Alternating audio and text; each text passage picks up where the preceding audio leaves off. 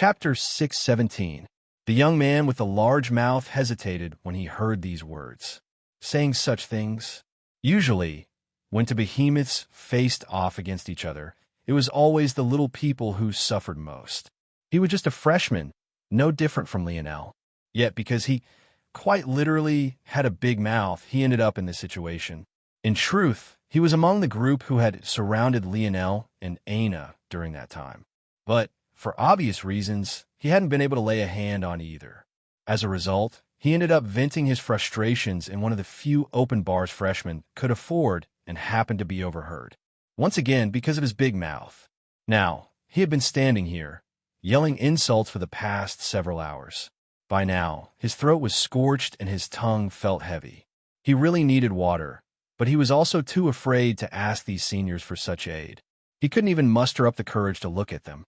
From time to time, he would send pleading glances toward his fellow freshmen, but they only returned rage-fueled gazes back. These are the freshman living quarters after all. In an ironic twist, Lionel, the one person they wanted to bother the most, was likely the only one unbothered by this turn of events. Obviously, as mere freshmen, they couldn't even dream of turning their anger toward the seniors. If even the likes of Inkith had to tread carefully around these youths, who were they to do any different as youths who couldn't even match up to him? As a result, everyone turned their anger toward their fellow freshmen. Why the hell did he have to have such a big mouth? The young man was known as Tetris. But at this moment, the only thing he could be happy about was that very few knew this. He wanted to cry real tears, but could only suck it up. He'll just have to wear a mask and change my voice until all of this blows over. Taking a deep breath and holding back a stream of salty liquid, Tetris began to bellow once more. I hear your name is Lionel. It's too bad that you were too much of a coward to tell us yourself. So we had to call up your mother. Don't worry, we gave her a good time. How else do you think we got her to sell out her own son? A silence fell over the freshman quarters. Beads of sweat fell down Tetris' brow. He really thought that there was no way any man would allow such words to be said about his mother. If Lionel was ignoring him before, there was simply no fathomable way that he would continue to do so. The eerie silence that fell over the freshman quarters felt like a calm before the storm. But even after more than 2 minutes, there was still no movement from the freshman quarters. The youth beside gave Tetris another signal. Since the first wasn't enough, they would just go down the rabbit hole. He really wanted to see if this Lionel would truly not dare to step out after they were through raking his name through the mud. Author's note, fair warning. I got a bit creative with these ones. I think I need to see a therapist. A man who doesn't step out to protect his own mother's name? I get it. When you were being conceived, your old man had his cock in his hand, bending over the side of the bed with sweat pouring down his face, taking bets for which of your whore mother's gangbangers would father you. I also hear that your mother birthed you along with a steaming pile of shit. She was so drunk, she couldn't tell which pile of garbage was you. Who the hell knows what she was doing up until she went into labor? Don't worry about your little girlfriend. We have real men over at Hero Peak. She's getting your mother's treatment, and then some. When next you see her, she won't even be able to remember your name. Her vocabulary will be whittled down to yes, Daddy. And right away, Daddy. Tetris' barrage of insults only seemed to grow worse and worse.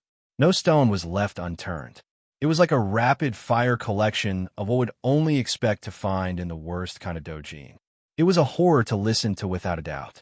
The youths who had come to the freshman quarters knew their limits. They didn't dare to cause a commotion throughout the whole city, or else they would be annoying people they couldn't afford to annoy. So, Tetris' voice was restricted to the few kilometer-long strip assigned to freshmen, but that didn't stop news from spreading like wildfire, especially after there was not a single movement from Lionel even after all this time. On a building a distance away, a youth wearing the emblem of Valiant Hall sat, looking on with a half-bored, half-amused expression. He had come here to protect Lionel at Sale's will, but he didn't expect this brat to actually be such a coward. Of all the Hero Peak members you had to catch the attention of, it had to be that sadistic bastard. The young man, who went by Jerson, looked at the back profile of the youth standing by Tetris, handing him orders every so often. Even just his back view made him seem like a writhing snake, ready to pounce. He had only been in Valiant Heart for 3 years, yet he had already been promoted to a white belt and was only a step away from entering the ranks of blue belts. Unfortunately, his strength was just one aspect. What he was truly known for was being the king of the oars. He was a business-savvy individual who practically hoarded merits thanks to his borderline evil business practices. Him targeting Lionel like this was truly a case of bad luck. It seemed that this king of oars, Seriath, was using Lionel as a stepping stone to ease his promotion to blue belt. TCH, bad luck indeed. But what does this have to do with me? Jerson leaned back on the rooftop, half closing his eyes. Chapter 6:18. Lionel had no idea what was happening on the outside. How could he? Even if someone was knocking on his door at this very moment, he wouldn't hear it. The more he studied the force law art, the greater his comprehension became. Every so often, he would test this by, somewhat ironically, buffing the protections on his little room. This only made it even more unlikely for him to hear what was going on. Even if the whole of the freshman quarters fell to an earthquake, it was very likely that Lionel would be left unharmed. He might not even be able to tell that such a thing was happening to begin with. Lionel completely immersed himself in the world of Camelot's magic system. He made one discovery after another. He almost felt like a kid who had gone back to grade school. The rapid changes in his thought process almost left him in awe. He realized then that he was actually forming a way of thought. All throughout one's formative years, maybe what was most important wasn't what you learned, but how you learned it. What was more important than how much you knew was the way you had come to understand it all. Unfortunately, too often, methods of thought were extremely high-level classes left to youths who had already had their minds molded. By then, it was often too late to change much of anything. But at this moment, Lionel felt that he was in a unique position. Not only was he aware of the importance of this method of thought, but he was also simultaneously in the position of a youth learning everything for the first time. He immediately realized that this was yet another opportunity. And, maybe just as quickly, he realized what the cornerstone for his method of thought should be. There were 2 factors, flexibility and foundation. As described before, Camelot's magic system was bottom-up. Rather than constructing new spells for every use case, what it instead did was build upon existing spells to create new, more powerful and more useful ones. One might wonder how this might be different from other magic systems. Well, one could take, for example, Lionel's Morales family's metal synergy lineage factor. This alone could be constituted as its own magic system, this one reliant on the absorption of metals.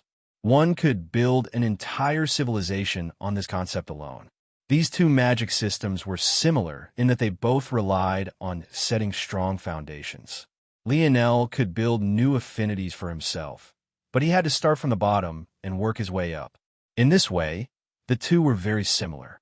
However, where they differed was in their flexibility. The foundational pieces of Camelot's magic system could be easily swapped and weren't as rigid as the Morales family's. If Lionel started building a space affinity for himself, he couldn't just discard it for the sake of a time affinity. In Camelot's system, though, if Lionel began to build his way toward an extremely powerful fire mage art, swapping out its foundational pieces would be as easy as thinking it. One might think that this wasn't a fair comparison.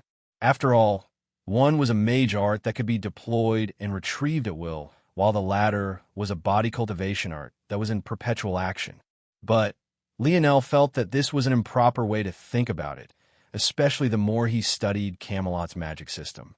Lionel believed that the best way to maximize this magic system was to focus on the element you had affinity with and slowly build a massive spell structure over time. This spell structure would combine all the lowest level spells you had the highest compatibility with to form the strongest mage art you could cast. If one looked at it this way, with the spell being a lifelong partner that could be refined over several decades, to centuries, to even millennia, then was it really so different? Lionel believed that if given enough time, Camelot would have eventually stumbled onto this truth as well. They already had the foundation, and this was obviously the most logical next step. Yes, This is the right path, the most optimal path for this magic system. They'll call it Mage Core. Mage Core. As a young mage, one would begin to form this mage core within one's ethereal glabella. Not much unlike the spear embryo within Lionel's. One would nurture and help foster the growth of this mage core. One would begin with the lowest level basic spells and build upward, eventually constructing an ultimate spell unique to yourself. This was the basic idea Lionel settled upon after the second hour concluded. But by the time he got to the fourth, it evolved once again. By the time a half day had passed, the concept of this mage core had been morphed once more. All the while, force elements were slowly congealing within Lionel's ethereal glabella. At first, it was a sphere, but it began to slowly change, growing a stem, and eventually beautiful twinkling leaves. As the hours and eventually days ticked by, a gorgeous multicolored flower had bloomed within Lionel's mind. Its stem was a swirl of colors that eventually opened to a budding rose. It had one petal that flickered with a deep crimson, licks of fire dancing across its surface. It had another petal that seemed white on first inspection, but had a delicate blue hue to it. It twinkled like the finest stars in the sky. Yet another petal was a radiant gold. Yet, unlike the heavy metal, it waved in the wind, looking more flexible than the lightest feather. The final petal was a deep black. Its every movement caused the space around it to crack and fold. How it managed to stay in place without shattering the delicate flower to pieces was a wonder of nature. Lionel felt that calling this a mage core was no longer appropriate. However, he chose to stick with it, not knowing how this budding flower might choose to change in the future. On that day, almost half a month after he first entered meditation, Lionel expelled a long breath and opened his eyes. At that moment, a swirl of force shot toward him, inadvertently shattering his protections. A massive cyclone formed overhead, throwing the freshman quarters into another upheaval. Lionel's mage core rose within his ethereal glabella, finding a home amidst his 3 rotating stars. Chapter 619. The sudden change took hold of the whole of Valiant City. Whereas the commotion had once only taken hold of the freshman quarters, at this point, it was as though the force of Valiant Heart had all chosen to concentrate toward one region. There wasn't a single person that didn't sense the change. From the weakest to the strongest, they all looked toward one particular direction. Lionel looked down at his own body, feeling strength flooding through it. This is it. Lionel lip curled. One had to remember that the core of Merlin's trial world encompassed the whole magic system of Camelot. Back then, was it only mages that had entered? The answer was obviously no.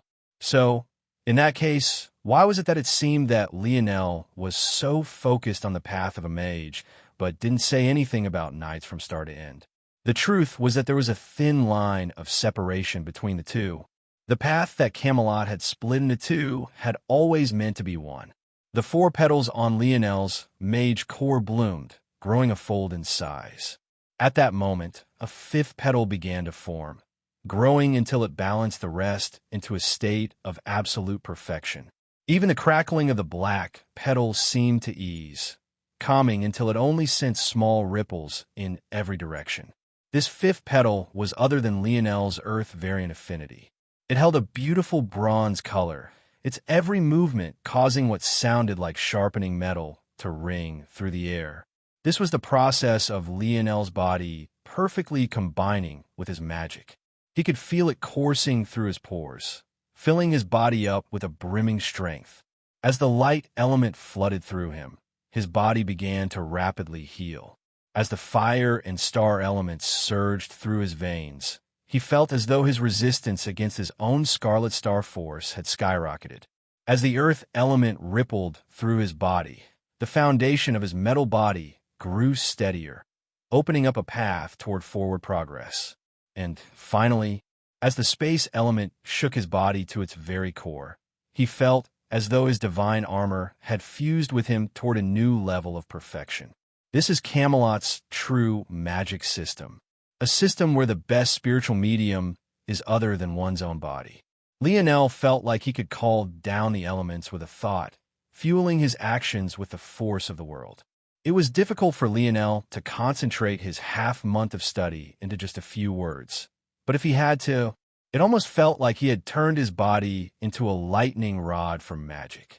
Whereas in the past he needed to use his soul force to draw force arts to call down the elements, he didn't need force arts to do so anymore.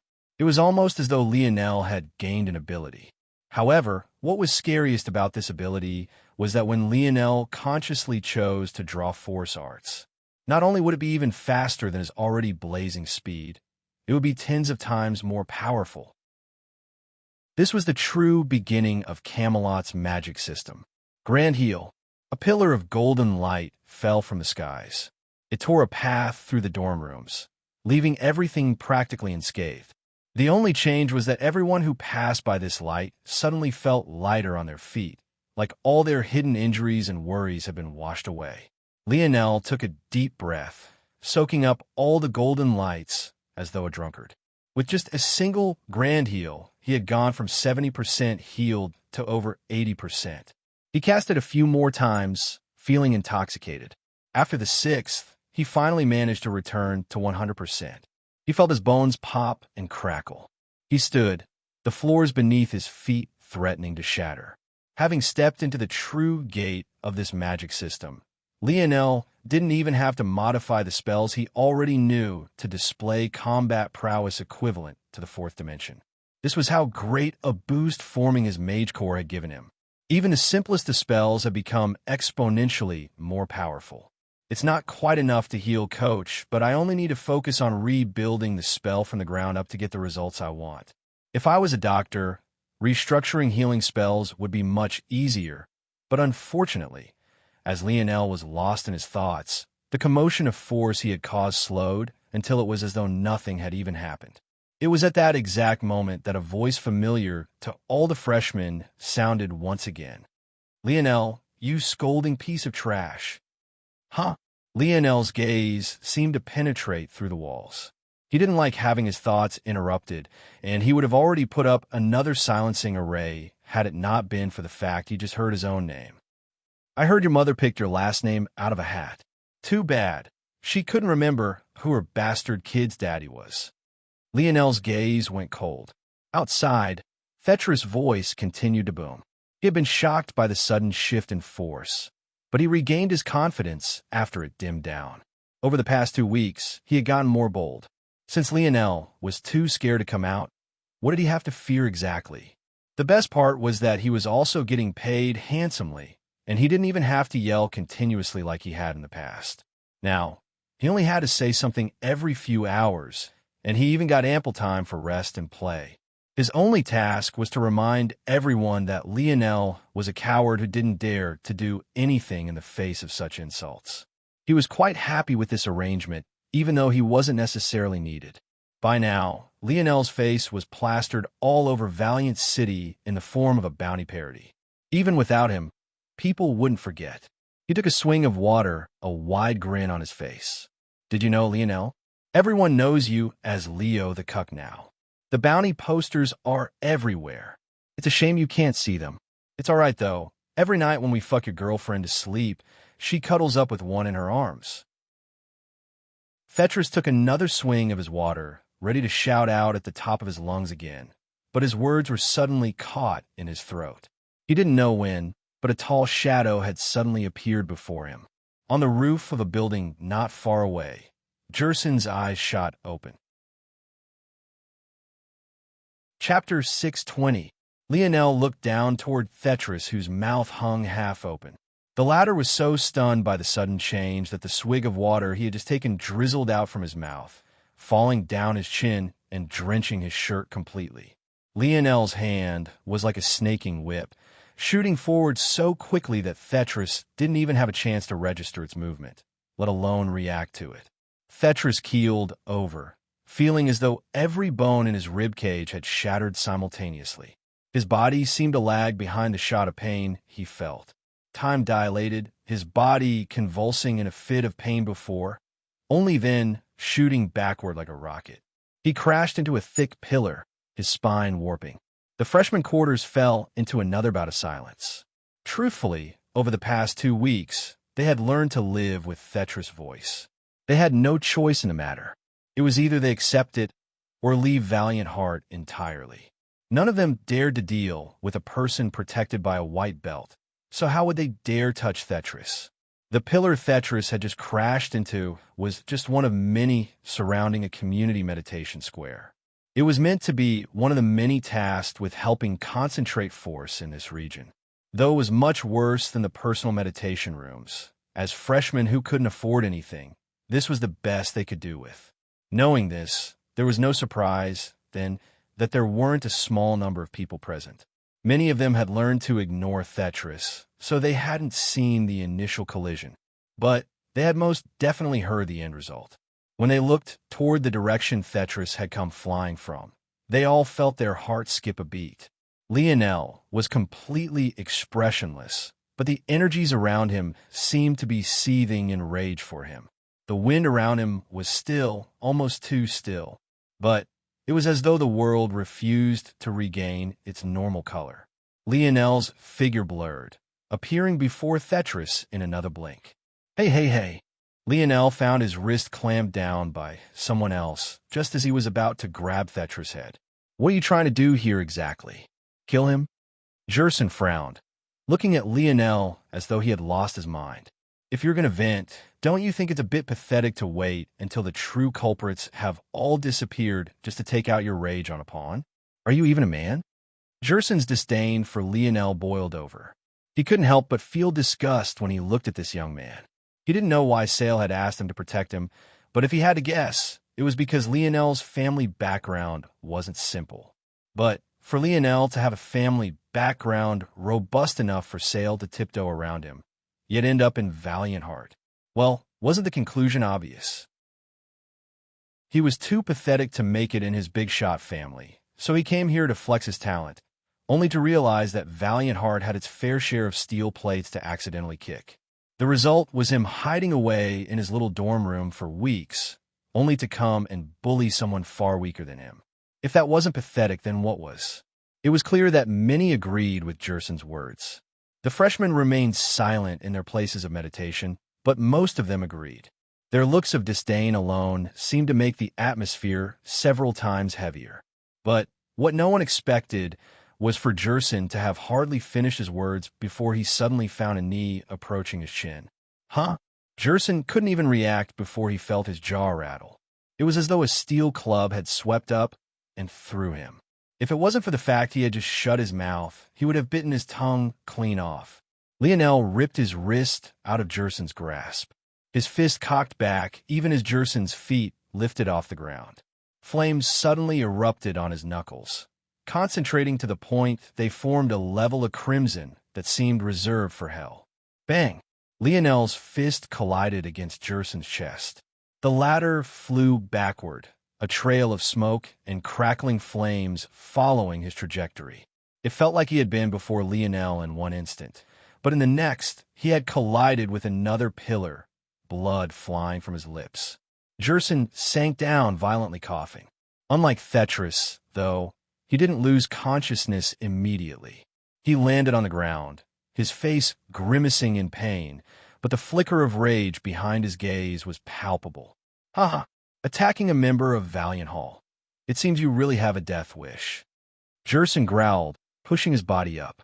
At that moment, his blue eyes flickered with arcs of lightning. He stood, his body exploding forward with an impossible speed. But he lost track of Lionel almost instantly. When next he saw him, he found a palm closing in on his face.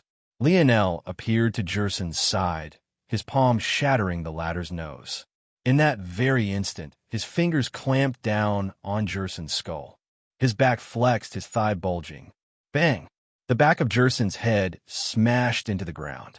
The stone tiles of the community meditation square shattered, shooting up into the skies in a rain of rubble. Jerson's eyes rolled back, their whites looking up into the sky. Lionel stood, his pace even as he walked back to Thetra.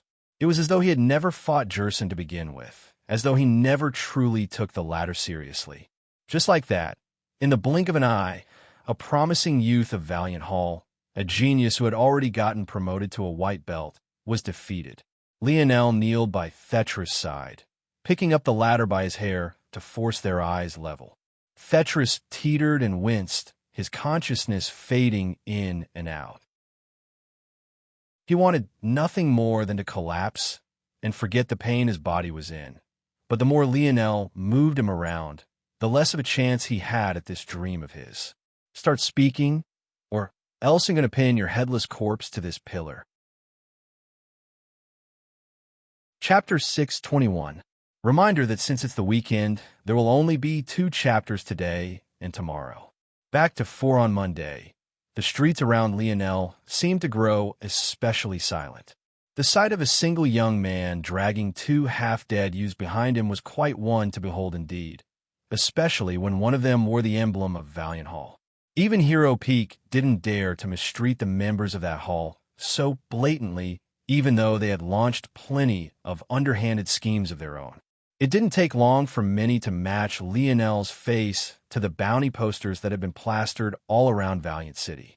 Though the most promising youths of Valiant Heart usually spent most of their time in their peaks, making use of training rooms, the city was almost always filled by the lesser-than characters of the organization.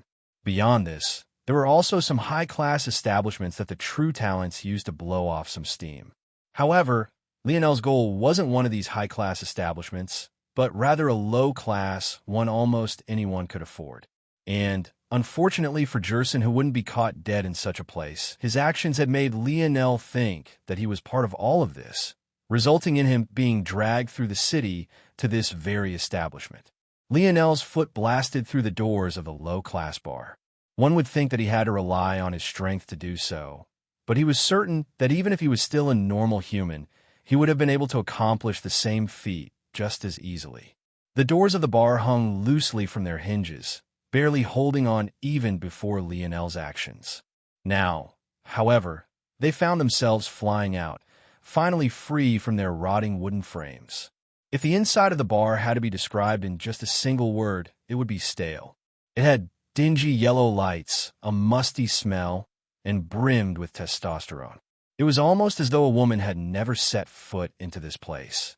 And if they had, it definitely hadn't been with pure intentions. This was apparently the bar that Thetra had been overheard in, and was also the place the so-called King of Oars had recruited him from. "Hey, what do you think you're doing?" The immediate response to Lionel's actions was hostility. Most of the businesses run in Valiant City were owned by youths. As one might expect, the competition over land and their rights was quite stiff. Even for a dilapidated place like this, there was no doubt that there was a genius behind it somewhere. Attacking a place like this was no different from slapping the face of a senior. So, it was no wonder the reaction, despite the perpetual rowdiness of the place, was still so exaggerated. The bartender immediately jumped to action. Even in the dim lights, the white belt wrapped around his waist was clear for all to see.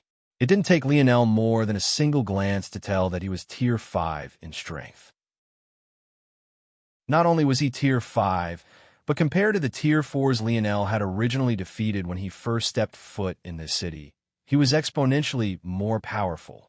However, even as he jumped over the counter, planting a single palm down as an anchor, Lionel only spoke a single sentence that stopped him in his tracks. "You're free to keep attacking, but in return I'll burn this whole place to the ground." Flickering flames danced across Lionel's skin.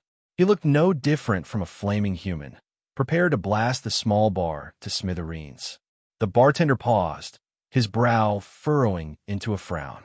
He scanned Lionel up and down, eventually landing on the 2 he dragged by their hair. His pupils constricted when he recognized Jerson. White belt might have been the line of demarcation between freshmen and seniors, but there were obviously lines of division between them. Usually this was decided by time taken. The bartender had taken 3 years to promote to white belt, but all geniuses like Jerson took less than a single year. The fact that Jerson was in such a state made the bartender realize that he should be thanking Lionel, or else he would have ended up in the same state. He gulped, his body tensing. Even though the owner of this bar wouldn't have to fear Lionel by the time he got here for revenge, Wouldn't he have already suffered the worst? Considering how little that senior cared about this place, why would he care about a small-time bartender? Why have you come? The bartender spoke, trying to maintain his calm. 2 weeks ago, Lionel said plainly. There was a senior who came here to recruit him. Lionel threw Tetris forward without a care for his injuries. Who is that senior and where is he? Lionel seemed to be asking a question, but his demeanor was so bitingly cold and his words so demanding that it almost felt like a statement. The bartender didn't even feel like not answering was an option. Sending a scared glance toward Tetris, a stream of memories immediately flooded the bartender's mind. But when he realized the kind of information Lionel wanted, he froze. A cold sweat began to pour down his forehead, his fingers beginning to tremble. On one side, there was the youth right in front of him, clearly uncaring about humiliating the senior who owned this bar. He was a madman, and clearly nothing like the coward Leo the cuck posters painted him out to be. But on the other side, there was the king of oars, a vicious man known as a snake by many. The kind of poisonous existence who had done any and everything to claim the wealth he had now. Not answering the question would cause this demon incarnate to come down on him. But while answering it would save his life for now, what would happen when the matters of today returned to the ears of the king of oars? It's just a simple math equation, don't you think? Like the voice of a reaper, Lionel's voice drifted into the bartender's ears. If you do answer, you'll anger just one man. But if you don't, it'll burn down this bar and beat you half dead. That way, you'll enrage both me and your boss, while eventually telling me what I want to know anyway. So what do you choose? Chapter 622. The year market was the most lucrative in Valiant Heart. If one thought about it, this wasn't too surprising. What else would one expect to find in a world of such mountainous regions, if not an endless number of ores? Valiant Heart was especially known for its rich herb or reserves.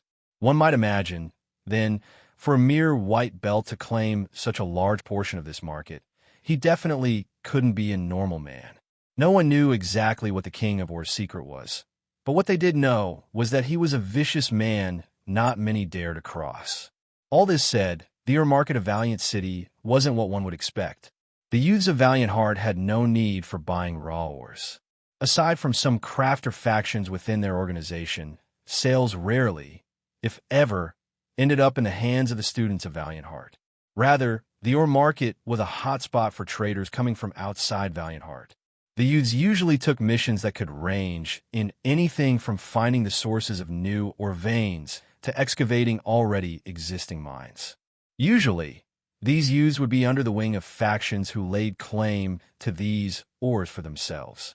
These ore factions designated youths with unique abilities to find new ore sources while deploying their stronger members toward guarding the veins they claimed.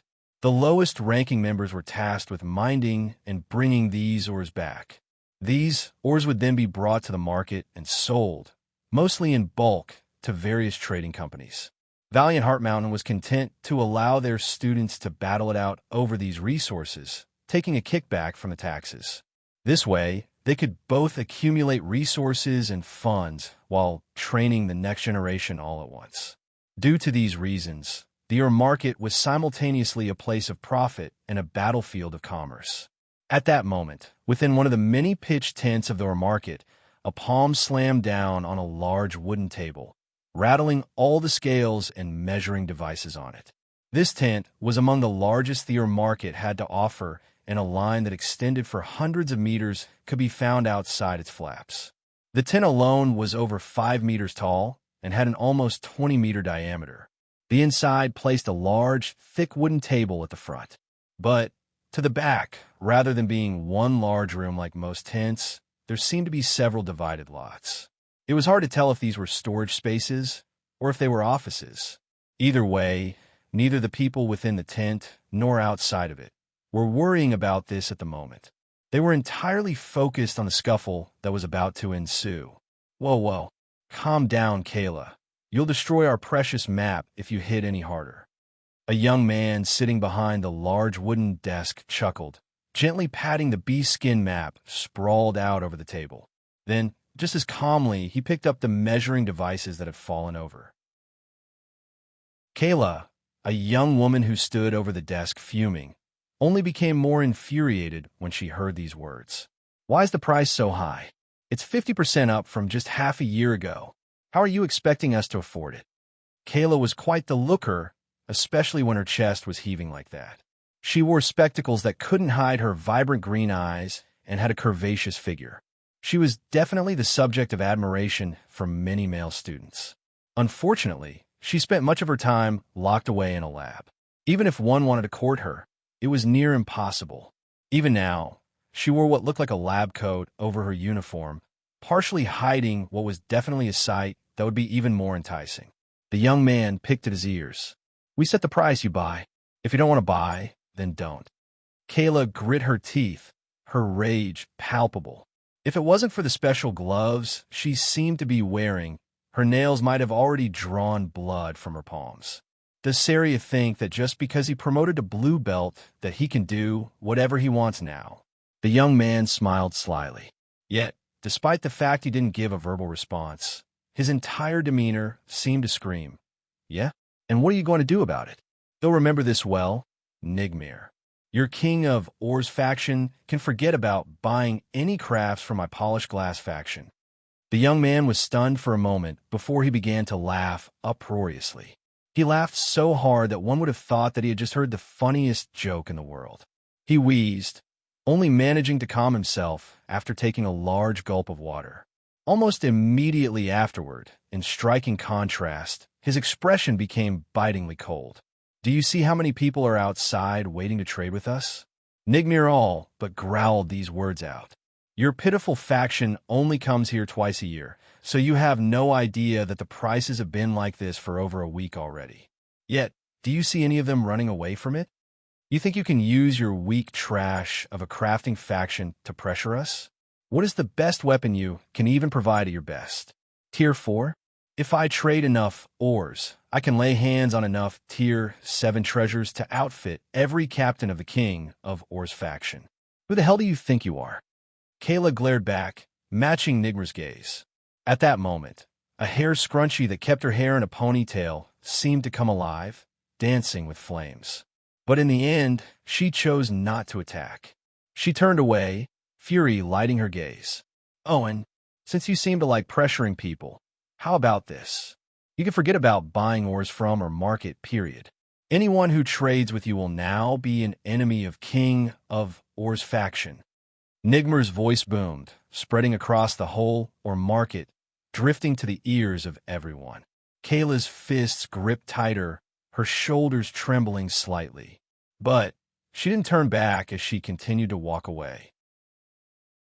It was at that moment that a sudden commotion sounded from the outside of the tent. Stop! Can't you see there's a line here? Scram before I help you roll out of here. The only response was a muffled groan and a figure flying into the fragile fabric of the large tent, ripping another large hole open aside from its entrance. The entirety of the market fell into chaos. Chapter 623.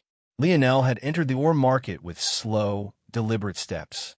Everyone who saw him seemed to give him a wide berth, whether it be by design or instinct. Originally, he hadn't known exactly where to go, his hands now empty of jerson and Thetris with them having outlived their use. But Nigmir's shouts gave him an easy roadmap to follow. Since they wanted to roll out the red carpet for him, he would happily oblige. Nigmir shot up from his seat, a deep frown on his face when he saw one of their peacekeepers come flying through the tent's wall. At first, Nigmir thought that this was Kayla's doing. With her fiery temper, he didn't think that she would take this laying down. He had most definitely expected her to at least try to inform the elders of Valiant Heart. But directly attacking was a foolish choice. It would only give them even more leverage when it came to the inevitable trial. Nigmir didn't think Kayla was this stupid, and, as expected, when he turned to face her, she was just as surprised by the turn of events as he was. At that moment, a young man whose body danced with what looked like golden flames slowly made his way forward. His posture was casual, his hands even being in his pants pockets. Yet, no one dared to approach him. The heat he was giving off was simply too much. Black belt? Nigmir was stunned. A mere black belt dared to make so much trouble? Not only was this brat a black belt, but he didn't even have a peak emblem on his belt either. The only youths who had yet to join a peak by now were the average to below average talents. They would need more accumulation before they could think of passing the peak exams. This meant that Nigmir watching Lionel stroll into their market like this was almost like a king beast watching an ant try to take over its territory. It wasn't just a small bit ridiculous. Before Nigmir could regain his bearings and realize that he should have been enraged at this moment, this so-called ant suddenly spoke. "Seriath, where is he?" Lionel's voice was cold and detached. His words alone seemed to cause the elements to bow down, even to the point many felt as though space itself had been constricted. Nigmir's mind went blank. Seriath? He of course knew the name. But since when did a mere black belt not respectively call him King of Ors? Since when was it a brat's turn to call out their leader's name so casually as though it was worth nothing more than dirt? It was then that Nigmir finally recognized Lionel. They had taken some liberties with the Leo, the cuck posters, almost making Lionel look like a caricature of his own self, while making it recognizable enough to pick him out on the streets. But at this moment, Nigmir found it almost impossible to match Lionel with those posters. That said, this had long ago stopped being anything about Lionel's talent. No person who could defeat a Tier 4 existence while in the third dimension was weak. No person who could claim 10 tags during the freshman exam was weak. No person who could enrage the vice leader of Hero Peak was weak. Those who still thought this was about Lionel's talent were fools. This was about nothing more than seniors enforcing the hierarchy they had worked hard to climb. Nigmir stared at Lionel for a long while.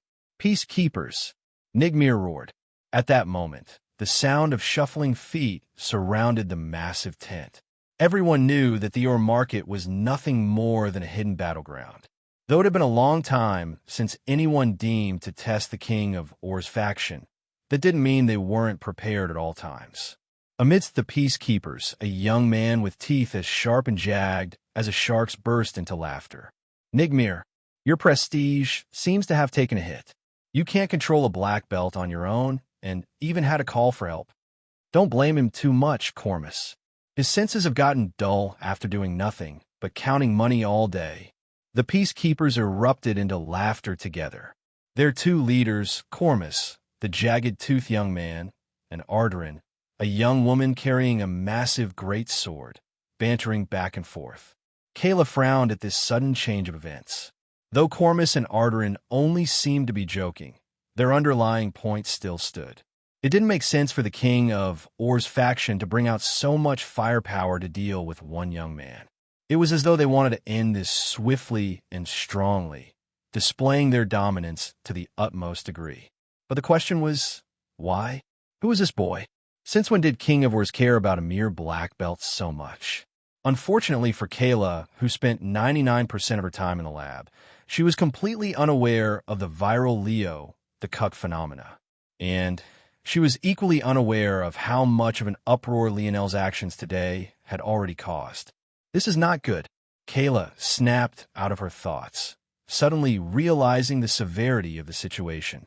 If King of Urs wanted to make an example of Lionel, even if they didn't kill him, beating him half to death would at most get them a light punishment, especially since Lionel was seen as the aggressor in this case. To make matters worse, even though King of Urs was all constructed of youths who had joined at the same time as Seriath, no more than 5 years ago, each and every one had become a white belt within 2 years, and the most elite of them would at most need another half year before becoming blue belts. If the elite of the sophomore class had to be picked out, it would most definitely be them. And now, they had all turned their weapons toward this one boy. Yet, when Kayla laid eyes on Lionel, she suddenly felt frozen in time. He stood there in silence, his hands in his pockets, and his expression emotionless. Every so often, his eyes would flicker with a wild shade of violet red, only to return to their original pale green as though the change had never occurred to begin with. The wind was oddly still around him, the pumping of his heart even slowing to a crawl. Bang! Land in a 10-meter radius around Lionel instantly sunk down by a quarter inch. Chapter 624. The earth seemed to respond to Lionel's call. At that moment, bronze runes jumped to life all across his toned torso, a halo of light appearing about his head. But this time, something seemed different. Black sparkling energy, radiant golden light, glimmering soft blue brilliance, and a raging inferno of crimson followed the path of his runes, fusing with his body as though they had always been there. In the blink of an eye, over 80% of the peacekeepers fell face first into the ground, facing a level of gravity they had never experienced before. Even those who managed to remain standing found it difficult to stop their knees from trembling. Many innocents were caught in the crossfire, namely those who had been waiting to purchase ores of their own, and even Kayla, who had been thinking of helping Lionel. But at this moment, the youth didn't seem to care. Lionel could feel the ground beneath his bare feet. Well, he had always been able to, and this only became easier after he began to wear Valiant Heart's uniform. But at this moment, it almost felt as though the world was in the palm of his hands. He could feel it, even without summoning a force art. Controlling the earth was as easy as thinking it. The instant he thought it, numerous earthen chains shot out for the group, shooting toward every peacekeeper present. Those that had been on the ground didn't have the time to react. In the blink of an eye, their limbs were wrapped and locked, their faces pressed so hard into the ground that they even found it difficult to breathe. Cormus, Ardrin, and Nigmir reacted quickly, the first and the last jumping high into the air while Ardrin swung down her heavy sword, bashing the ground beneath her apart. The white tent collapsed, everything that was once inside it falling to the ground in a bloom of dust. However, that had only been the beginning. A pillar of earth formed beneath Lionel's feet, rising 2 meters into the air. As though it was an artillery unit with a mind of its own, a rain of earthen arrows began to fly out from within it, aiming toward Cormus and Nigmir, who had both jumped into the air. Unable to dodge, Cormus growled, baring his sharp teeth as a tough, leathery gray skin instantly spread across his body. The bones in his knuckles grew out, piercing through his skin and forming gloves of white that shimmered with a glossy finish. He rained a hail of fists forward, displaying much more power than he should have been able to mid-flight. Nigmir's reaction wasn't slow either. An illusory pair of greenish wings appeared to his back, his body becoming wrapped in a typhoon of wind. With a single flap, a violent, surging tornado tore the earthen arrows apart. Bang! Bang! Bang! Cormus landed on the ground and instantly shot for Lionel. By that point, Ardrin had done so as well. Her speed was much slower than Cormus, but their teamwork was impeccable. Their timing was so on the nose that they both reached the base of Lionel's pillar in unison, the latter jumping into the air again with a rain of fists, and the former swinging her heavy sword with every intention of cutting the pillar in half. Nigmir stood in the air, a whirl of wind around him. He brought his hands together, his lips beginning to move in a silent chant. The more words he spoke, the greater the winds around him seemed to become. It grew more and more dense, the illusory green becoming almost solid as time went on. The wind gradually coalesced, forming a vibrant ivory armor around him. His hand grabbed out, causing an ivory lance with a length of over 4 meters to appear in his palm. The sky whimpered and wavered as he shot downward, his gaze flickering with thoughts of violence. At that moment, Cormus' fist reached Lionel even as the base of the ladder's pillar was cut across by Ardrin. However, Lionel didn't even react. Cormus found his fist smashing into Lionel's chest, a bloody grin on his face. Bang! Cormus' face twisted. In that split instant, he looked up to meet Lionel's indifferent gaze. The man stood above him, his hands still in his pockets. In fact, it didn't even look to Cormus that Lionel was actually gazing upon him. Rather, it felt like he just happened to be in his line of sight. Nothing more, nothing less. An audible crack sounded. The bones that covered Cormus' fists fractured and shattered, causing a roar of pain to leave his lips. Ardrin, who had just severed Lionel's connection with the earth and sought to take advantage of the moment, was caught off guard by Cormus flying back toward her. She sidestepped, gritting her teeth and ignoring her teammate for the moment in hopes of still getting to Lionel. But what she didn't expect was for the pillar she had just cut down to suddenly shoot into the air, taking Lionel alone with it. Bang! Cormus landed heavily on the ground, his entire arm feeling as though it had been shattered into a million pieces. Lionel rose his foot, his gaze locking onto Nigmir, who was swooping toward him with lance in hand. Nigmir's expression changed, but it was already too late. Lionel lightly lowered his foot, a ripple spreading across the pillar beneath him. What once was a pillar of more than 1.5 meters tall was suddenly left with nothing more than a small disc beneath Lionel's feet. The rest of it, plunging down toward the ground, directed toward a horrified Ardrin and Cormus. Boom! The two peacekeepers were instantly buried, their life and death completely unknown. The collision was so violent that even if there were cries of agony, it wouldn't have been heard over the loud, cacophonic ripple of the earth. The ground quaked and splintered, cracks spreading like wildfire all through the air market. Lionel stood in the air upon his thin disk of earth, his hair violently flying about. A dense fog of violet hung around him, his body singing as it brimmed with overwhelming strength. The synergy between Lionel's metal synergy lineage factor and Camelot's magic system was completely beyond even his expectations. But now, the King of War's faction had to accept the brunt of this surprise. Nigmir came to a grinding halt. His body quaked with rage, and the wind around him kicked up a violent storm. The clouds above him seemed to react, becoming a churning swirl of white hanging in the skies. Chapter 625. For a freshman brat, you sure have a lot of guts. Nigmir's voice seemed to be everywhere, being carried by the wind to all corners. If Lionel didn't know better, he would have thought that he had cloned himself. Since someone has yet to teach you your place, let it be me. Nigmir's 4-meter-long lance trembled, a tempest of wind kicking up and concentrating around its shaft. In one moment, it looked no different from an enormous lance. In the next, it had become a drill bit, tearing through the skies with a momentum that would send a cold shiver down anyone's spine. Nigmir's arm flexed. In that instant, a cone of rotating wind shot through the skies. It was impossibly fast, crossing a distance of 100 meters in what felt like a blink. Lionel's gaze narrowed, a deep black force flickering around him. His body vanished, reappearing just a meter to the side. The cone of wind shot by, causing the merchants below to scatter. It tore through the ground, burrowing through the earth. The force was so concentrated and controlled that not a single crack appeared outside the hole. However, even with that being the case, the cone shot through at least 10 meters of ground and might have had no intention of stopping had it not been for Nigmir's force running out. Lionel's expression looked at his arm. Numerous shallow cuts had torn into his skin, some of which even drew blood. His gaze shifted back to the hold in the ground, flashing with a hint of something unknown. It had to be known that Valiant Heart was a fifth-dimensional world.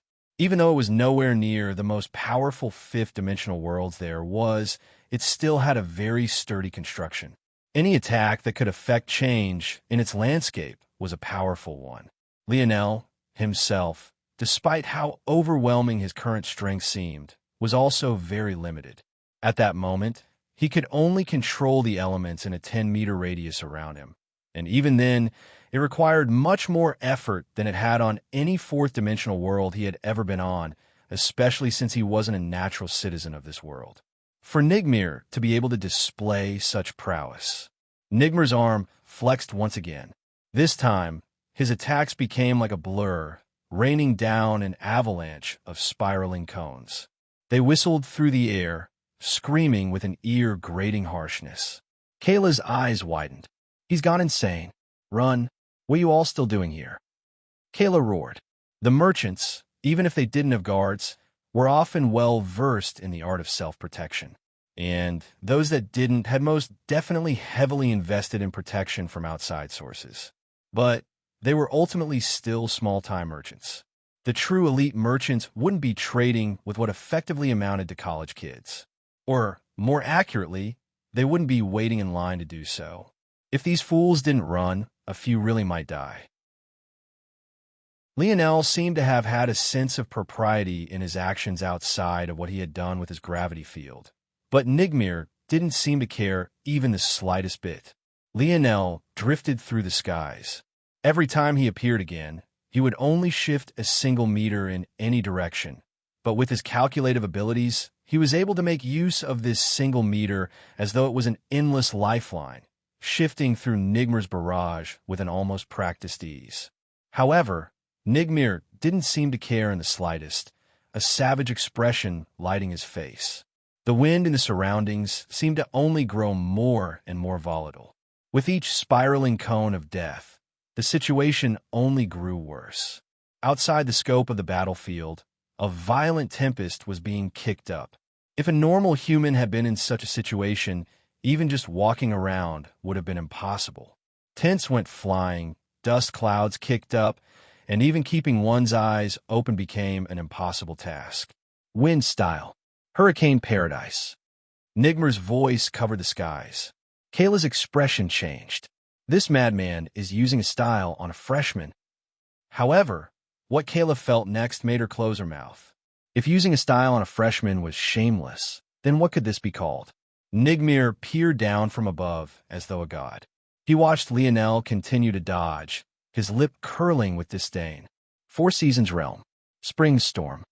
At that instant, what once were violent, uncontrollable winds became even more so. The entirety of the Ur market seemed to have become Nigmir's domain. Do you think that what you saw before was the extent of a senior's prowess? We went easy on you before, but it seemed that you didn't take our kindness to heart. So, today it'll show you the difference between a brat like you and the elites of the king of Ur's faction. Nigmir was truly an elite amongst elites. Not only had he mastered his style, but he had also comprehended a season of the Four Seasons realm, even to the point of perfectly fusing it with his style. This wasn't a simply additive change to his strength. The combination of his style and his spring realm was no weaker than if he had comprehended the entirety of the Four Seasons realm through second-hand means. If he mastered a second season realm that perfectly fused with his style, he would even be able to match up to someone who had self-comprehended 1 or 2 seasons. The clouds above reacted to Nigmir's call. The scent of spring hung in the air, the almost metallic scent of wet grass assaulting the senses. Nigmir rose his arms into the skies as though basking in his own glory. The tempest of wind seemed to only grow more and more powerful, the strands of green, illusory air becoming like whips lashing through the skies. Nigmir opened his eyes once more, his body brimming with strength. Then he exploded forth, booming concentric circles of air lighting his pathway and accelerating him forward. Playtime was over. Chapter 626. Lionel watched as Nigmir shot forward. To everyone else, it looked as though it was effectively teleportation. Nigmir had almost instantly reached speeds of several hundred kilometers an hour. At such a speed, the mere 100 meters or so separating them might as well have been teleportation. But in Lionel's mind, this might as well have been a snail's crawl. This wasn't because Lionel was faster. In fact, Nigmir, in raw speed, was likely faster than him unless he used his Four Seasons realm to fuel his speed branch lineage factor. Rather, it was because Lionel's mind simply processed things too quickly. This combination of style and the Four Seasons realm fascinated Lionel. If Nigmir was right about anything, it was that he had indeed underestimated the so-called seniors of Valiant Heart. He definitely had to reevaluate how easily he would be able to defeat them. If this combination was possible, it wouldn't be surprising if other combinations were likewise in existence. Lionel was too ignorant of the ways of the dimensional verse, who knew how many unique things he had missed on. In fact, now that he thought about it, that weird chant Nigmir had used to solidify his wind force into armor and weapon. Lionel had never seen something like that before either. Of course, it could just be Nigmir's ability, but it was fascinating to list. I guess there is value in learning things from this place. Well, if they let me stay here after this, that is. Nigmir still had half the distance to travel when Lionel flipped his palm, causing a long, flexible spear to appear. The spear itself seemed hollow, several deep etchings across its surface, showcasing its empty insides. However, it was a truly beautiful sight to behold. The spear was almost 4 meters long. Its blade was long, thin, and sharp. Just a small flick of Lionel's wrist caused the spear to bend and sway, waving about like a rigid whip. Nigmir crossed the 50-meter distance between them, blazed through the 40, and erupted past the 30. His speed only seemed to grow. The wind pressure from his movements alone blew against Lionel's body, seemingly ready to send him tumbling back and press him into the ground. However, it was only after Nigmir reached the 5-meter distance between them, just a meter or two from thrusting his lance through Lionel's heart, that the latter finally reacted. Wind domain. Lionel's body flickered. Nigmir's gaze sharpened. All this time, Lionel had been using a space teleportation art. Though Nigmir had been surprised about this at first, after a while, he calmed, realizing that Lionel could only move a single meter in any direction. This made sense. After all, this was a fifth-dimensional world. Space was far sturdier here. Nigmir concluded that Lionel likely had a treasure on him of some sort that had lost most of its effectiveness after entering a higher-level world. This was a common matter. With this conclusion, he realized that there was no way Lionel was faster than he was, so he confidently shot forward, ready to end this battle in a single sweep. But at that moment, Lionel displayed speed no slower than his own. No, it was even faster. Before Nigmir could react, he found a spear at his throat. For the first time, he didn't have the weapon length advantage in battle, making his eyes widen. Still, he reacted quickly, his body shifting slightly. Just this slight movement required all the speed he could muster. It likely would have been impossible for anyone else, but he was able to time it perfectly. The spear should graze off my pauldrons. I can use this opportunity to attack. Nigmir was confident in the defense of his armor. Lionel had been right. This was indeed his ability, and it synergized perfectly with his lineage factor. As for which was which and how they were related, that was something Nigmir would never tell. However, what Nigmir didn't expect was for the blade of Lionel's spear to shear through his armor entirely, nicking his shoulder and shattering a part of his wind armor. What? Nigmir reeled, countering with his lance as he had planned.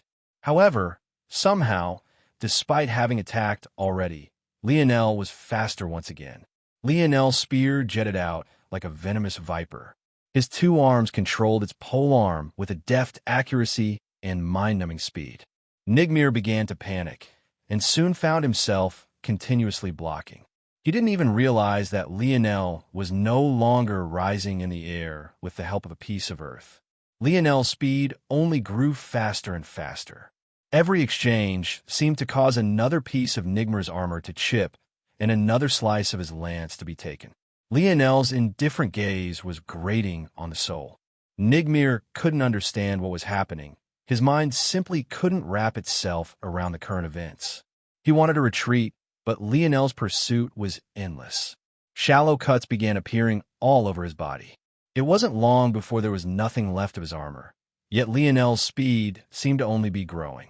Nigmir's lance began to feel heavy, as though it wanted to fly out of his hand and return to the skies. It was only then that Nigmir realized what was happening. The wind, his hurricane paradise. It was no longer under his control. Nigmir's gaze landed on Lionel's spear.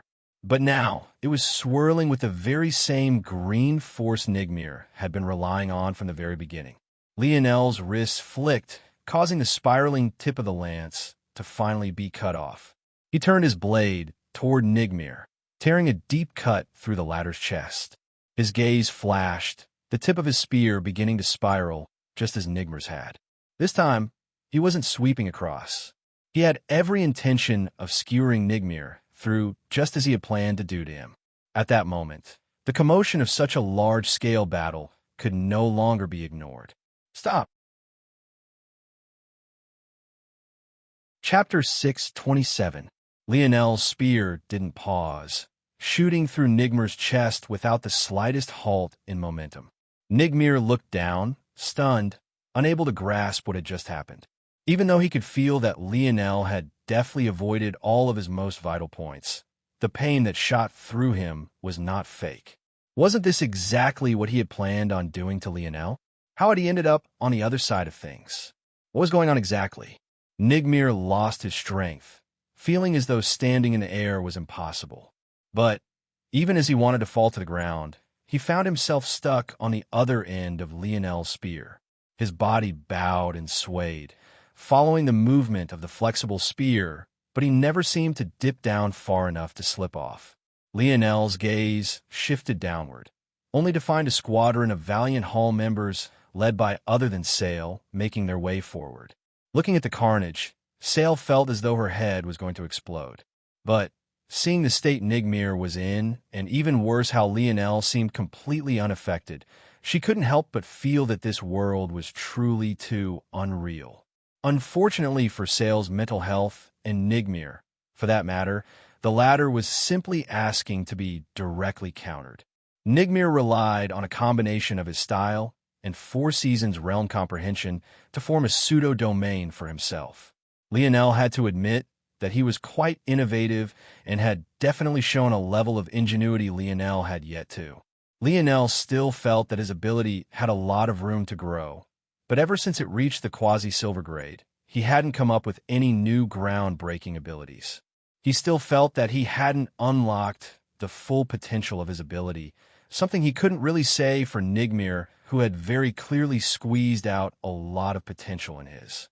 This aside, Nigmir's goal was always to raise the concentration of wind force and make the area as volatile as possible. The more torrential wind there was, the faster and stronger his attacks would be. Unfortunately for Nigmir, though, Lionel's flexible spear was the perfect counter. So perfect, in fact, that Lionel almost instantly ended the battle.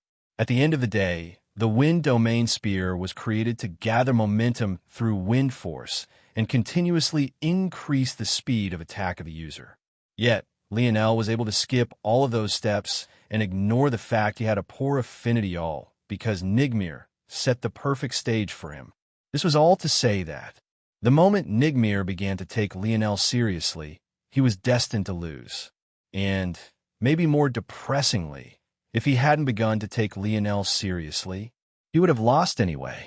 Lionel shifted his gaze away from Sail, ignoring her completely. In his eyes, Valiant Hall was nothing more than a joke. He had no idea the true reason Jerson had been there in the first place, so he only assumed that Valiant Hall was just about as corrupt as every other organization he had been a part of. At this moment, the weight of Sail's words might as well have been non-existent to him. Even if Jerson wasn't a part of this, the fact that Valiant Hall did nothing while one of their students had their name dragged through the mud for weeks on end, and even worse that they simply allowed the relentless bullying of the freshmen for just as long by Thetris antics, was enough for Lionel to turn his nose up at them with disdain. This sort of world where organizations thought that the best way to train their youths was to pit them against each other in a dog-eat-dog environment. It made Lionel sick to his stomach. Sail froze when she saw Lionel's look of disdain. She would have thought that Lionel was just acting like a typical young master from a lofty family again, had it not been for the very clear underlying disappointment in his gaze. Disappointment? Why was that emotion there? Where's Seraph? Lionel asked coldly, flexing his wrist. The action caused Nigmir, who had been just about to fall unconscious, to wince. Pain shot through his body, his muscles seizing and his breathing growing short and hurried. One could hardly imagine the amount of strain it took to carry one's own body weight, with nothing more than an already near-fatal wound. Nigmir coughed violently, blood drizzling from his lips. A hint of undisguised fear was now in his eye. He felt like if he really chose to not say anything, his life would be forfeit. He's not here. He's not here. Where is he? Lionel asked just as coldly. I don't know. Nigmir coughed again. But instead of feeling pity, Lionel turned his wrist. Nigmir's face turned pale. Even though the thin blade had already run all the way through him, the polearm of this spear had numerous etchings drawn across its surface. Even if it was a smooth pole turning inside of him, he would have felt untold pain, let alone a pole with edges that could catch on his fragile inner organs. I really don't know. I really don't. By the end, Nigmir was practically pleading, but Lionel didn't stop, slowly turning his wrist again and again. I really don't know. It's policy not to tell US which mine he's visiting. It was only after Lionel heard this that he finally let Nigmir slip off of his spear, not even watching as he hurtled toward the ground. Sail snapped awake the moment she heard Nigmir screaming. Damn it! Catch him! She bellowed, ordering those around her to help Nigmir. In the meanwhile, Lionel had begun slowly descending toward the ground. As for his aim, it was other than the rubble of what remained of King of Or's faction's white tent. He didn't seem to notice how many eyes were on him at all as his eyes scanned the wreckage. Chapter 628. Lionel used what remained of his wind domain's momentum to blow the white tarp away, leaving behind what looked like a garage yard of scrap metal and splintered wood. Nigmir was finally caught by one of the Valiant Hall members, and now many were looking toward Sail to figure out what to do. But the young woman suddenly felt stifled. She had come here after receiving reports on what happened to Jerson, but the investigation led to a matter she had no idea how to deal with, especially since Lionel was involved. To make matters worse, while her own prestige and that of Valiant Hall was on the line, Lionel had completely turned his back to them, as though they were worth nothing in his eyes. Sail grit her teeth. Help the others. The Valiant Hall squad members looked at her in confusion. Were they really not apprehending this brat? What was going on here? Can't you see how many of them are buried beneath a pile of rubble? Are you going to take responsibility when they all die? Sail held on to her final lifeline. It was only then that those around remembered that Cormus and Arderin had been buried beneath a pillar of earth, their life and death completely unknown. They had almost forgot how terrible this matter could become. Lionel found what he was looking for and pulled up a bee-skin map. He had seen through the flap opening earlier. Obviously, this had happened before he sent one of the peacekeepers flying. But with Lionel's memory, that split moment was all he needed. He spread the map out with his hands, scanning through it. As expected, there were no small number of mines marked on this. The territories of the King of Or's faction, along with their competitors, were all marked out. Of course, Lionel knew that the most valuable mines were most definitely not marked on this map. Sariet's caution was made obvious by the fact he didn't let anyone know which mine he was traveling to. However, even still, there were more than 20 mines marked here alone. Lionel memorized the map with a single look, then incinerated it. As for whether the King of Or's faction needed it or not, who cared? After he was done with that, Lionel flicked a finger. At that moment, a large swath of ores shot up. With a single look, Lionel could tell that all of this wouldn't fit in his spatial ring, which had shrunken in size considerably since coming to this world.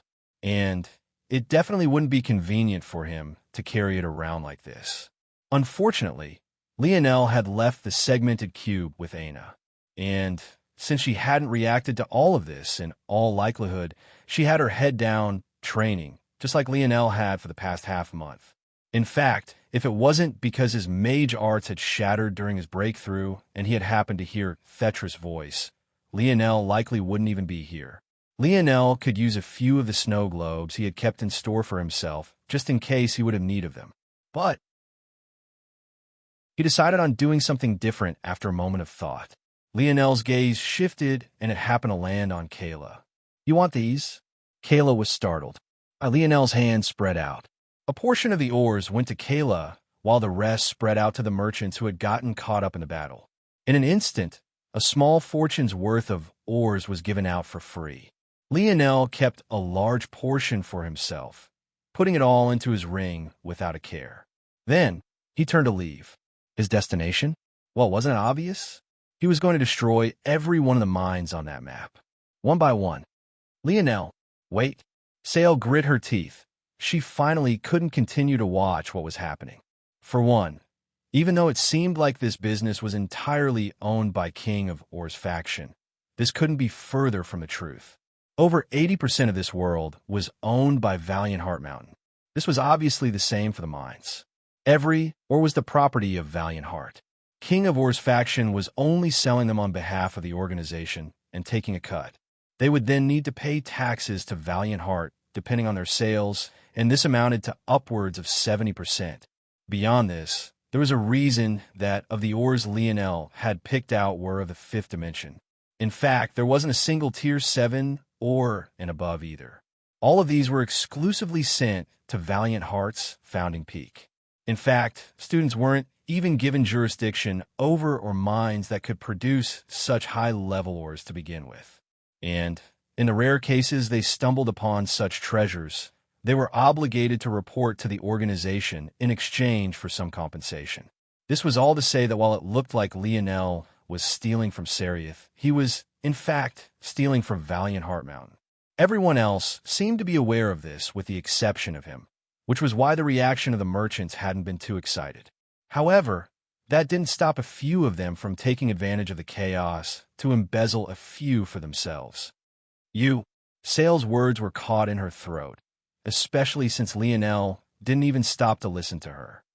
Those ores, they're the property of Valiant Heart Mountain, not the King of Or's faction. Lionel continued to walk as though he hadn't heard a single thing. Damn it, you aren't allowed to leave Valiant City unless you've joined a peak. Sale might have been grasping at straws, but she wasn't lying.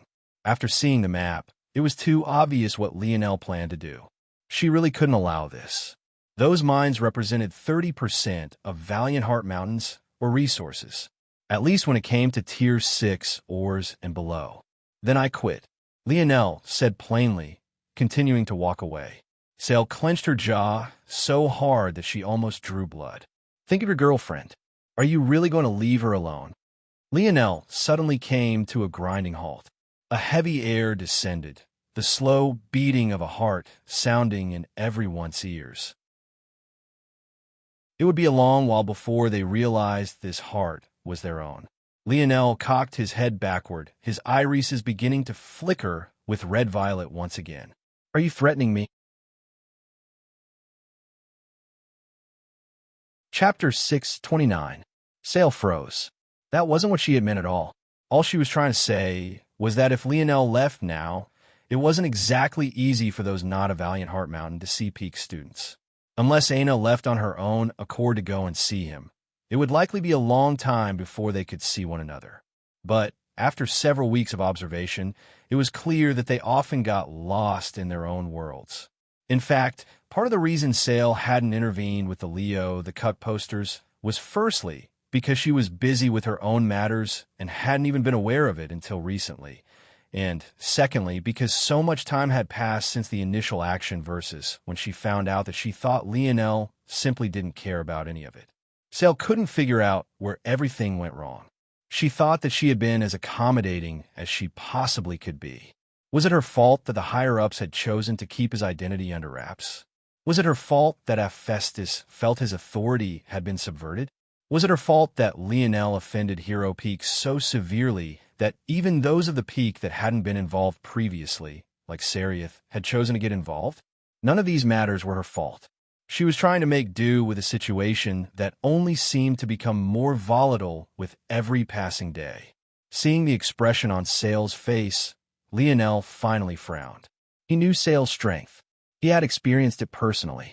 If she wasn't already in the 5th dimension, then she was very close. One only needed to look at the violet belt around her waist to understand this. Lionel had seen it too many times. When people of this level of strength acted, it usually had very little to do with logic. Just take Hephaestus for a moment. Was it really about Lionel's lack of talent? Of course not. It was never about that. Once again, anyone who thought such a thing was nothing more than an absent-minded fool. What had exactly happened that day? If one thought about it, Hephaestus hadn't even insulted Lionel. Rather, he insulted the 4 youths who failed to climb up the mountain pass and ignored Lionel. Lionel hadn't even been on his radar. One might think this was a version of underestimation, but this was a level of arrogance that shot past narcissism. Who was Lionel that he deserved to grab everyone's attention just by standing there? As far as Hephaestus was concerned, Lionel was just a person who hadn't taken the mountain pass challenge. It wasn't until he stated that Aina would be the only student they took in, and she then proceeded to challenge him on this fact, that he became enraged.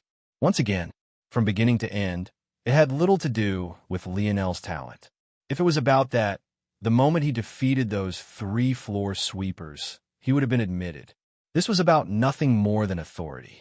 But it was exactly all of this that made Lionel's aura suddenly deflate seeing Sale's reaction. He felt like he was missing something, as though there was a massive piece to this puzzle that hovered right in front of him, yet he had no ability to grasp. Sale didn't look angry.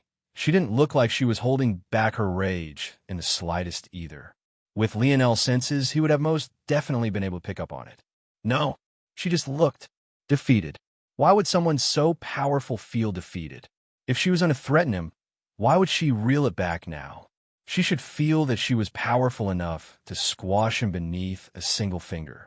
And honestly, Lionel wasn't convinced that she'd be wrong in thinking that.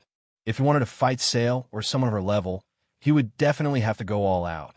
Not only would he have to use his divine armor, but his quasi-silver spear couldn't remain dormant either. The only reason he challenged her so boldly was because he refused to let anyone talk ill of Aina or threaten her. He didn't care even if she was a monster of the 6th dimension. She couldn't just say whatever she wanted to say before him. But at that moment, Lionel was just as confused as Sale had been previously when she read disappointment on his face. Neither of them could understand the other. And as fate would have it, Lionel had picked up on Sale's previous confusion as well.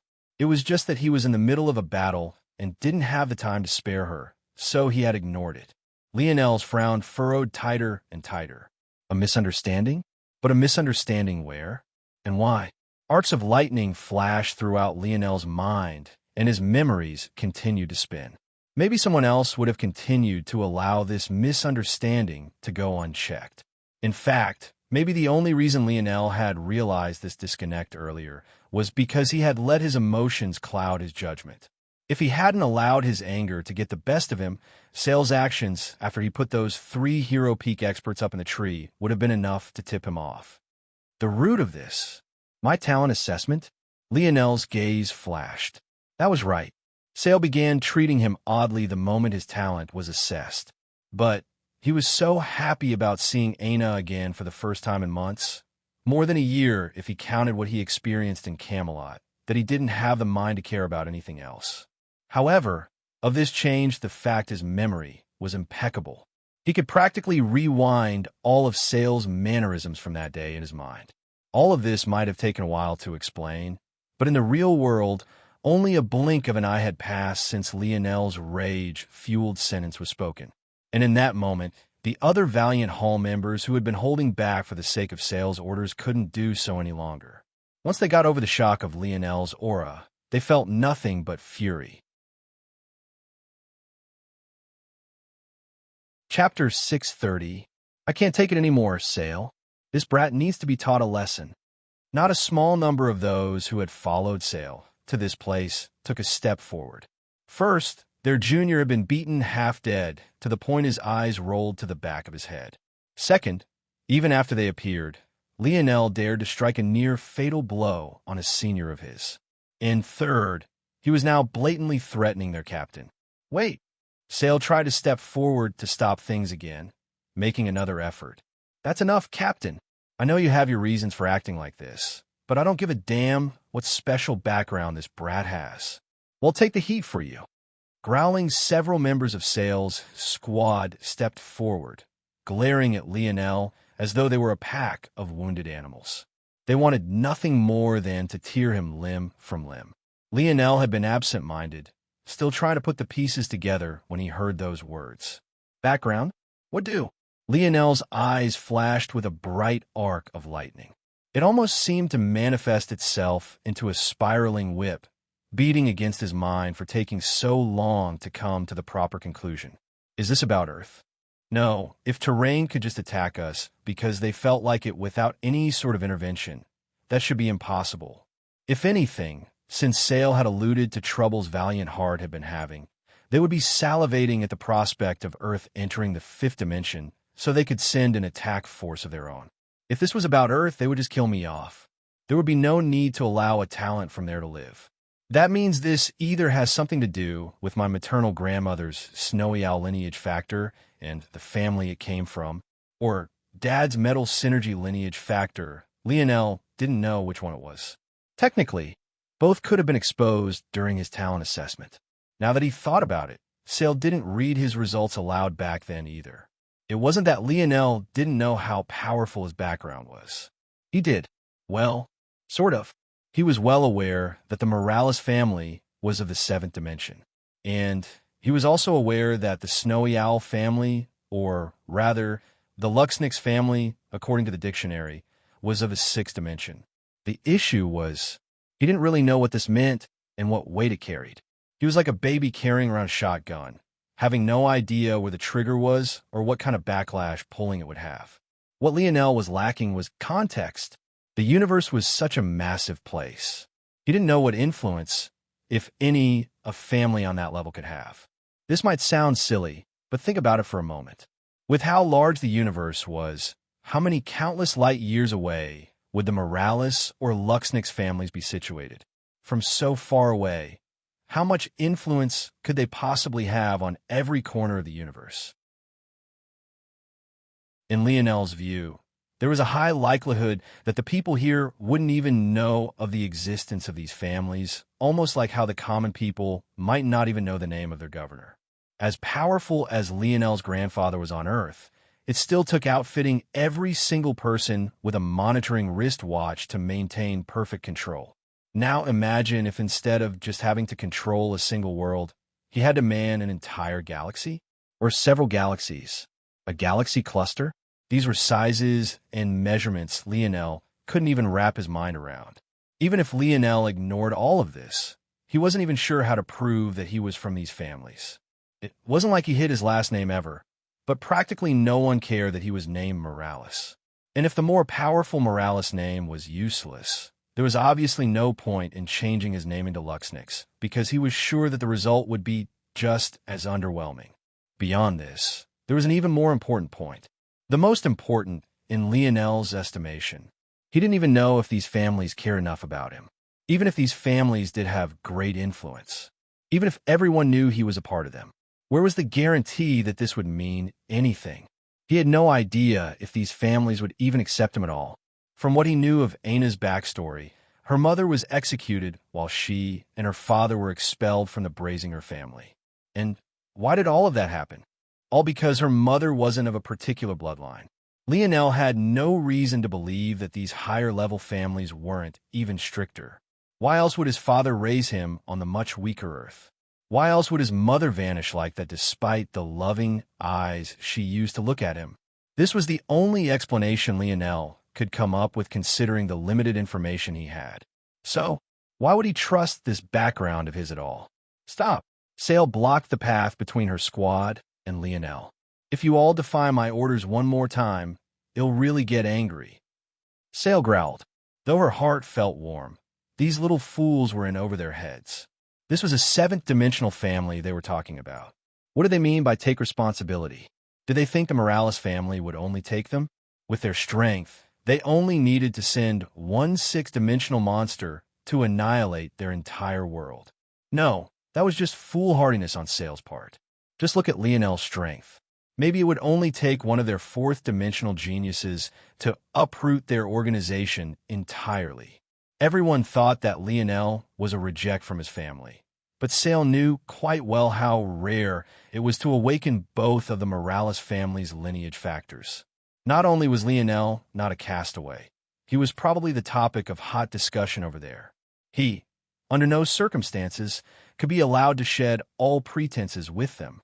Lionel snapped out of his thoughts. his gaze locking on his Sail's back view. Sail turned to face Lionel, her face flickering with all sorts of emotions. "Can we talk?" She finally managed to eke out, almost pleading.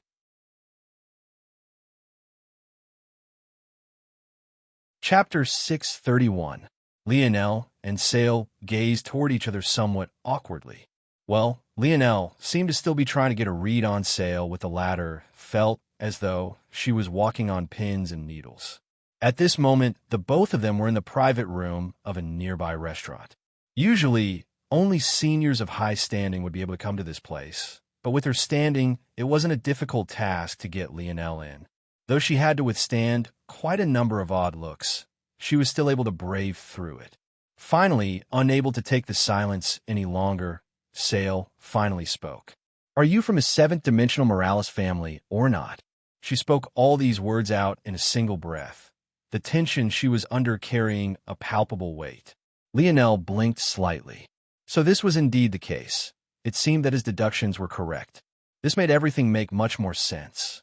If this was the case, then in all likelihood, Jerson hadn't been there to help Thetris, but had rather been there to either monitor or protect him. It seemed he had jumped to conclusions. That said, he didn't feel very bad about teaching Jerson a lesson. At worst, the young man would suffer a mild concussion. This sort of injury for someone in the fourth dimension might as well have been non-existent. His worst injury was definitely to his pride. But who asked him to speak such venomous words? "No," Lionel finally responded. This response seemed to be enough to deflate Sail completely. Had she really done all of this for no reason? But in that case, then how was this situation supposed to be handled? If she began to punish Lionel appropriately now, what kind of message would that send? Everyone wanted to claim to be upright and morally superior, but when you were facing a behemoth like the Morales family, was it really possible to hold onto your ideals? In the face of absolute power, there were very few that wouldn't bend.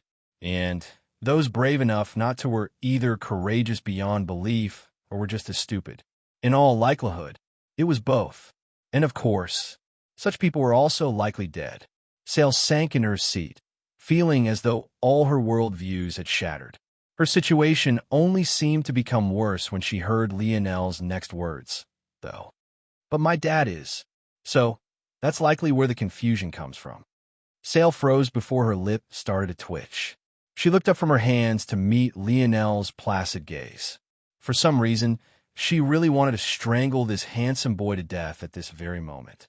However, she managed to calm herself. This hardly changed much of anything if she was being honest. The fact that Lionel seemed to indeed be related to the Morales family made her previous actions warranted. But this didn't fix her almost existential crisis. It really grated on her conscience to not be able to follow the rules. She loved Valiant Heart Mountain. If she didn't, she wouldn't have been so eager to gain Lionel's help. She thought that meeting him with a light at the end of the tunnel. It wasn't until she spoke to her master and the other elders who were far more wise than herself that she remembered nothing ever came so easily.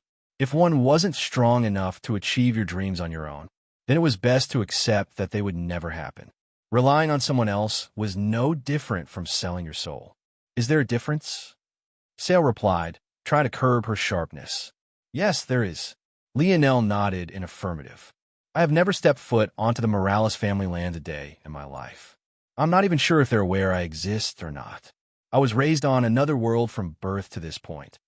I might be aware of them, but this doesn't mean much of anything." Hearing these words, Sail was stunned before she finally came to an understanding. So from the very beginning, this was all a misunderstanding. You're saying that you're not affiliated with the Morales family, and they might not even be aware you exist? Sail's breathing grew hurried. "That's right," Lionel said, raising an eyebrow. Why did she look so excited? "And you came here of your own free will? Just to join us?" Sail's face flushed. Out of context, this was really too precarious a situation. She looked as though she had been through. Well, Lionel didn't even want to finish the thought for fear that it might manifest in the universe. "Well, I came here for Aina's sake. But, yes?" It shouldn't have been so difficult to say yes, but Sale's gaze seemed to put a heavy pressure on him. This girl seemed to have forgotten how powerful she was. If it wasn't for his strong mind and body, Lionel would have collapsed. Any other freshman in his seat would have definitely drowned their seat in sweat by now. Lionel felt as though Sale had become a beast stalking her prey. If he didn't know better, he would have thought she was a cougar with a youthful taste. He didn't know how old Sale was, but she definitely had to be at least a few decades older than he was. At least that was his guess. Hichem? Lionel blinked. For a moment, he swore he could sense killing intent in Sale's eyes. It can't be that she could read his mind, right? Or were women really so sensitive? But it disappeared as quickly as he saw it. This is great news. Excellent news. Couldn't be better. Huh? Lionel was taken aback by the sudden outburst. He could only watch on in a daze, certain that if Sale jumped around any harder, her chest band definitely wouldn't be able to hold up anymore. Wait. Sale stopped dancing and turned back toward Lionel. So you really have no idea about the air trials? Be honest with me. Lionel blinked. Air trial? What's that? Chapter 632.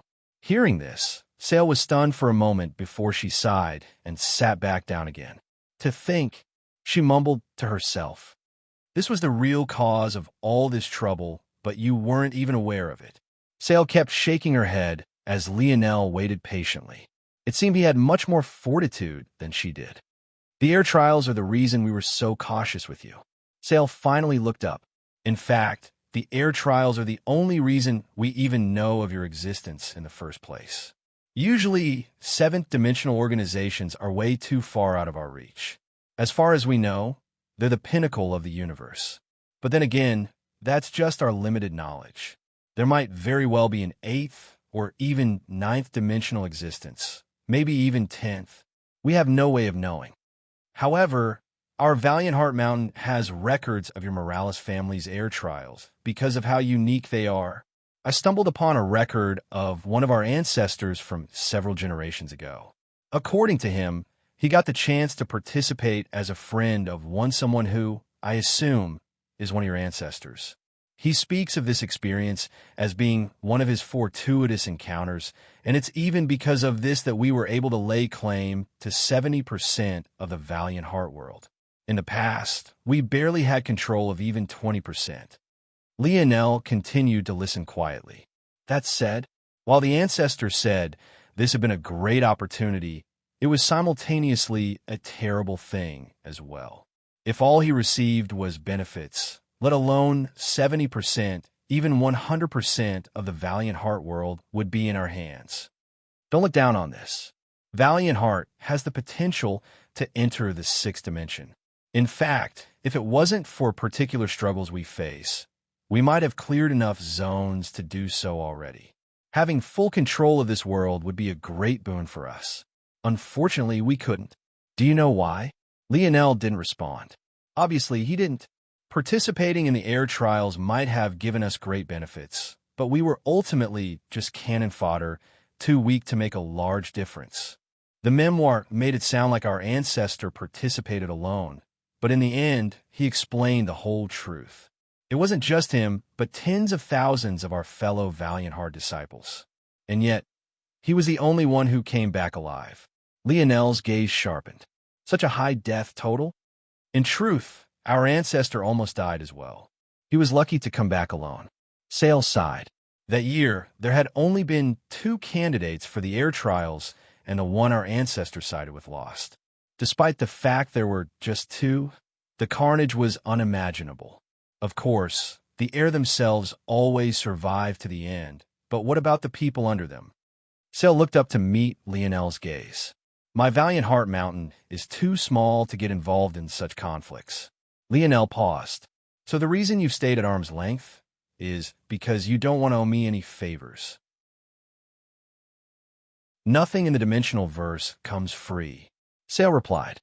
If we used your help to solve our problems, it would be impossible to refuse your help in the future. The rage of a 7th dimensional existence isn't something that we can afford to bear, I see. Lionel nodded. But now that you know I'm not affiliated with the Morales family, At least not in any important capacity. You're hopeful that I will be able to help you now without asking for anything in return later? Sale bit her lip hard, but eventually nodded. Lionel nodded, looking out the window of the restaurant.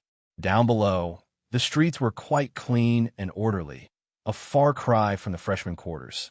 Everything seemed prim and proper. There was just a single thing out of place.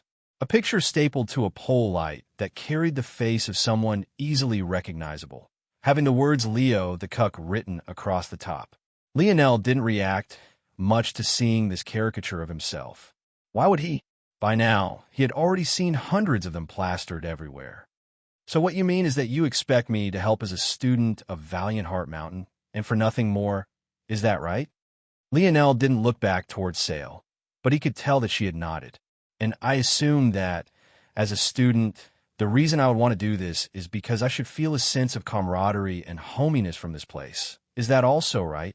Sale nodded, biting her lip harder.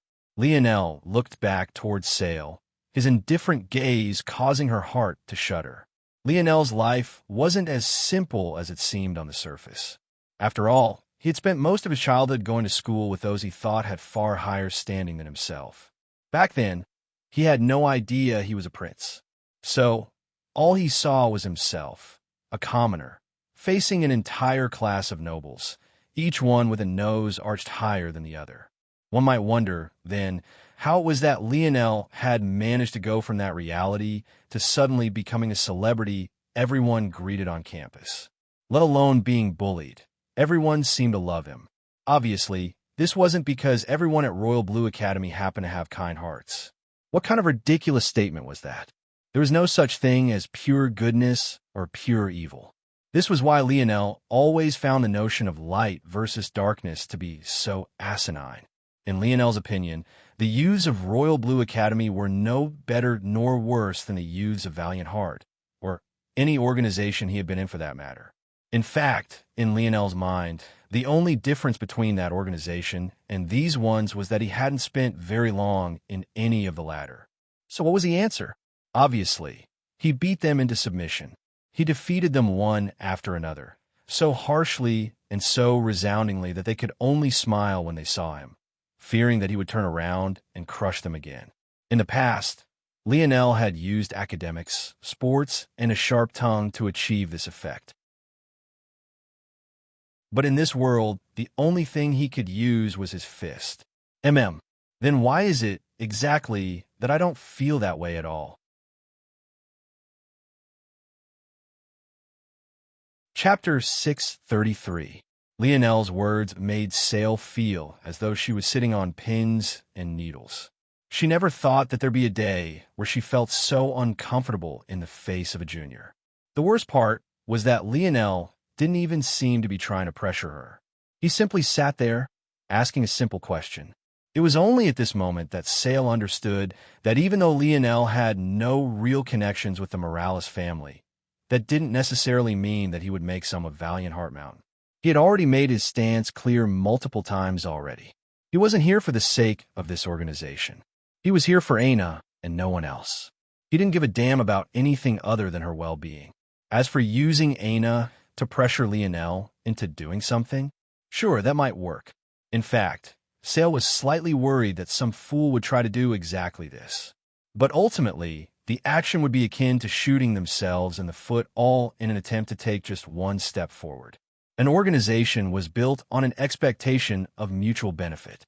If they showed that they were willing to sacrifice talents so easily for the sake of their own goals, it wouldn't be long before they no longer had an organization to speak of at all. Lionel's meaning was as clear as crystal. What right did they have to ask anything of him when had received nothing but disrespect since the moment he stepped foot into this place? On top of that, they were actually trying to stop him from getting revenge too. There was something else that Lionel had said that made Sale realize that just because Lionel wasn't associated with the Morales family, it didn't also follow that he had no backing to speak of. Namely, that father he mentioned. Even if Lionel's family was from the lowest rung of the Morales family, it would still be more than enough to ride atop their heads with impunity. Sale felt stifled. She really couldn't allow Lionel to do as he pleased. If she did, There would be no law and order left in the organization. After a long while, she managed to organize her thoughts. I will make sure that all the posters are removed within the half hour. That's not enough, Lionel said plainly. Was that a joke? Did Sale think that she was doing him a favor by undoing something that shouldn't have been done in the first place? Then what then? He was supposed to graciously help her now? Let me finish, Sale said with an exasperated sigh.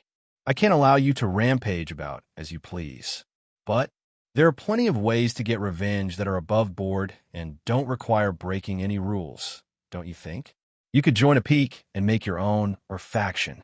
That way any battles that happen outside of the mountain range would be sanctioned, for example. Lionel's gaze remained placid as Sale tried to make an unappetizing suggestion seem palatable. He was supposed to patiently bide his time and wait? Why? All the deal with Valiant Heart's red tape. No matter what it might seem like, Lionel wasn't a patient man when it came to certain things. If there was one character trait that he would always have, it was an unwillingness to lose. If this wasn't losing, then he didn't know what was. Seeing that Lionel was completely unimpressed by her suggestion, Sale bit the sides of her cheek, really not knowing what to say. Damn it, how had things gone this far? She really shouldn't have allowed Jerson to handle matters, but she had things to do. She couldn't very well sit idly by for weeks watching Lionel's every move. In a lot of ways, her combat strength was far more linked to Valiant Heart's survival than even Lionel's help might be. She couldn't afford to fall behind in strength. No matter what. Seeing Sale struggle so much, Lionel shook his head and sighed. Feed me. Huh? Sale looked up in confusion. Feed me, Lionel repeated, picking up a menu from the table. Under Sale's stunned gaze, Lionel called in a waiter and ordered a feast that would easily feed 20 men. He didn't say a word even up until the point the food was prepared and brought over, and also didn't say anything as he began to gouge it all down. Sale's lip twitched. How much would this meal cost exactly? It was then she remembered what Lionel said before he ordered all of this. And that was exactly when the heartache set in. Lionel devoured the meal in what felt like a few minutes. Sale had no idea how he managed to do so without her being disgusted, but she didn't even consider this thought until Lionel was getting ready to leave. This wasn't as good as Aina's food. Lionel shook his head as he stood. It seemed that he had been spoiled. He had thought that such a high-end restaurant would be able to at least be close, but it seemed that girlfriend of his was more amazing than he knew. Lionel, please wait. Sale began to panic again. Even after watching Lionel eat all this time, she still didn't have any good answers. She bordered on shedding real tears at this point. She knew that if Lionel did as he pleased, the upper echelon wouldn't be able to stand by for long. At that point, to save space, they would at the very least expel him. If that happened, it would all be over. Just, please at least join a peak first. Lionel looked back towards Sale and raised an eyebrow. He looked her up and down as though he was observing a new species of animal he was fascinated by. And in truth, he was. He found Sale to be quite curious indeed. You're too naive, don't you think? What peak do you think would accept me now? Sale froze. Chapter 634. Lionel continued to observe Sale. She knew well how the peaks operated. There was no small number of internal conflicts. The question was which peak would be willing to be enemies with Hero Peak? And the answer was, it was that simple. From the very beginning, the idea of joining a peak to get the right to leave the mountain was asinine. It would never happen. As for joining Valiant Hall, that was even more ridiculous. Compared to the peaks, the restrictions they had on their members was even fiercer. They weren't even allowed to become involved in such struggles to begin with. After all, their main purpose for existing was to remain neutral. From the very beginning, Sale's ask of him was ridiculous. There was no other way to put it. You want to save your organization, but you aren't willing to risk owing any favors. You want my help, but you don't want me to seek revenge for the slights levied against me.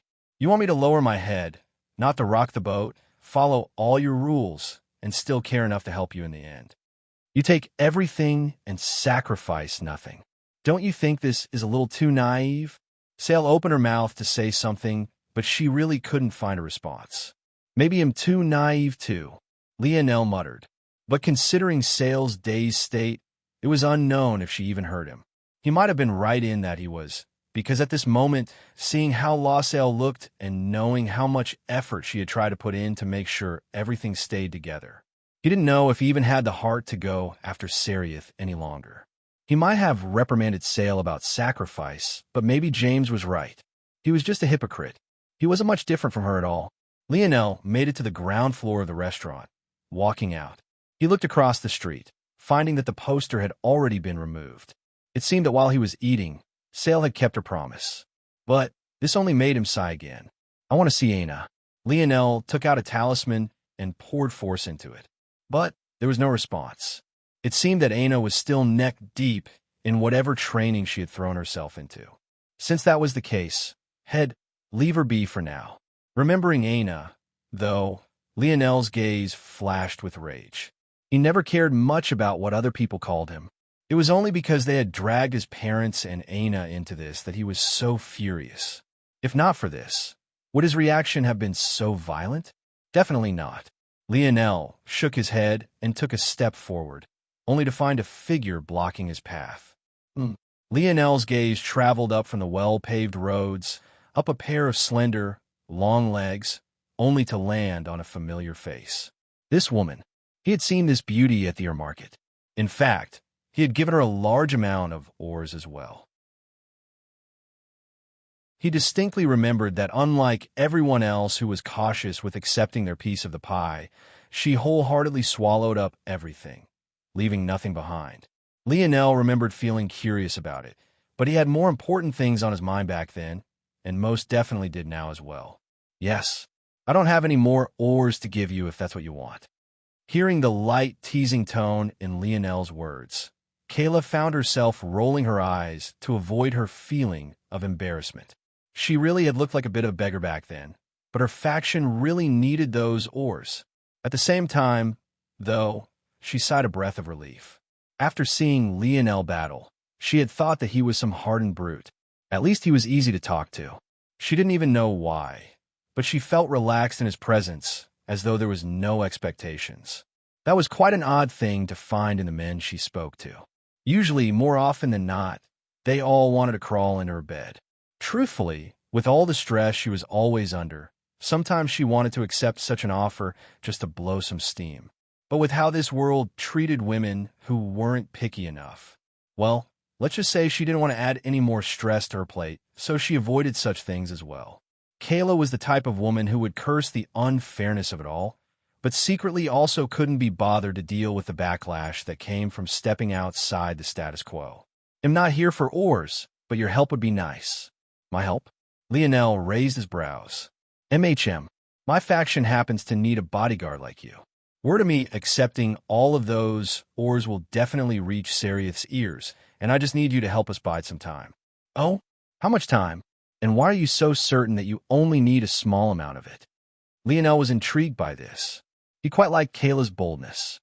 The Valiant Heart Zone is opening up soon, so there's going to be a lot of preparations for it. I'm confident that with these ores, we'll be able to complete a project we've been working on for years now. With it, we'll be in the good graces of a lot of peaks, including Hero Peak, which Sereth is from. As long as we succeed, Sereth won't dare to target us so blatantly. The Valiant Heart Zone? Lionel blinked in confusion. Was it a subdimensional zone? But why did it have a name? It made sense to be able to predict the opening up of a zone, but this name seemed fairly permanent. Wouldn't a zone that had been opened so often been cleared by now? There were too many confusing things about this single line.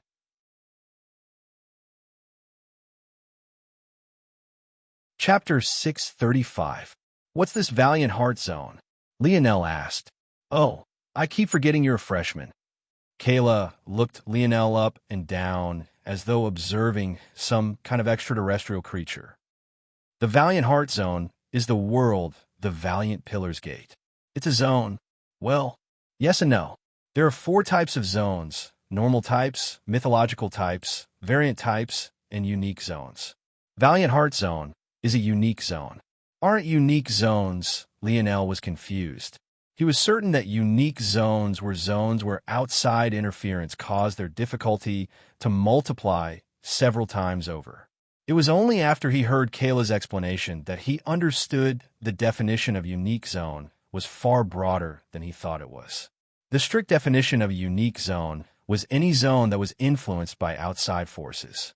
In this case, it encompassed both the zone, which had to deal with S.H.I.E.L.D. Crosstar's interference, and apparently this Valiant Heart zone. According to Kayla, organizations of a certain level kept and refined certain zones for different levels of benefits. Sometimes these zones could perpetually produce resources for an organization, almost like a respawn rate in a game. Zones kept for that purpose were an easy income source for worlds and could act as a renewable resource. However, the Valiant Heart zone wasn't this kind of resource zone. Rather, it was a training ground. Yes, the Valiant Heart zone, when it first appeared, was a variant zone.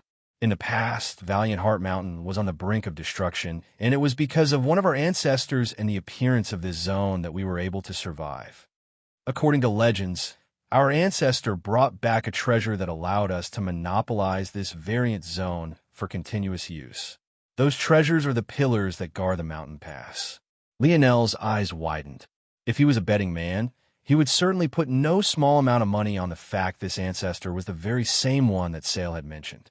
He didn't know what level of treasure it would take to claim a zone for yourself, let alone a variant zone, which was known to have the greatest treasures. Kayla spoke of the treasures so simply, but wasn't she a crafter? Shouldn't she know how difficult it was to construct such a treasure? Lionel might not understand much about the dimensional verse, but what he did know about was force crafting. Any treasure on this level couldn't be from the fourth dimension. It was a surprise that Valiant Heart Mountain had lasted for so long, letting such a secret become common knowledge amongst its disciples. Or maybe that was exactly the point. Are they using the prestige of the Morales family as a protective covering? Thinking to this point, Lionel almost wanted to laugh. He couldn't blame them. They gave up tens of thousands of their members for the right to use this shield of protection. But that only made things more ironic.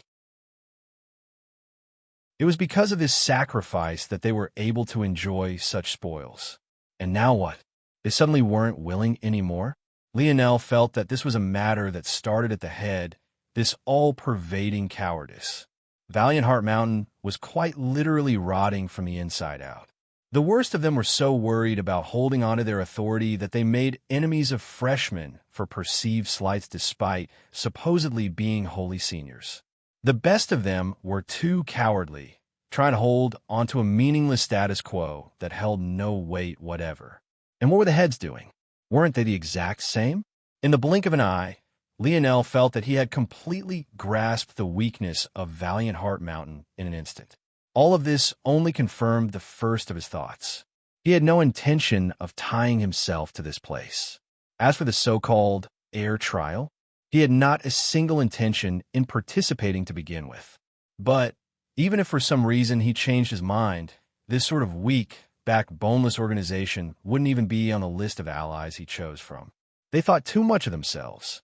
Of them all, this Kayla was the first one he had run across that was slightly better to look at. Obviously, this wasn't because of her looks, but rather because she didn't carry the same hypocrisy. Are you sure you want to join? There's likely not a single peak that would take me in right now. And from what I can see, you're a part of Brave Peak. You sure your seniors would be okay with this? Kayla snorted. If they kick you out, they'll be kicking me out anyway. Plus, whether I'm part of a peak or not, my polished glass faction will exist no matter what. There are members from plenty of peaks in my faction. Crafters are too rare, so I couldn't afford to be stingy. I mean, I'm very open-minded, so it was never a problem. Kayla rubbed her nose slightly beneath Lionel's smiling gaze. All right, that's enough. Follow this senior of yours. He'll take you to see a world you never have before. Lionel had his wrist grabbed by an oddly firm and sturdy hand, especially since it was from a woman. Seems she's quite a decent force crafter. As Kayla was dragging Lionel around, another uproar was sweeping across Valiant Heart Mountain. News of a freshman defeating several sophomore-level white belts spread like wildfire, especially when it was learned that one of King of Or's captains, Nigmir, wasn't spared in the slightest. In fact, according to reports, he was defeated without even a chance to fight back. This news might as well have been like a ton of bricks slamming against the minds of seniors. However, this had only been the beginning. News of Valiant Hall removing all the cut posters posted around the city caused another uproar. Rumors that Lionel had joined Valiant Hall began to spread. It was then that the landscape completely shifted. Someone had spotted King of Or's, Seriath, returning to the organization. Everyone sat patiently, waiting for what they thought might be an eruption to explode forth.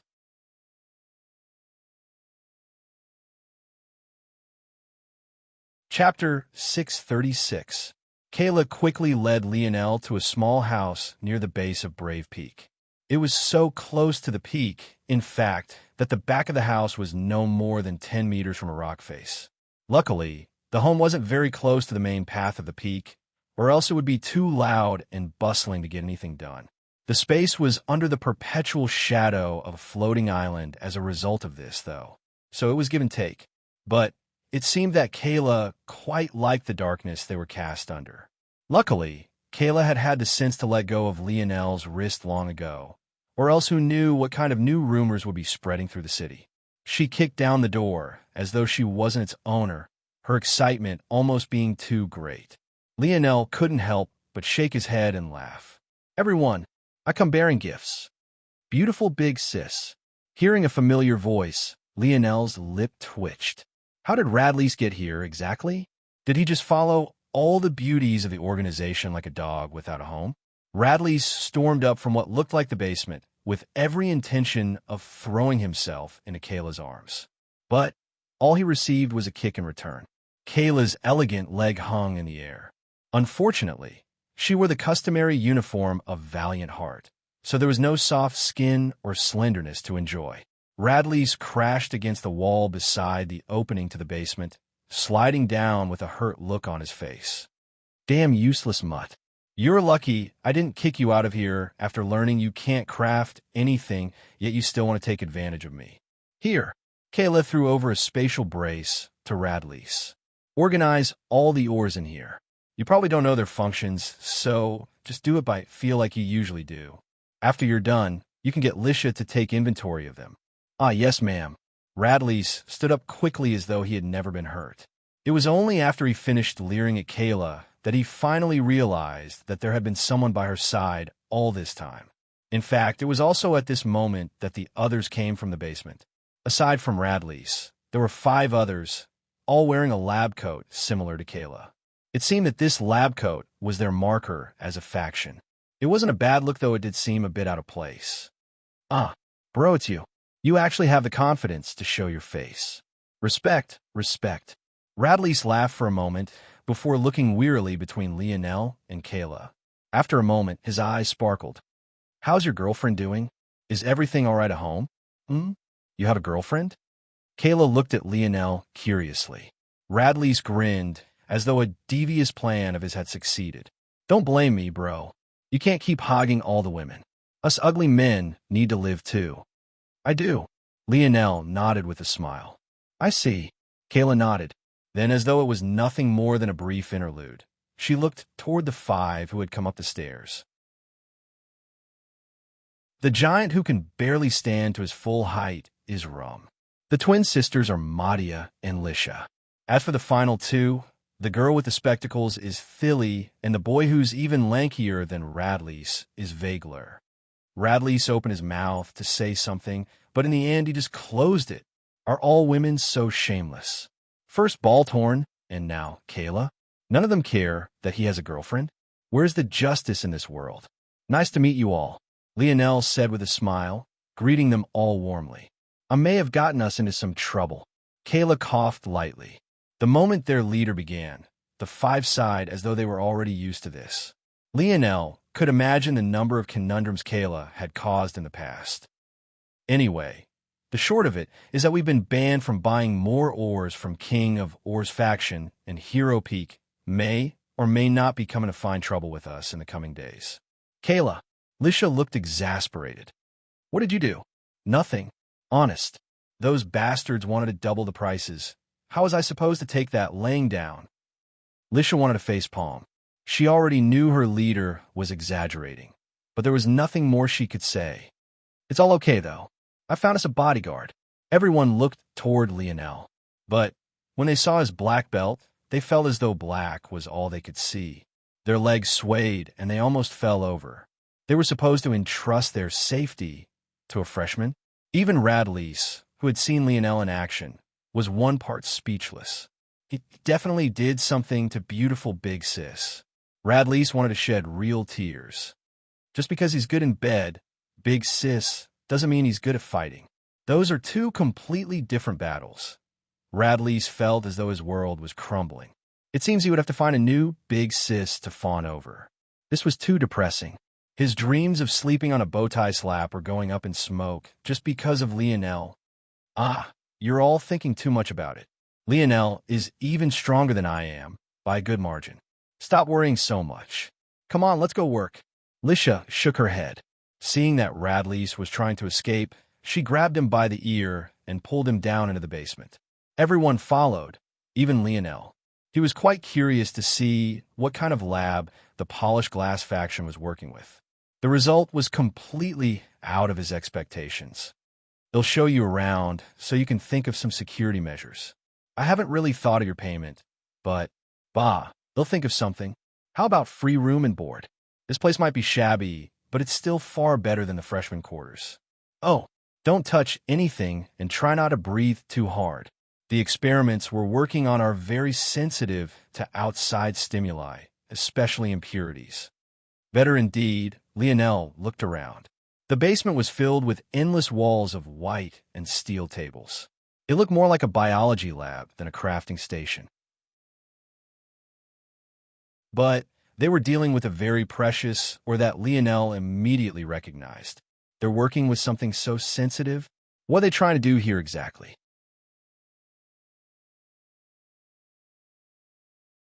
Chapter 637. The Lionel immediately recognized was quite a unique metal that manifested like glass. It had all the texture, feel, and pliability of metal, but also happened to be see-through.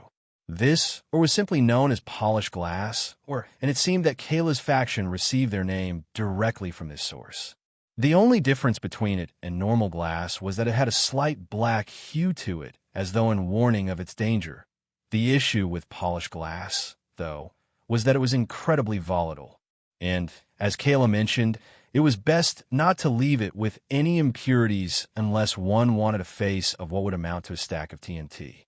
However, as it seemed with most things, the more difficult they were to deal with, the better the reward for dealing with them. The problem, though, was that polished glass had a very specific use case that would benefit it the greatest, and it was difficult to reach this balance. Seeing that Lionel had spent so long looking toward their stores of polished glass, Kayla smiled. Definitely do not touch that. Radlease, that brat, actually almost caused us to go up in smoke a few days ago. It's lucky that he has some use, or else I really would have strangled him to death by now. Though Kayla seemed casual with her words, the lab itself was in great order. Even at this moment, the polished glass was locked away safely and securely. The 5 members of the faction, excluding Radlease, had all gone off to work. Rum held 2 massive hammers, pounding away at something with his head hidden under a hood. Lisha and Madia seemed to be taking whatever product he finished and purifying at what looked like flames. Philly inspect their products, while it was the lanky Vagler who took the most volatile product and placed it within the protective covering. To give Radlease some credit, though, it seemed that he had also gotten started on the task Kayla had for him. But, for whatever reason, he kept looking back toward Lionel and Kayla with tears streaking down his cheeks. One would have thought that he was cutting onions. The last station was completely empty. Lionel was certain that whatever processing was left would be left to Kayla herself. You want to watch? Kayla asked, seeing that Lionel was still curious. Sure. Kayla made her way to the last lab table, her expression turning serious. Everyone seemed to take a pause on what they were doing to look over. The hair scrunchie that kept Kayla's ponytail in place began to flicker to life, dancing with a golden red. Taking a deep breath, she slipped her hands into the 2 openings within the transparent container, her gaze growing focused. Her flames licking across her hair danced down her neck, along her shoulders and arms, through the slots, and onto the tips of her fingers. Very delicately, she began to handle the piece of transparent polished glass. At this moment, it already looked like a finished product. There was no amount of polishing that could make it any clearer, but as force crafters, they all knew that this was an illusion. Handling such a piece of polished glass felt no different from standing in a nuclear war zone. Even if your eyes couldn't see it, you didn't have to for you to already be considered dead. The most dangerous part of handling polished glass didn't come from purifying it to this extent. This shouldn't be taken out of context, because it was indeed dangerous to reach this step. Rather, because the impurities were so obvious during the first steps, they were easier to deal with and manage. But right now, they were like hidden assassins ready and waiting to take your life. This was the most dangerous step, not the purification, but the molding of polished glass into your weapon of choice. It took Kayla several hours of careful, step-by-step processes to finally mold the final product. She gently pulled her hands out and grinned triumphantly, sweat matting her brow. Despite how happy she was with her work, she didn't take it out of the container. Rather, after pressing a button, the container collapsed inside very gently and formed a small box of metal that Kayla then put to the side, ready to receive the next. "So you're making grenades?" Kayla gave Lionel a surprised look. "How did you know that?" The final product looked no different from a Christmas tree ornament. It had a small round body, so small, in fact, that one could fit 3 into the palm comfortably, combining with its transparent appearance, and it was quite a beautiful ornament, indeed. The slight black light it radiated only made it more intriguing. The only other oddity about the design was the small hole at the top. It was barely 1.5 centimeters across and was hard to pick out amidst all the transparent glass. This was all to say that, other than a vague similarity in shape, it should be impossible to tell what the purpose of the vessel was, especially since it wasn't truly the final product. There was still one more step Kayla had to complete in secret before it could be deemed to be finished. Lionel shrugged and spoke casually. "Just a guess." Kayla's mouth opened to answer, but couldn't come up with anything. Was it really just a guess? It's definitely an innovative idea. Usually, polished glass is used as the edge of blades due to its extraordinary sharpness. But your design is innovative. Since you can't purify the polished glass completely, you're taking advantage of this to finish a completely novel craft. It's quite genius. Lionel's casual remarks filled Kayla with pride in the beginning before she was left more stunned than anything else. "You? How? What?" This was an analysis a layman could complete no matter how learned they were. Just telling that the polished glass wasn't completely purified required a deep level of knowledge. "How?" Lionel blinked. "Oh, that's what you mean. I'm a fourth crafter too, I guess."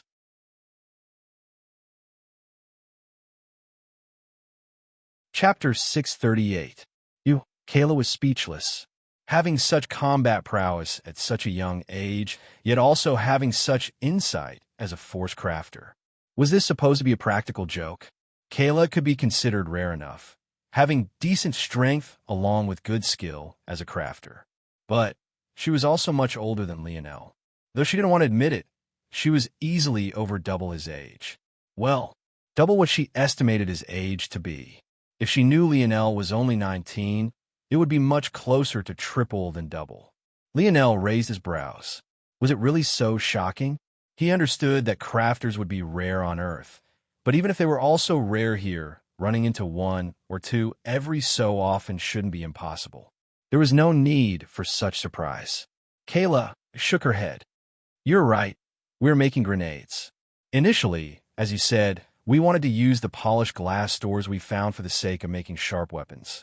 If we managed to succeed, even if the finished products were only Tier 3, they'd be able to rival Tier 5 and 6 weapons in pure sharpness alone.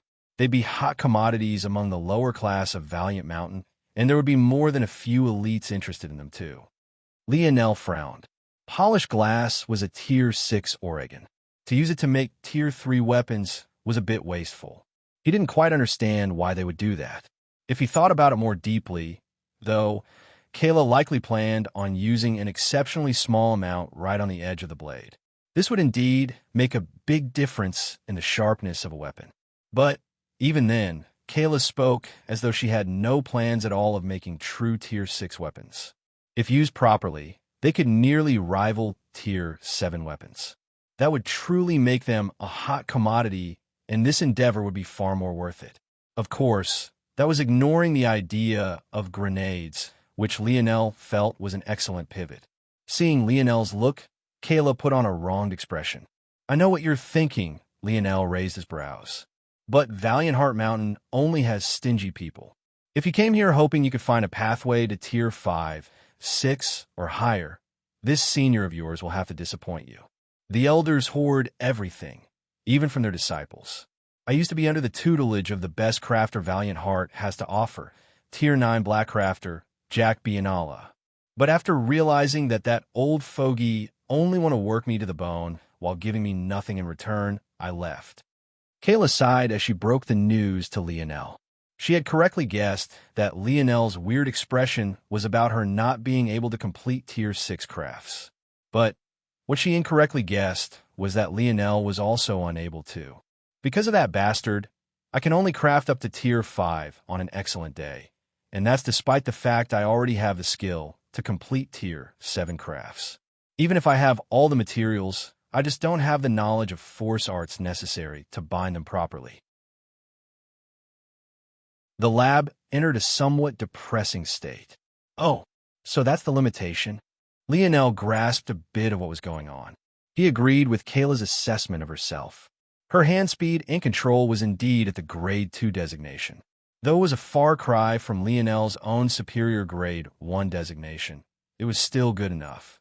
Speaking of which, Lionel had long since begun on his bronze hand exercises, so he had actually already entered the Grade 3 designation and was approaching advanced Grade 3 designation.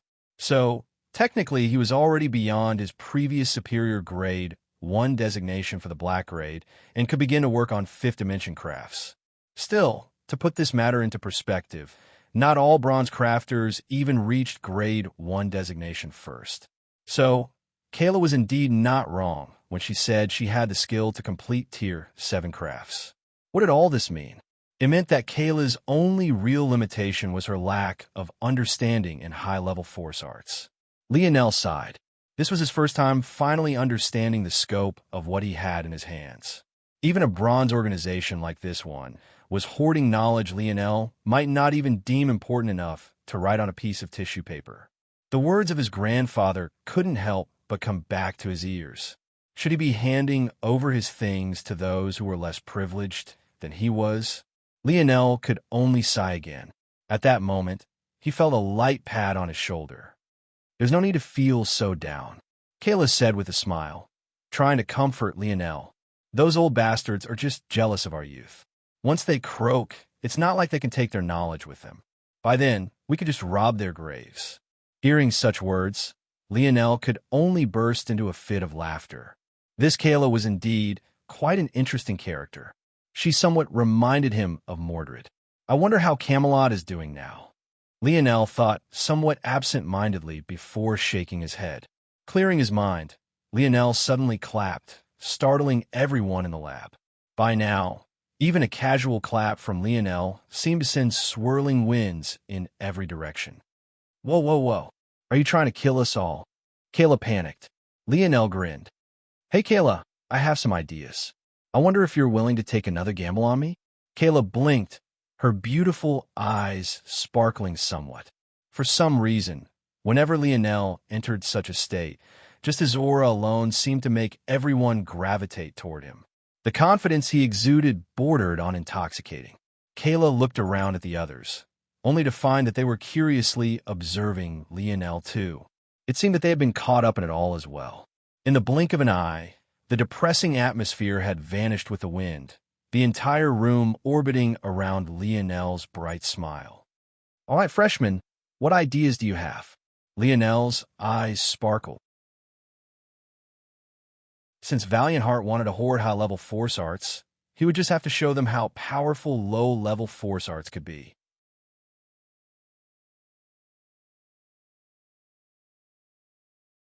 Chapter 639. What plan do you have in mind? Instead of answering, Lionel walked over to Rum's station. The massive man towered over Lionel, but he seemed to be the quiet type. In fact, aside from Lisha and Kayla, excluding Radlease, it seemed as though every member of Polished Glass was quiet. "I'm just going to borrow your station for a little bit."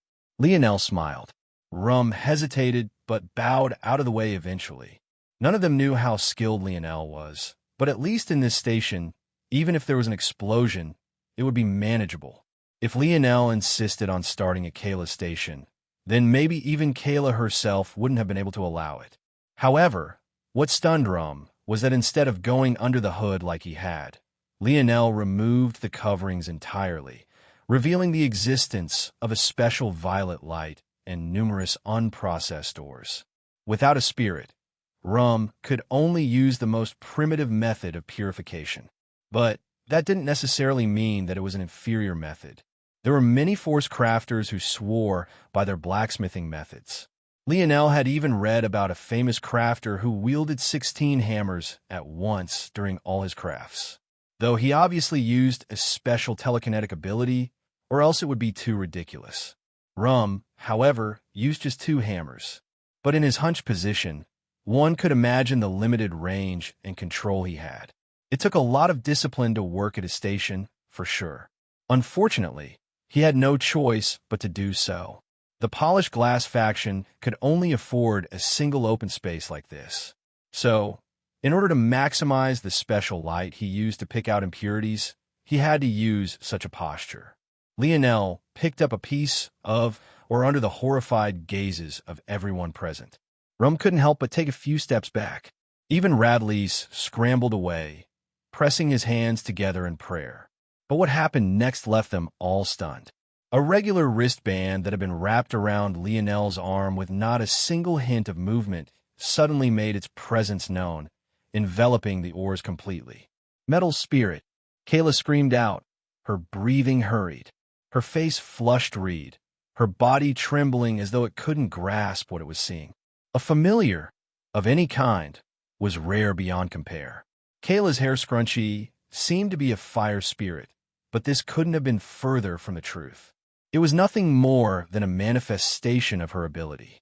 Kayla's ability was somewhat like Monet's, except it emphasized control over both flames and their heat.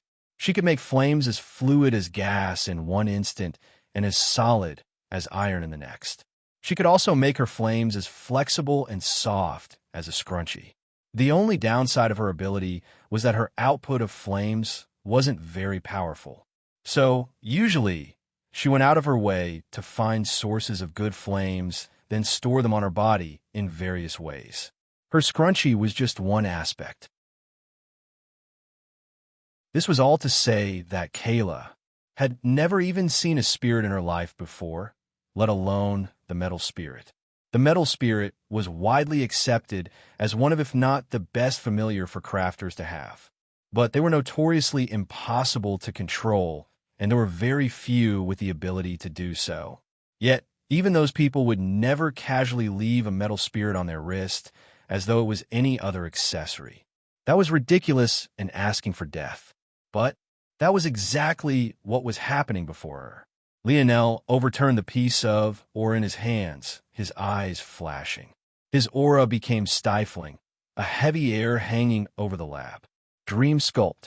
In the blink of an eye, the ore, its every imperfection, its every crevice and peak, was perfectly reflected in Lionel's mind. Under the astonished gazes of everyone present, what took Rum hours of hammering to accomplish was completed by Lionel in just 10 minutes. No, this couldn't be said. Compared to Rum's unfinished product, Lionel's was perfect. Bloop bloop, little Tolly hopped around Lionel's palms happily. In one of Lionel's palms, there was a rock that looked no different from any other. It had a plain grayish appearance and sat silently. On his other palm, there was a perfect glass ball. Not a single imperfection could be picked out of it. Kayla didn't need to ask Lionel to understand. That perfect ball, it was exactly the product she slaved over continuously, but this was the first time she was actually seeing it. Kayla's eyes brightened. With this, we could actually make those Tier 3 weapons. Lionel smiled. We could. Or we could make a better version of your grenades. But in that state, the polished glass is completely inert. Kayla could tell this easily. In fact, anyone could. The way was simple. The black light the polished glass usually gave off had vanished, leaving behind nothing but a shallow, barely perceptible gray light. This was how one knew you had reached perfection. True, but this still exists. Lionel tossed the pile of impurities up and let it land on his palm again. You? What? Kayla was confused. She didn't understand. The impurities were exactly that, impure. They weren't even unique to polished glass. Oregon impurities were just anything that happened to be in the environment or was birthed in. Or veins had to grow around a lot of rock and sediment, and oftentimes these impurities would seep in and disrupt its growth. These would have to be taken out during the refinement process. Though some ores could only be grown in special environments, and thus usually had impurities in common across their ores, polished glass, or had too many potential growing spots to have anything so convenient attached to its lure.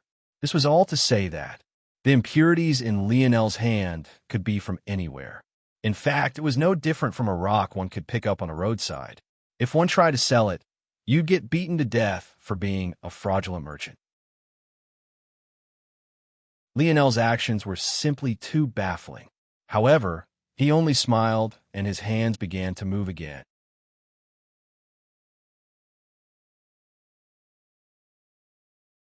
Chapter 640. This time, having snapped out of her daze due to the appearance of a metal spirit, she paid more attention to Lionel's hands. Seeing how deft he was and the level of speed he was able to maintain, Kayla felt as though she had entered a completely new world. This is at least grade 1 designation. That's impossible. Elder Jack Biennala only allowed them to watch him work from afar, but she was certain that he was at the advanced grade 2 designation at best. In fact, Kayla was only able to reach grade 2 thanks to a fortuitous encounter while searching for flames to empower her crafting. It was thanks to this that her scope broadened, and she realized the Biennala wasn't as great or mysterious as he claimed to be. But even though she was aware of this, seeing Lionel now still made all she had learned in the past several decades feel like nothing more than a waste. In 10 more minutes, the rock of impurities had been reformed into 6 different segments. Lionel's right palm, which held the polished glass, let go, allowing a portion of little Tolly to let it float. With a flip of his palm, an elegant black quill appeared in Lionel's hand. Just its sight alone made Kayla's breathing quickened. This time, it wasn't only her either. The metal spirit was so rare in this corner of the universe that only the most well-learned would recognize it on first sight. But this quill was something they all recognized because all of them had one. A crafting quill wasn't a rare thing. However, one of the quality Lionel was wielding now, well, that was a different matter entirely. They all thought that it was at least Tier 7, having never seen a quasi-bronze quill before. If they had broader knowledge, it would have been easier to guess. But even without knowing, they were practically drooling. Lionel, however, was completely focused. His wrists flicked, several force arts being drawn in what felt like in an instant. It felt as though his quill would pass by a region, only for a pristine force art to appear where he had just been. This was the first time they had watched someone draw force arts so quickly, and on a useless piece of rock, no less. But at that moment, they didn't care. Unlike Jack, who always found ways to hide his process, Lionel didn't hide a single thing. Kayla even managed to see through what force arts Lionel was drawing. The language was a bit different, but the function was the same. She felt certain that these were just modified versions of the arts she had drawn on her so-called final product, but Lionel was drawing them on the useless rock. Well, use the same arts you used with just a single change. Lionel began to speak. Kayla's lip twitched. A single change? Lionel had already altered the whole design. She had no idea what he was thinking. You combined an air purification, windshield, and air suction force art in order to simulate a vacuum. It was a genius combination. I won't change anything about that. Lionel knew a higher-level force art, which didn't require this combination, and could simply form a vacuum by itself. But he felt that there was no need to do this. Kayla was the leader of this team, not him. There was no need to make her years of hard work meaningless when it was a method that would work well enough. Kayla beamed with pride, practically grinning ear to ear. The only thing he'll add is a spacer. It's a simple magnetic force art that adds a charge to an ore. Kayla blinked. She was really curious because she had never seen such a force art. But at the same time, she was even more curious about what it would be used for. At that moment, Lionel's left had began to move. Little Tolly, who had been doing nothing but holding the pristine ball of polished glass, or up, shifted. The pristine ball was separated into several marbles. A single palm-sized ball formed what seemed like over 30 thumbnail-sized ball. Lionel took just a single one, his fingers moving like a blur. The marble was molded and folded, forming small, surgical knife blades that couldn't have been thicker than a hair's width. Lionel's pen began to move again, placed the final force arts in place. With deft fingers, he slid the knife blades into the 6 pieces of rock. Then, asterisk snap. Kayla jumped. When she saw the complete craft, she was stunned. It was a small ball, less than a third the size of a palm. But it had numerous thin perforations. If it wasn't for the fact she had seen Lionel slide the polished glass or pieces into them, she wouldn't have noticed this at all. On top of the ball, there was a small pin no different from any other grenade. Lionel smiled, his expression just as relaxed. This is the final product. It looks like the blades are touching, but they aren't. The blades are just a small bit thinner than the perforations in the ball. The magnetic force arts repel each other from all sides equally, causing them to hover in place. The pin completes the circuit for the completion of a vacuum. The moment the pin is removed, air rushes in. The sudden surge, caused by a high concentration of air flowing into an area of low concentration, will cause the thin blades to rattle. The moment the thin blades touch the impurities, the etchings I had to carve in for the sake of the magnetic force arts will ignite. The magnetic force art on the polished glass or with shatter before the ones I drew on the impure rock. The disruption will cause the blades to be ejected outward. The combination of the magnets and the explosion of the polished glass or will combine into one, making the explosion far more violent than it was originally. I'm fairly certain that this grenade could put someone in Tier 5 at death's door. Someone in Tier 6 would still be severely injured, and it only costs 1/30th of a weapon. Lionel smiled, pointing toward the 29 remaining marbles. Kayla and the others looked toward Lionel as though they were looking at a monster. Radley's, especially, was at a loss, remembering what Lionel had said on the mountain pass that day. He wasn't lying. He isn't a fool. He really doesn't care about Tier 7 weapons.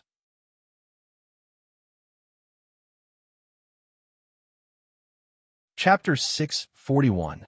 Radley's felt his intestines overturning. Was this the mysterious gold mine of legends? Was his luck finally turning for the better? Bro, no. Big bro, no. Senior Lionel. Radley's flashed and appeared in front of Lionel, a wide smile spreading across his pale face. If Lionel didn't know better, he would have thought that Radley's was a ghost doing its best to scare him half to death. However, before he could say more, he found himself being kicked away by Kayla again. You idiot. That's a ticking time bomb in his hands. What would you do if it accidentally fell because of you? After she was done, Kayla immediately looked toward Lionel with sparkling eyes. Radley saw a gold mine, but she saw an endless store of information. Even if she was beaten to death, she wouldn't believe that Lionel had gained all this skill on his own. He most definitely had a teacher. And with a teacher came all sorts of information. Kayla knew that all the force arts Lionel had used to form this grenade were Tier 4 at best. But she didn't believe that this was the extent of Lionel's knowledge. It had taken her months of research and experimentation to complete the sequence of force arts she needed to form the vacuum that kept the grenade stable. But in the blink of an eye, Lionel saw through its purpose and even adapted her design to suit its changes. Her breathing quickened. The only way he'd be able to do this was if his knowledge of force arts was so far beyond hers that there was no comparison whatsoever. She didn't even believe her former master could see through her intentions without at least a few days of observation and tests. After a while, Kayla slowly calmed herself and smiled bitterly. If even a hack like Jack was so close to the vest with his knowledge, how much more so would a true master like Lionel's teacher be in this regard? As arrogant as Jack was, Kayla had no doubt that Lionel's teacher was several times more. But at least he would have more of a right to be. Kayla knew it would be ridiculous of her to expect a junior she just met to divulge such important information, so she didn't even bother to ask. Recollecting herself, Kayla finally found a few oddities with the grenade. Namely, there was one she just couldn't wrap her head around. Hopefully, Lionel wouldn't mind answering this. How did you manage to get the inert polished glass to explode, though? Hearing Kayla's question, the 5 members of the polished glass faction seemed to realize something too. Sighing, the excitement in their eyes also dimmed. The dimensional verse was a cruel world where those at the top always sought to hoard power for themselves. Even if Lionel was a good person, asking something so great of him would be too much and far too ungrateful. Lionel nodded when he heard Kayla's question. If the inert polished glass could be forced to explode so easily, then it would never be used as the blade of a weapon. No one wanted to deal with their own weapon lashing out at them mid-battle. That would be too ridiculous. It had already been established that the so-called impurities were just regular rocks. Since there was nothing special about them, who was to say that contact with an enemy's blade wouldn't also cause the polished glass to explode if it was really so unstable? The secret is the thinness of the hidden blades, Lionel explained. The explosive effect of unrefined polished glass is caused by disruptions in its chemical structure. After it has been properly refined to the point of becoming inert, there are no longer any impurities to disrupt its structures. When you refine it into a blade, any outside interferences are too small to affect the overall situation. Whatever chain reaction that would have occurred is easily halted before it can gain any steam. But when it's thin enough, to the point where it's just a few atoms thick, the structure is much easier to disrupt, especially when you draw force art onto it, thinning it out even more. Kayla's eyes glowed. The more she thought about it, the more she couldn't wrap her mind around how Lionel had come up with such a design in just a few minutes. Everything about it seemed perfect. It was the kind of design one should have spent years laboring over every detail of, yet he had completed it in an afternoon. It was baffling. Lionel grinned. Want to test it? Kayla shivered. She felt like she was looking at a madman. No way. The testing rooms that could withstand something like that are way too expensive to rent. Forget it. The two looked one another and burst into a fit of laughter. Not long later, the first grenade of polished glass faction was completed and stored. Having let the excitement sink in, the team prepared to make as many as possible. The Valiant Heart Zone wasn't an event just anyone could join. One had to gain enough merits to enter a tournament, and only by placing well in this tournament would one then be able to enter. However, gathering merits was simply too time-consuming, and many would rather spend the time training. The fact that they were time-consuming was just one aspect, though. Oftentimes, missions were a good way to train as well. The main issue was the fact the injury rate was simply too high. If one suffered a severe injury, how would they recover in time to participate even if they managed to gather enough merits? This consumable device would fix much of this. There were a countless number of missions that would be made far easier if one had such a destructive device on hand. Kayla herself, who had participated in a number of these missions to gather enough funds to buy more ores, knew exactly how much such a product would be desired. Unfortunately, they often could only be bought from outside markets and in small quantities. The polished glass faction would change all of that.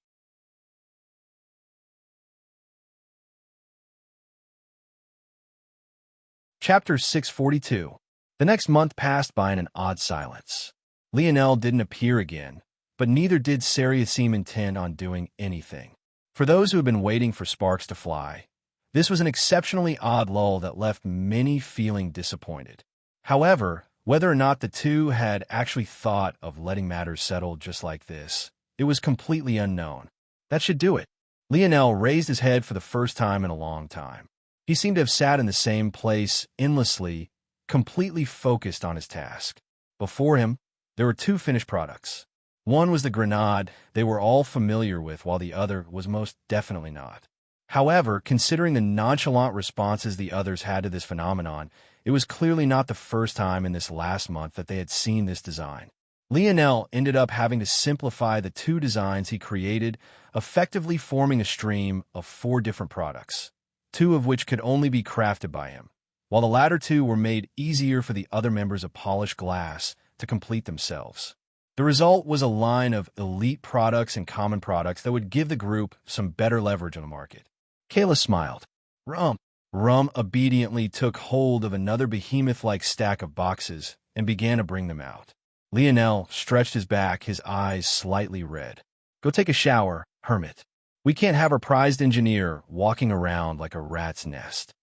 Lisha teased Lionel ruthlessly. Toward such a thing, Lionel could only smile bitterly. Big sister, that's too mean. Madia tried to stop Lisha from being too harsh, but all she got was a palm to the forehead. He's a big man. He'll be fine. Lionel gave Madia a thankful smile before rushing off to shower and get dressed. At the very least, this small home had such accommodations. It wasn't long before the group had set off. How exactly does this showcase work? Lionel asked curiously. I applied for a section from Valiant Hall half a month ago, and it was decided that today would be our day. As long as we perform well, our products will appear on the Valiant Hall exchange list, and the system will be pretty much automated for us from then on. Lionel was enlightened. I thought we would have to open a shop or something. Kayla's expression darkened a bit, taking Lionel off guard. Had he said something wrong? We can't afford that. Kayla looked up into the skies as though she was truly hurt. Lisha cleared her throat. Don't mind her. She's a bit of a money grubber. The Valiant Hall exchange list is safe and about as no hassle as you can get. But the consequence is that the taxes we have to pay are higher. It would be better for us to have our own store as long as it was in a decent part of the city, but all the land has been bought up by seniors long ago.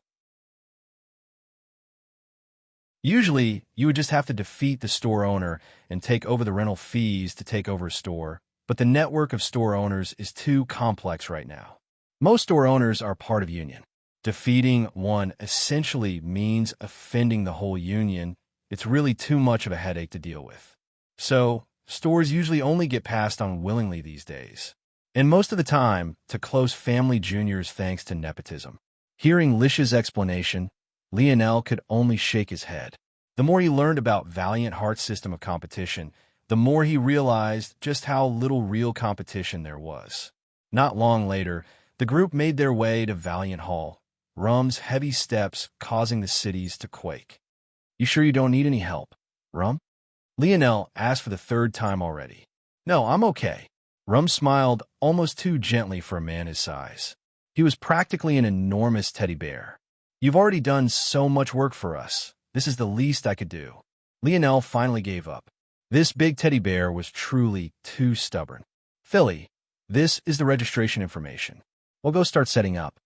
Kayla handed over some forms over to the thin and spectacled Philly, who quietly accepted them and moved into the building. Kayla put her fists on her hips like a valiant hero, a bright smile spreading across her face as her lab coat fluttered in the wind.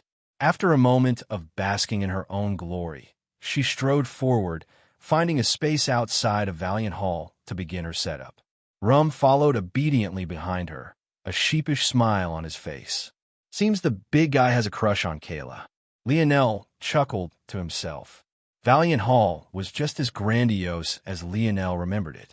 The only difference between now and then was that there were a few groups gathering around its entrance as though setting up a fair. Kayla found a nice location beneath the shade of some trees and began to set up their display.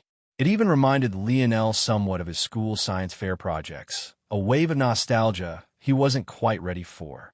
The number of people here to witness this event were quite small in number, though, but Kayla and the others didn't mind. After all, as long as the judges approved of their product, they could enter the exchange list.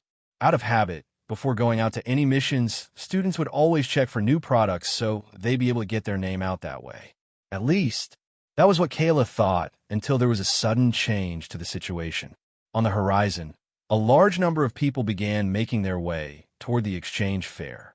There were only a couple hundred at most, not even enough to make the entrance of Valiant Hall feel crowded, but compared to the mere 4 or 5 stations of crafters and force pill masters ready to display their products, this number was massive. Kayla couldn't ever remember there being such a large influx of people. Even when the most famous factions displayed their products, there would never be this many. Her eyes, along with Lionel's, narrowed simultaneously. They couldn't help but feel that some sort of conspiracy was afoot.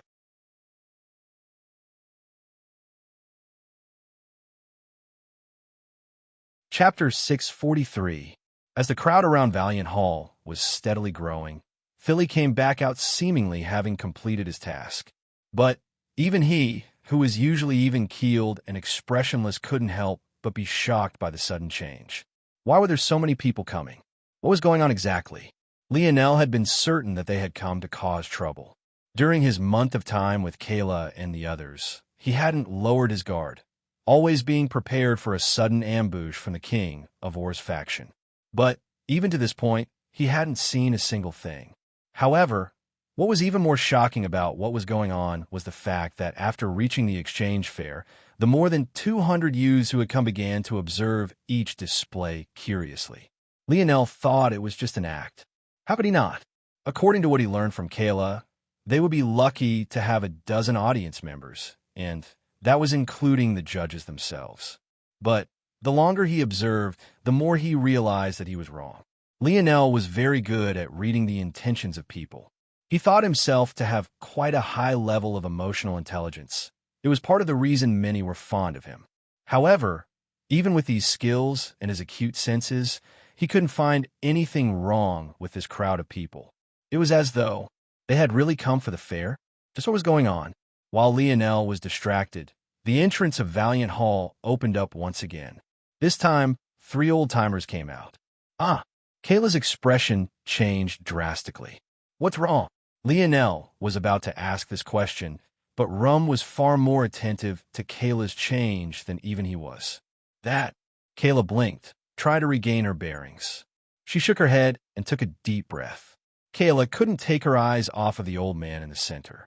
Though Lionel had only known her for a short time, he was easily able to guess who the old man was. Jack Biennala, the only Tier 9 Black Crafter Valiant Heart Mountain had to offer. He was an old man that seemed to have a foot in the grave already. His skin was loose, his wrinkles prominent, and his face was covered in age spots, making it difficult to tell what its original tone was meant to be.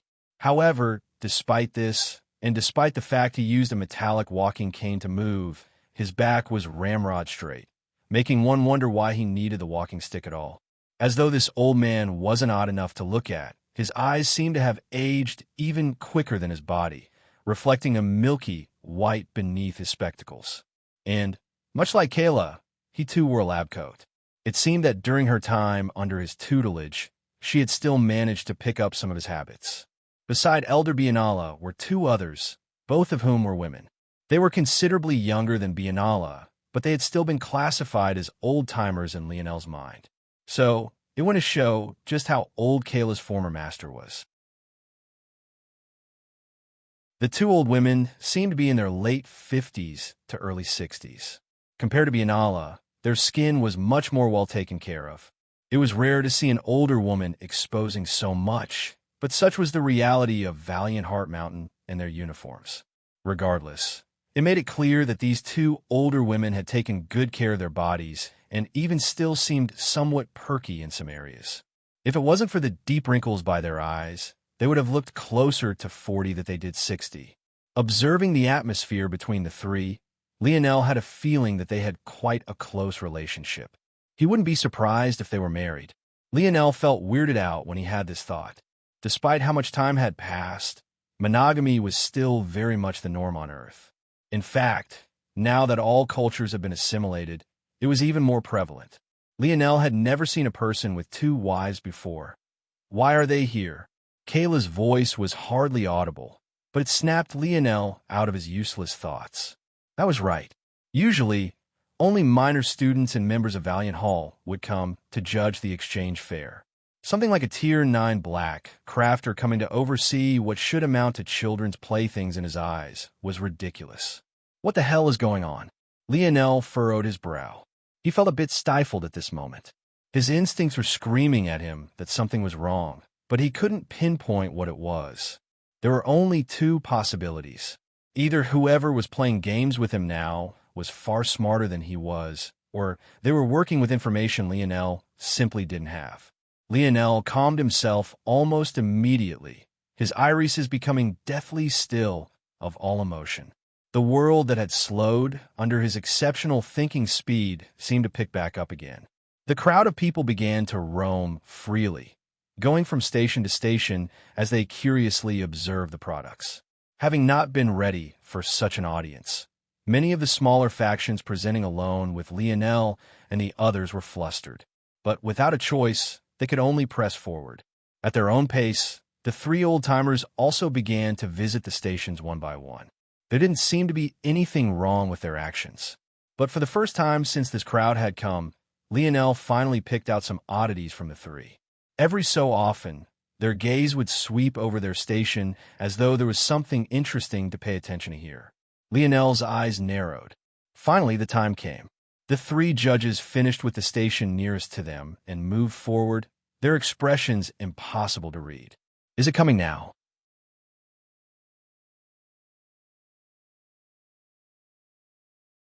Chapter 644. At least that was what Lionel thought. But when the old-timers actually came to their station, he began to question himself all over again. Hello, Kayla. Jack smiled amiably. How have you been? Kayla's face was a bit stiff, but she still managed to squeeze out a smile. I've been good, Elder Biennala. AI, what a distant form of address. What happened to the little girl who would always cutely call me master? Is there a need to be like this? Kayla's face still remained somewhat stiff. Every fiber of her being wanted to stick a middle finger up and tell this old fart to go to hell.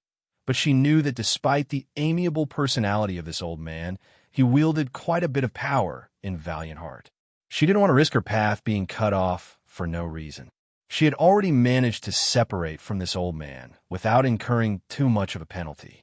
She didn't want to risk anymore. All right, Jack, stop teasing the poor girl. If you had lightened up the workload on those poor little kids like I told you, she would have never left. AI, I was just trying to get her full potential out. All right. You've said this many times already. It seems your favorite disciple is doing quite well for herself, even ready to submit some new designs for the exchange list. How about we give her the stage? Who Lionel thought were being alas, 2 wives mediated the situation, finally letting them get down to business. Lionel realized at that moment that he might have misread the looks the old-timers had been given their station. He forgot to consider the fact they might just be looking because they recognized Kayla. From their talk, it seemed that these old-timers were closer to Kayla than he thought. At the very least, though Kayla was unsatisfied with their relationship, the 3 of them didn't dislike the young girl. They even seemed to somewhat understand her decision. If this was the case, was there really no trump card coming? Was there no table flip?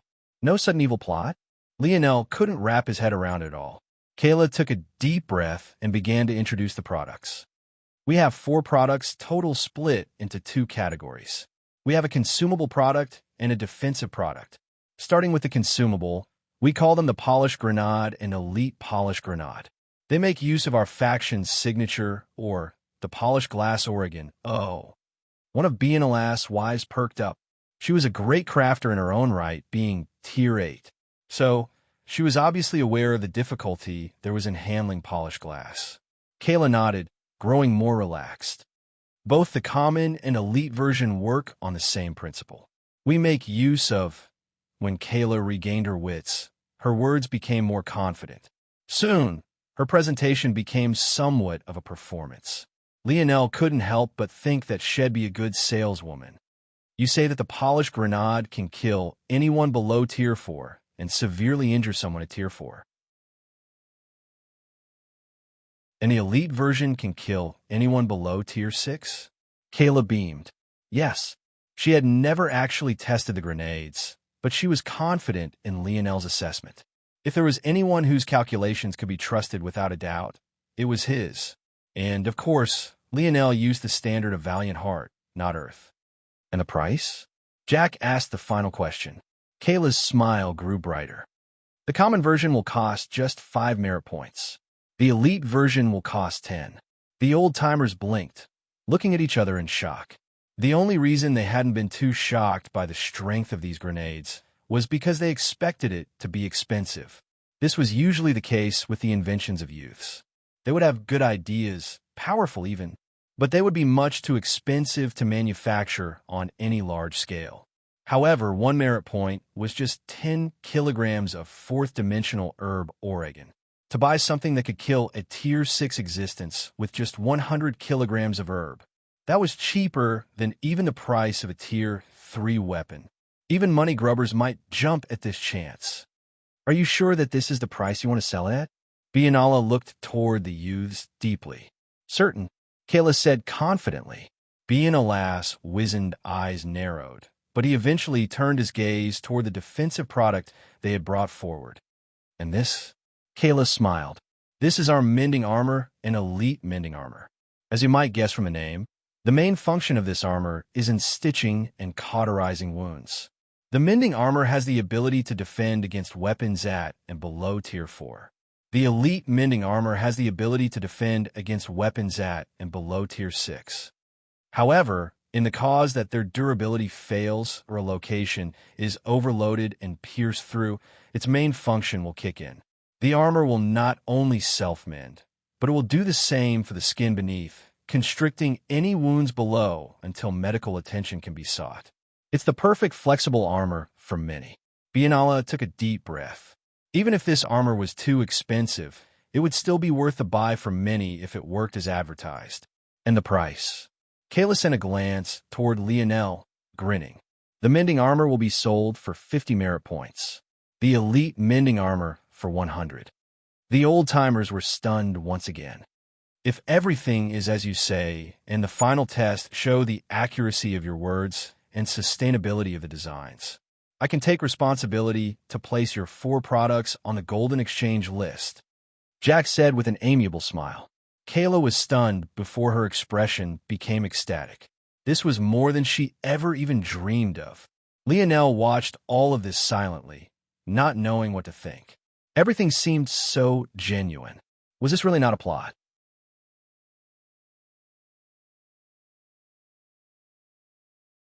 Chapter 645. Earning a place on the Golden Exchange list was indeed a marvelous turn of events. Usually, only the most well-established factions with years of experience earned the right to be placed on such a list. The Golden Exchange list wasn't just a small honor.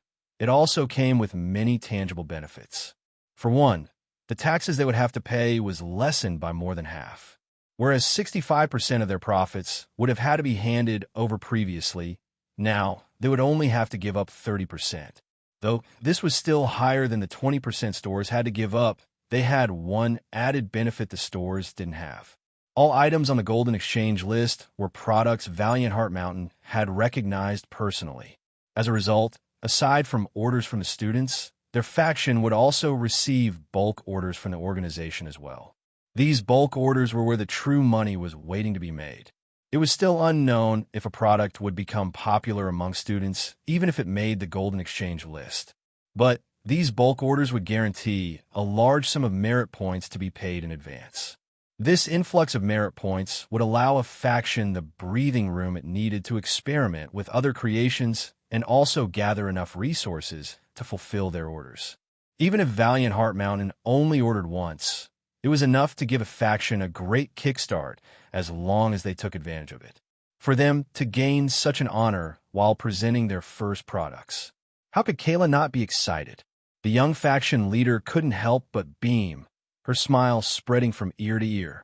Jack took the samples to be tested, and they would learn of the results in just a few hours. She couldn't help but be ecstatic. Unfortunately, for some reason, Lionel couldn't find it within himself to be happy. If something is going to go wrong, now would be the time. Their samples have been taken away to be tested by the old-timers. If nothing went wrong, maybe Lionel would really have to admit that he was just being paranoid. But what happened next left him stunned. Barely half an hour later, Elder Biennala came back with a smiling face and officially announced the matters. The team could no longer hold back their excitement. Even Philly, who was always expressionless, had his lip curl ever so slightly. In fact, Radlease, who had been running around getting them refreshments, also beamed. Though, whether he was smiling because he was happy about their success or the bounciness of Kayla's chest as she celebrated, well, maybe only he knew the answer to that. Jack chuckled. Don't celebrate too early. This is where the Real Challenge begins. The organization has ordered 500 polished grenades and elite polished grenades. On top of that, we also want 100 of each type of mending armor. Can you do it? Kayla's eyes brightened. Of course. Though she didn't say this, in the past month, they had already made more than 10 times this number. Handing over such an amount was child's play, mostly due to Lionel. She could only say that that young man was a monster. She remembered the first time she watched Lionel craft 20 elite polished grenades at once. She had only recently been able to pick her jaw up from the floor. Plus, the organization never set deadlines for their bulk orders. Even if they took half a year, it wouldn't be a problem. This could only be considered to be a medium-sized order. Good. Your merits will be transferred over immediately. You've done well. I hope to see more in the future. With those final words, Biennala and his wives left to Valiant Hall. And, true to their words, someone soon came to take the massive crates Rum had been holding away. Kayla almost squealed with delight when she saw the merit points flood her identification ring. She felt as though she was floating on a cloud. Lionel. She turned toward the man with a hint of moistness in her eyes. Lionel hid his worry and smiled back. Don't look at me that way, or else your fan club would think I did you wrong. Kayla sputtered with laughter. What fan club? Stop teasing me. Here. Kayla touched her ring to Lionel's, causing over 80% of the merit points to flood over. I don't know why you insisted on handing over all the credit to our faction, but as promised, here are your merits. Lionel blinked. This seems to be more than we agreed upon, no? They had made 750 merit points after their bulk sale, but Kayla had given Lionel more than 12,000 in one sweep when they had only agreed to a 40-60th split, with Lionel receiving 40. This wasn't only because Lionel was kind-hearted, but rather because he was providing of the materials. Plus, there was just one of him and 6 other members, excluding Radlease and including Kayla. He thought that taking 40% was already asking for a lot. However, he had no choice but to ask for this. As soft as he was, he couldn't forget the reason he came here in the first place. And that was for the sake of Aina. Not just for her sake, but specifically to cure her curse. Without resources, he couldn't do this. And the best resource to have in this place were merits. Kayla smiled. Consider it a down payment for the future. I can tell that you probably won't be here for long, but I hope that during the time you are here, that you'll stay with us. Lionel raised his brows before grinning. That you don't have to worry about. Who would want a castaway like me anyway? The team looked toward one another and burst into a fit of laughter. Let's go celebrate. Kayla happily shouted. Dinner's on the newly minted Rich Tycoon. Lionel coughed. It seemed that Kayla hadn't reformed from her money grubber ways just yet despite her generosity. However, he didn't fight it. He might as well. Just as Lionel was about to accept, his eyes flashed. He pulled out a talisman from his spatial ring, a happy light shining in his eye. Aina had contacted him.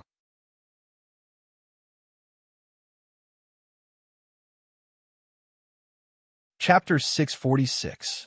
The polished glass faction members looked toward one another as Lionel dashed away, as though his feet were on fire. Was this the same young man who displayed such confidence the whole time they had known him? Why did he seem so whipped? See, I told you he had a girlfriend. Radley beamed, but his smile didn't last for long before he found Lish's foot and Kayla's fist closing in on him together. Lionel dashed through the city, most seeing nothing but a golden blur as he whizzed by. Despite the fact he hadn't trained his body in a month, his control over force had reached new heights. Lionel's purpose in spending a month crafting went beyond just accumulating merit points. It also allowed him to train his mind.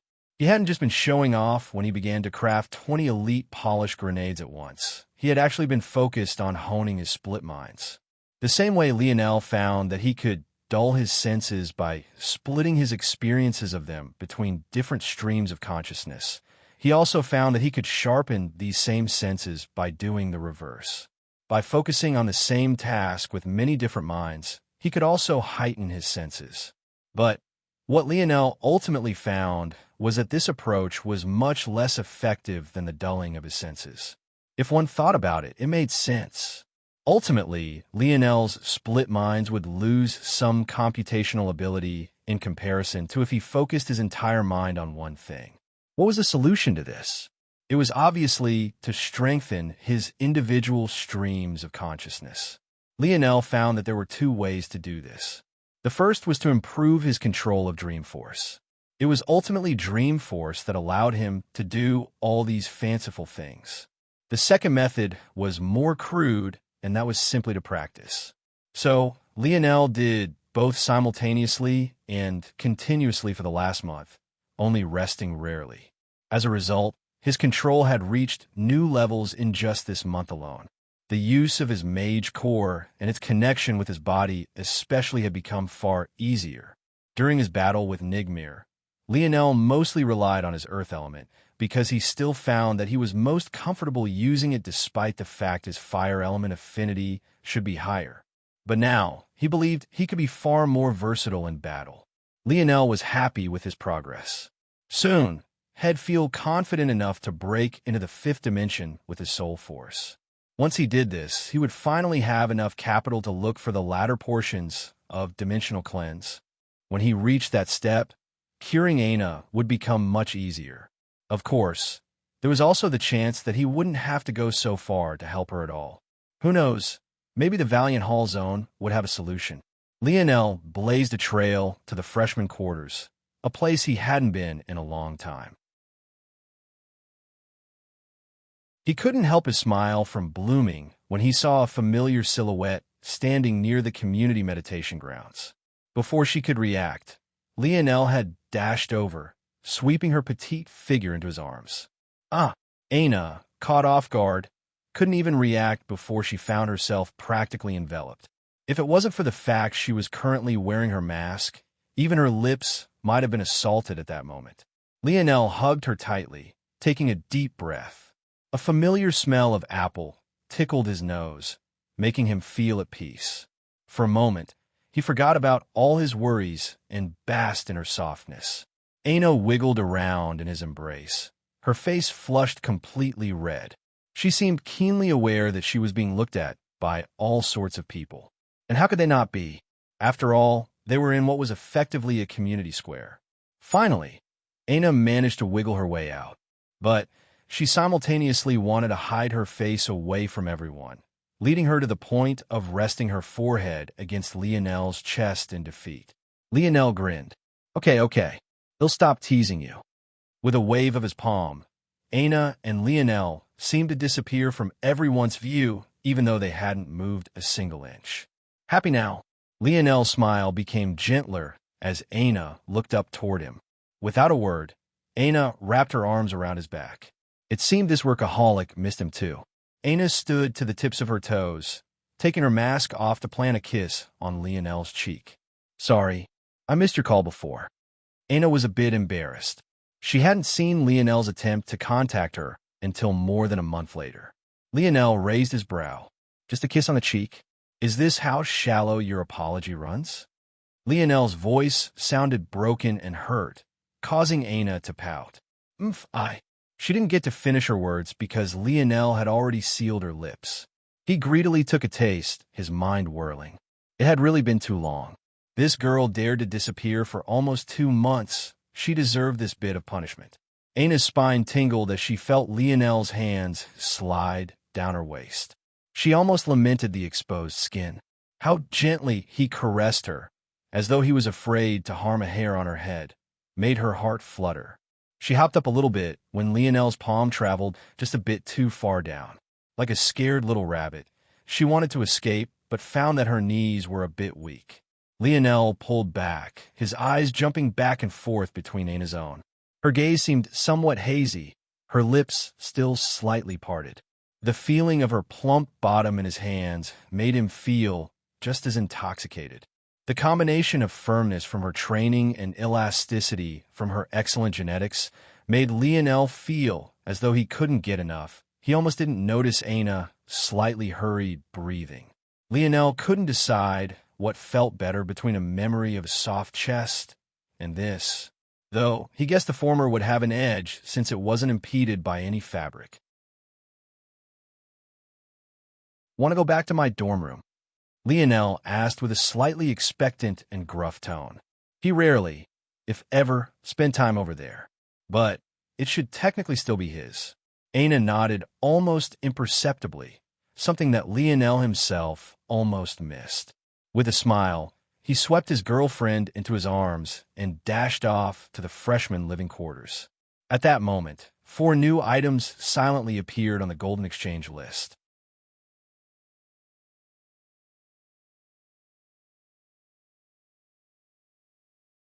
Chapter 647.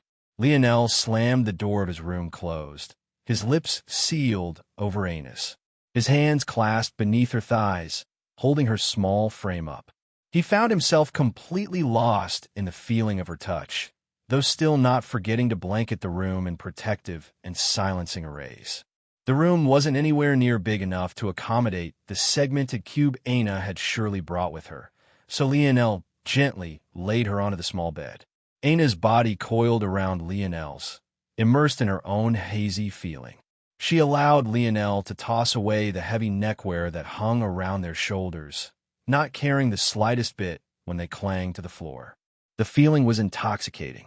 Their tongues intertwined in their own sort of dance, but that alone was enough for Ana to flush completely red, her breathing somewhat labored. She felt something hard pressing against her from below. It was the sort of sensation that filled her with one part fear and another part ambiguous excitement. Memories of the last time she had seen that beast below ran through her mind. She could still remember the throbbing heat in her hand. Something about it made her heart quicken with a faint anticipation. Lost in her own haze, she hardly realized when Lionel had taken off his pants. Even though he still had a pair of undergarments below, the steely rod only seemed to become more prominent and more difficult to ignore. Her hand reached out as though with a mind of its own, gently following the outline. This is just an apology for disappearing for so long. Lionel sucked in a cold breath, feeling the sudden touch. Even he didn't realize when Ana's hand had disappeared from the side of his face to appear where it was. But he had no intention of stopping her either. He pulled away from their kiss, his eyes opening to meet Ana's. He could see a partial absent-mindedness behind her gaze, but there was also a sparkling hint of excitement. Lionel held himself up with a hand, using the other to outline Ana's silhouette, her hand still proceeding below.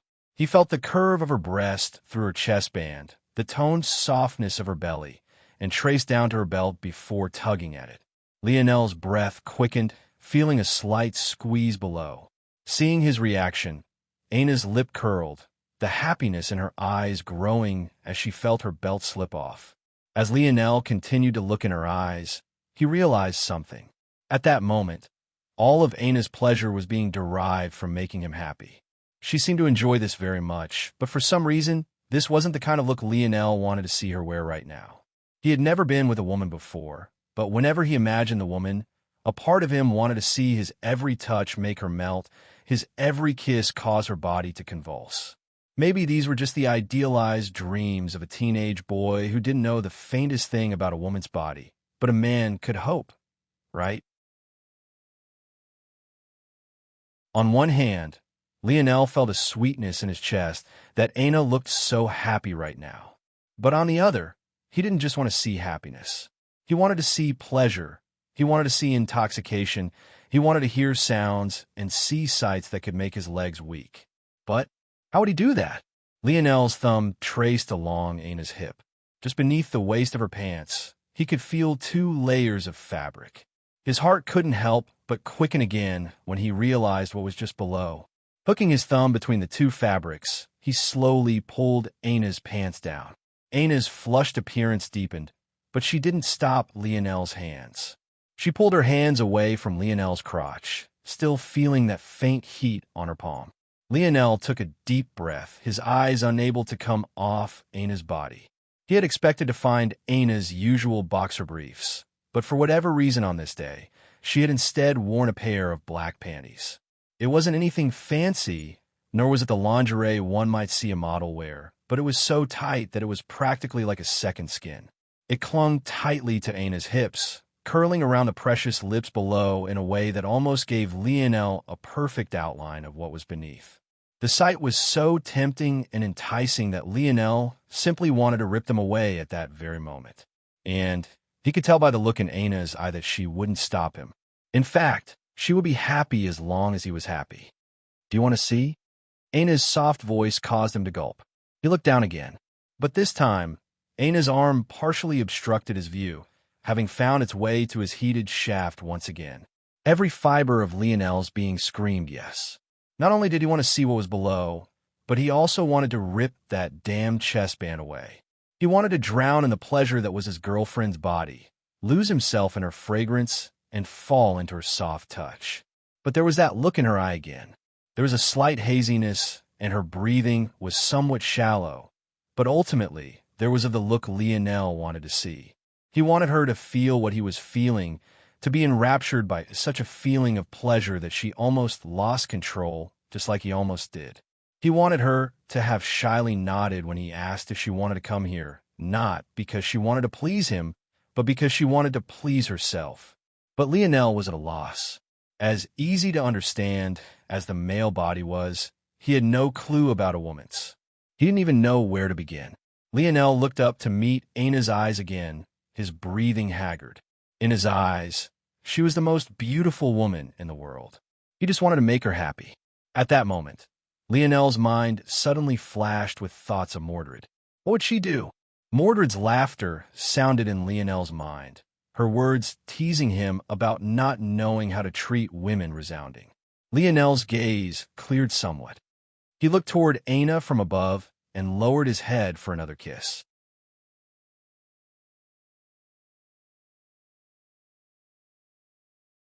Chapter 648. Aina felt that Lionel's reaction was a bit weird. In truth, she had 2 favorite types of underwear. The first were loose boxers, and the second were these skin-tight plain panties. The latter allowed more freedom of movement, but was less comfortable, while the former was far more comfortable to wear. This time, she purposely chose to wear the second, not just for her training, but because she thought they were more flattering to her figure. As expected, her heart rushed with excitement when she saw Lionel's reaction. That said, she had also expected Lionel to practically lose control when he saw them as well.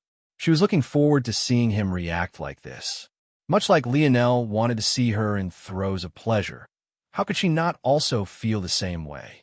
In Aina's mind, during their moments of intimacy, she only cared about Lionel. He did so much for her. Wasn't it her duty as a girlfriend to help him in this regard? It was also a bonus that she quite liked doing it too. Since that first time in the pool, her and Lionel had had this dance more than a few times, and she found it just as pleasurable every time. In fact, she faintly anticipated these moments. What she didn't know was that a building determination had been rising in Lionel's heart all along. Take it slow. Lionel's mind reached a state of calm. He kept his eyes closed, not wanting Aina to see the sharpness hidden within them. Dreamscape. Aina's body, in every perfect proportion, was reflected in Lionel's mind. Her every bead of sweat, the precise shade of her flushed skin, and every curve of her body was being updated in real time. beginning the analysis on partially nude form. Aina couldn't tell that anything was wrong. Lionel had already split one of his minds to focus on her entirely. He kissed her just as patiently and reacted just as passionately to the movement of her hands along the outline of his cock. And that was when his hands and lips began to move. Lionel gently pulled down Aina's chest band, revealing the bounce of her breasts. The two delicate orbs rebounded healthily, shimmering with a slight pink hue beneath the dim lights of Lionel's room. Aina blushed, but was quickly distracted by Lionel's caring touch. His lips dotted across her body, causing her back to arch slightly under the novel stimulation. She was caught off guard, even to the point of forgetting that her hand was on Lionel's crotch at all. Lionel's hands caressed her chest and played with her protruding pink nipples. Aina's hips subtly grinded upward, making contact with Lionel's shaft. It was only for a brief moment, but she felt as though a sharp arc of electricity had shot through her spine. She took in a sharp breath. At first, Lionel seemed to touch odd places around her body. Her love handles, her belly button, she even felt him gently rub her earlobe while caressing her cheek. But, lost in allowing Lionel to do with her body as he pleased, she found herself gradually rising along a slow rising peak. Lionel's head rose, his lips planting on Aina's once again.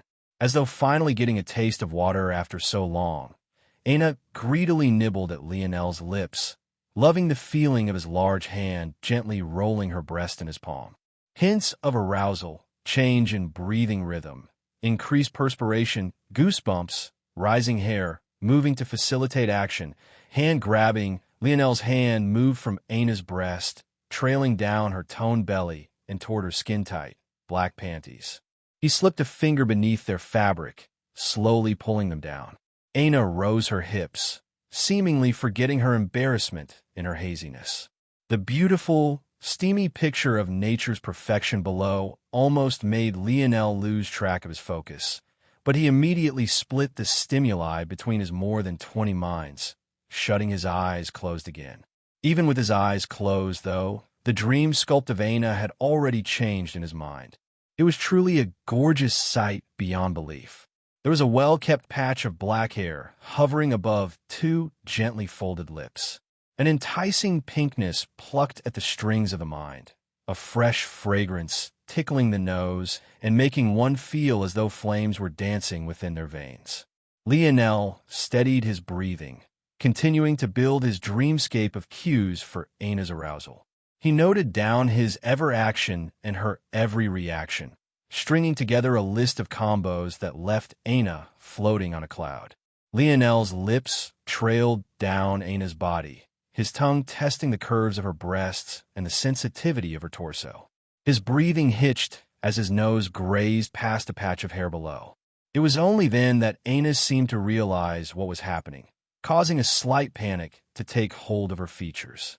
Lionel's senses immediately caught on. Arousal plummeting. Lionel pinpointed the problem immediately, his head raising back up. He began to kiss the sensitive skin just below Aina's belly button, his hands running across her body. Her anxiety seemed to give way to a breath of relief, which shifted to a hint of disappointment, which soon gave way to pleasure. Her hands drifted to the back of Lionel's head. Lionel's every action became slow and deliberate. He reacted to Aina's wants instantly, building a more and more robust dreamscape with each passing moment. Most sensitive regions, neck, collarbone, lower belly, inner thighs, areas where forcefulness is appreciated. But hips, thighs, breasts, areas where softness is the best approach. Kissing, earlobes, neck, best combination attacks. Neck and breasts. Scared to try new things will take her out of the experience. Best approach to combat. Take it slow, attack nearby region before moving toward target. Lionel found a formula that worked, finally breaking past Aina's mental block and touching his lips to those pretty pink folds. At that moment, for the first time, a long moan left Aina's lips. She didn't even seem to realize what was happening. In fact, all her panic about Lionel's mouth being down there was completely forgotten. Her mind was entirely filled with the feeling of Lionel's tongue running through her most sensitive region. The experience was so electric that she found it difficult to control her legs, her toes curling along the bed sheets. Hints of arousal, ad leg trembling, toe curling, cunnilingus files prefer soft to medium sucking over just tongue. Arousal increases when hands are in motion as opposed to staying stagnant. Exposing the clitoris makes her reel back, too sensitive. Keeping clitoris hood on as best sides of both worlds, she tends to run away from feelings of pleasure, keep her clamped in place. Oh, Aina's breathing hitched, her hands gripping onto Lionel's head tightly. Lionel. Aina's moan came out in a low groan, her legs snapping shut as her body curled. Within his dream world, one of Lionel's minds expressionlessly observed her form writhing with pleasure before its face gave way to a smile. At that moment, Lionel realized that he had always been taking the wrong approach to battle. He expected his main dreamscape to grow enough such that he would be able to guess the movements of any enemy even without battle. But such a goal was far too lofty and far too far away to ever achieve. It was also exactly because of this flaw that his dreamscape battle sense took so much stamina to use. However, if he built a separate dreamscape for every battle, not unlike how he had just done to bring his precious girlfriend to the best feeling she had ever experienced, how much more potent would his battle sense become? Lionel gazed at the pure ecstasy on Aina's face. He took in the bounce of her breast as she curled, the fragrant liquid that dripped from between her legs, the way every muscle of her toned body flexed simultaneously. This was the look he wanted to see. This was the happiness he wanted to bring to his woman. Orgasm achieved. Time taken, 27 minutes and 39 seconds.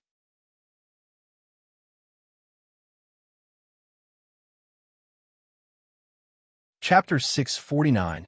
Lionel gently nuzzled his nose between Aina's pretty pink folds, feeling a faint wetness and soaking in a sweet scent that took over his mind. Aina's body trembled, her fingers tensing at odd angles. Her mouth opened and closed, seemingly wanting to say something but not having the strength to do so. It was only after Lionel's tongue still didn't seem satisfied that she could only use what remained of her stamina to pull his head up.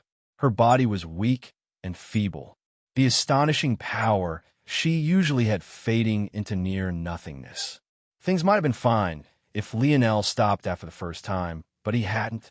Aina's body was like a small rowboat swaying to Lionel's whims. By now, she had already lost count of the number of times that strong electricity had coursed through her body. At this point, she couldn't even see or think straight. Lionel felt Aina struggling to pull his head up. He knew that he could easily fight against it. Compared to her usual strength, the current Aina was practically a toddler now. But he didn't. Aina faintly felt Lionel over her again. Her lips puckered gently, searching for Lionel's touch. But she didn't seem to have the strength to do even that. Luckily, Lionel completed it for her. Aina faintly caught Lionel's lower lip, sucking on it slightly before letting go. A gentle smile spread across her face, her eyes half open and half closed. At that moment, Lionel's eyes opened, a cold sharpness still within them. Though it slowly faded, Aina was still able to catch a glimpse of it. One would have thought that seeing such a thing would have completely ruined her mood, but her reaction was almost the exact opposite. Seeing Lionel's cold gaze woke up an excitement within her. As though she forgot her fatigue, there was a flame that lit within her heart, fueling a growing want for Lionel to ravage her. The feeling slowly faded, overwhelmed by Aina's heavy limbs and tired eyes. Lionel blinked, realizing that he had made a mistake. "Sorry," he said softly. He began to explain himself, somewhat afraid that Aina wouldn't like what he had done. Though he had acted for her sake, he could also understand a reality where she wouldn't like it very much. Breaking down, such an intimate moment into raw numbers and calculations was something that Lionel could see not many people liking, which was why he had closed his eyes to begin with. If he wasn't worried about it, he would have never tried to hide it. It's all right, though. In the future, I won't have to because, just as Lionel was about to finish his explanation, he found Anna's small hand over his mouth. Her gaze was still somewhat absent-minded, but now had a bit of focus to it as she looked up at Lionel. I like it. Don't stop doing it, she said softly. Huh? Lionel blinked, not understanding what she meant. Anna blushed. As her mind regained some clarity, she understood what she was saying a bit better. Weren't women supposed to like it when their partners were lovey-dovey? Why was it that she felt so excited when Lionel looked at her so coldly? She wanted to explain what she meant, but she couldn't bring herself to say the words. What was she supposed to say exactly? I want you to look at me like I mean nothing to you? Anna's blush deepened even further when she had this thought. Was there something wrong with her? Of course, she was only thinking about the worst possible way her desire could be taken. It wasn't that she wanted Lionel to treat her like she was worthless. Rather, she just liked the cold look in his eyes. She didn't really know how to explain it. Anna had always been the only one completely unaffected by Lionel's suffocating aura and the only one unperturbed by his cold gaze. Well, at least that was what it seemed like. But the truth was that it wasn't that she was unaffected, but rather that she wasn't impacted by it like everyone else was. While others feared it and were filled with thoughts of anxiousness, Anna found it to be like a magnet that drew her closer and closer to Lionel. What she liked the most about Lionel wasn't his charisma, not his leadership, not his handsome looks, his kindness, or even his smile. Of course, she liked those things about him too. Without them, he wouldn't be Lionel. But what she liked the most was his coldness, his detached logic, and his emotionless control. It was his ability to act as though nothing could faze him, as though the world were a meaningless ant to be squashed beneath his feet. That was what filled her with the most infatuation. Anna regained her bearings, the blush on her face receding. The thought of Lionel's cold eyes staring down at her as he broke past her final line of defense was most definitely a fantasy she hadn't thought would come bubbling up like this. But she also knew that this was probably the only chance she'd have at not having to explain it all in so many words. If there ever came a day she had to, she might very well die of embarrassment. So instead, she was thankful she now had a way of making Lionel continue without having to say why. Anna smiled lightly. You're a smart boy. You can figure out what I mean. Just don't close your eyes next time. Anna already felt a faint anticipation for this next time. If her loins weren't screaming no, she might want it to be right now. Lionel continued to blink in confusion. How could he guess the whirlwind of thoughts in her mind? His dreamscape sputtered and fell flaccid, unable to understand in the slightest. He was just an innocent teenage boy in the youthful stages of his first relationship. How could he know that women could have fantasies sometimes even more elaborate and eyebrow-raising than men? Since Anna had said so, he could only accept her word at face value. Anna used the last of her strength to pull Lionel down to her side, wrapping around him like a koala bear before falling into a deep and satisfied sleep. Lionel found himself looking up at the ceiling, confusion still lighting his gaze. To his right, a beauty clung to his body tightly, her cheek resting on his arm. Lionel suddenly realized that Anna's breasts were pressed flush against his torso. He still couldn't understand how such a petite body could form such mountains. But as though that wasn't bad enough, her leg wrapped over his own, so he could faintly feel the outline of that special place on his skin, the softness of her thighs, and those lips hammering against his mind. Lionel looked down at his boxers, which still hadn't been taken off from start to finish, the prominent outline of a rod standing at attention, clearly visible with nowhere to vent. I think I can give Dark Cloud Prison a few tips on how to torture their prisoners. An illusory tear fell down Lionel's cheek.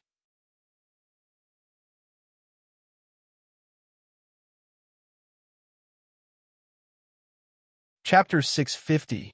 Lionel slowly woke up to the feeling of something soft in his palms. His hand subconsciously squeezed at Aina's bottom, the elasticity bringing a smile to his face. How comfortable! His Aina was quite petite, but whether it be her breasts or her bottom, they existed on a plane of their own. He hadn't been bold enough to touch her so freely in the past, but as their relationship grew deeper, he found an odd piece doing exactly this. Pervert.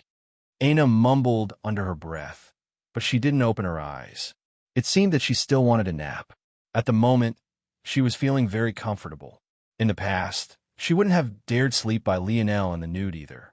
But it seemed a bit silly for her to be so reserved after what happened in the past day. Lionel smiled. How's Hero Peak been? Aina's brow furrowed when she heard this question. Her cheek continued to rest on Lionel's arm, but it was clear that she didn't like this question very much. Or rather, she didn't seem to like Hero Peak very much. The peak is fine, but it's not right. It doesn't make sense for you to still be in the freshman quarters. Aina had obviously known that this would happen, or else she would have never come here to find Lionel in the first place. But that didn't mean that she would be satisfied with such a thing. Lionel chuckled. Am I missing a lot by not joining a peak? Aina bit her lips slightly, but even without saying anything, it was clear that the answer was yes. After a bit, she began to explain, and Lionel too realized that he was indeed missing out on a lot. If one thought back to Brave City, it would be easy to recall the number of resources that city had. Whether it was the special force abodes, to the style monuments, and even to the secret formations within the tower at the center that neither Lionel nor Aina got to experience. They were all top-tier places to train. If there were such things for a mere city reserved for recruitment, just what did the main organization have? Those things were just the tip of the iceberg, but many things Lionel learned in the place were still a part of his main fighting prowess. To this very day, Lionel still used the dream force he gained from Brave City, and it was responsible for the greatest leap in his strength. Even if he ignored that, he used the angelic swordman's movement style almost as often. If Lionel were to have never stepped foot into Brave City, he wouldn't even be half as powerful as he was now. When he put these matters into perspective, it seemed that he was indeed missing out on a lot. Maybe he should be more infuriated about being blue-balled in this way. Well, maybe. But he couldn't bring himself to be mad with a naked beauty by his side. Who cared about those things? Lionel smiled stupidly, gazing down on Aina's face. At that moment, she happened to be itching her cheek, causing a small pang to ripple through his chest. He didn't care about Aina's scars. Even if they never disappeared, he would still choose her over everyone else. But watching her suffer through such discomfort left him feeling more rage than any mere vice leader of Hero Peak could cause. Noticing how stuffy the room was, Lionel felt a bit guilty. The dorm rooms left for the freshmen were indeed terrible. The room only had a small window nearing the ceiling, the room itself being barely 5 meters long and 3 meters wide. As expected, there was hardly any ventilation in here. To Lionel, though he hadn't realized before, but humidity and heat had little to no effect on him. So, he hadn't even realized that the room was getting so uncomfortable. Lionel had never even thought of resources before, but at that moment, the thought of never allowing Aina to suffer bloomed in his heart again. She was his girlfriend, his future wife, the woman he wanted nothing more than to spend his life with. Lionel's gaze flashed with a cold light. Anyone who wanted to make her experience such discomfort deserved to pay a severe price. It seemed he would have to move out of this place. Lionel reached out a hand. With a thought, the concentration of fire elemental force in the room dispersed. It was just a simple principle. There was no such thing as cold. Fundamentally, cold was just the absence of heat. If he wanted to help Aina feel more comfortable, it was just as easy as if he had some sort of ice ability. The itchiness Aina felt plummeted instantly, a sweet smile spreading across her lips. Don't worry about the peaks. Even if I don't join one, I'd like to see if they'd really stop me from using their facilities. Lionel's lip curled. You're going to cause trouble again? Me? Trouble? Does this look like the face of someone who causes trouble? Lionel grinned. Aina opened her eyes just to give Lionel an unimpressed look. But, unfortunately for her, while Lionel only had to look down to see her, she had to prop herself up on an elbow to see him. The result was Lionel's vision being drawn to two delicate pink protrusions. When Aina realized where Lionel was looking, she blushed profusely. However, she didn't get a chance to run away before Lionel's lips found their way to her own. Lionel pulled Aina on top of him, his hands firmly grasping onto her plump ass. His fingers sunk into their softness, a certain member of his standing at attention almost immediately. Aina pulled back from their kiss, her gaze already having become somewhat glossy. "I almost forgot. I brought you something to eat. Don't you want to? We can eat later," Lionel said quickly, greedily tasting Aina's lips again. Just as the couple seemed intent on entering a round two, a blaring siren rang over the organization. No, not a blaring siren, but rather the sonorous ring of a large bronze bell. Lionel was shocked into sitting up. A single arm was wrapped all the way around Aina's waist. It shouldn't have been possible for such a sound to reach them through all his protections. It was then he realized that the sound hadn't reached the room. Rather, it was touching upon his senses that hovered outside of it. This was his first line of defense. He had decided to put it up after what happened last time with Tetris. As for what reached the room itself, it was a strong vibration that shook the whole building. The direction of the sound. Lionel was sure that it was Valiant Hall. But why? For some reason, Lionel got a sinking feeling. Sparks sputtered in his dreamscape, unable to connect.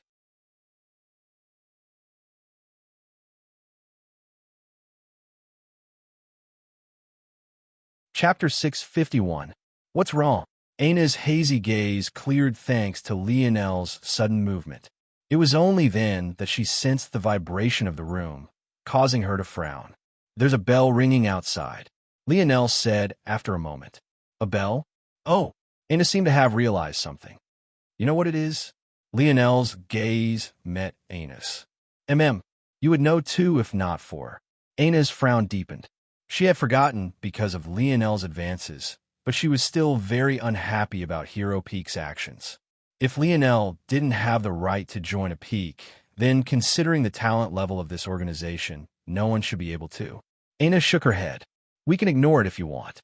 After listening to Aina's explanation, Lionel understood. Apparently, this bell was meant to call for a meeting. Depending on the tone of the bell, it could be a meeting of all sorts. Apparently, in this instance, a peak was challenging another. This challenge was usually a battle for resources outside of the annual tournament and only occurred when there was a grudge boiling between two peaks that needed to be quickly settled. However, apparently this wasn't always the case. It was also a court of sorts to expose the wrongdoings of a peak as well. Lionel frowned when he gained this information, because it was completely unhelpful to him. He had a bad feeling, but he had never joined any peaks, so it was impossible to target him through such a thing.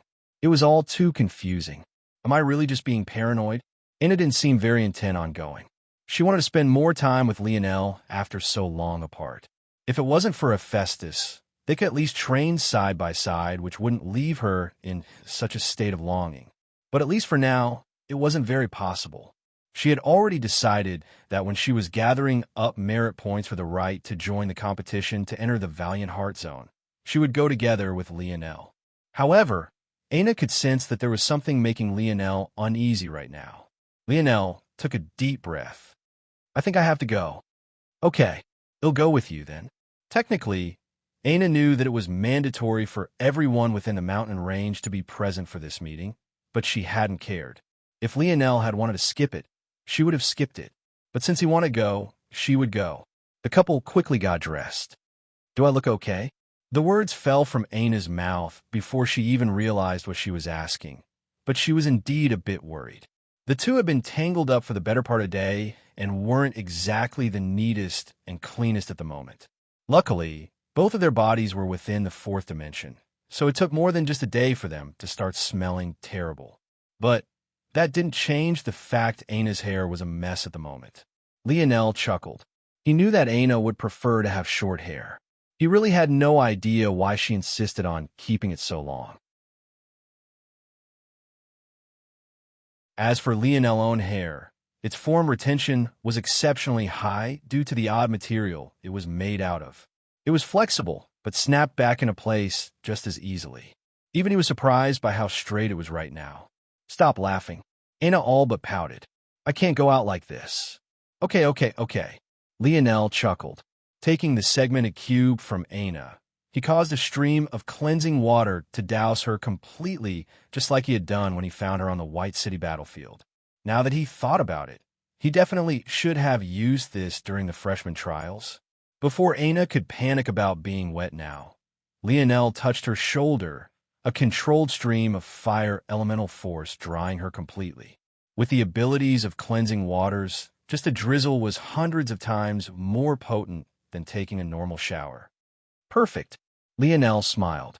"Let's go."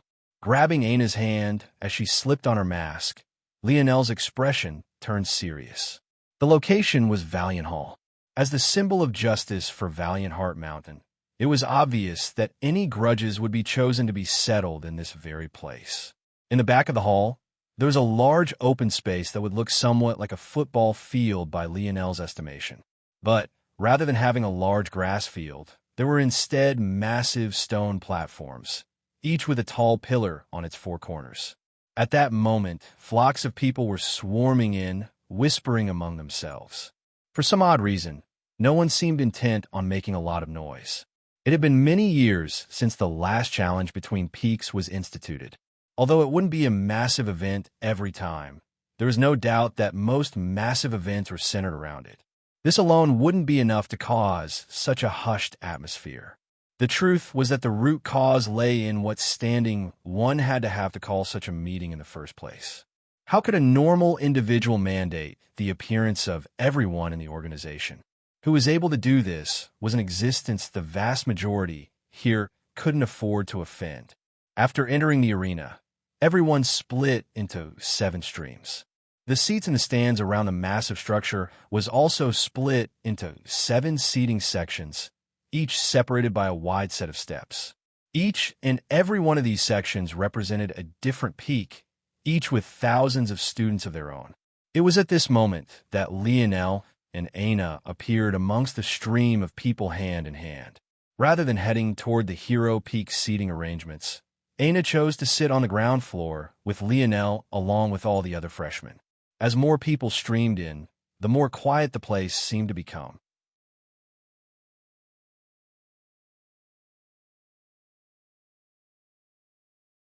Chapter 652. The freshman seating arrangements were not very well thought out.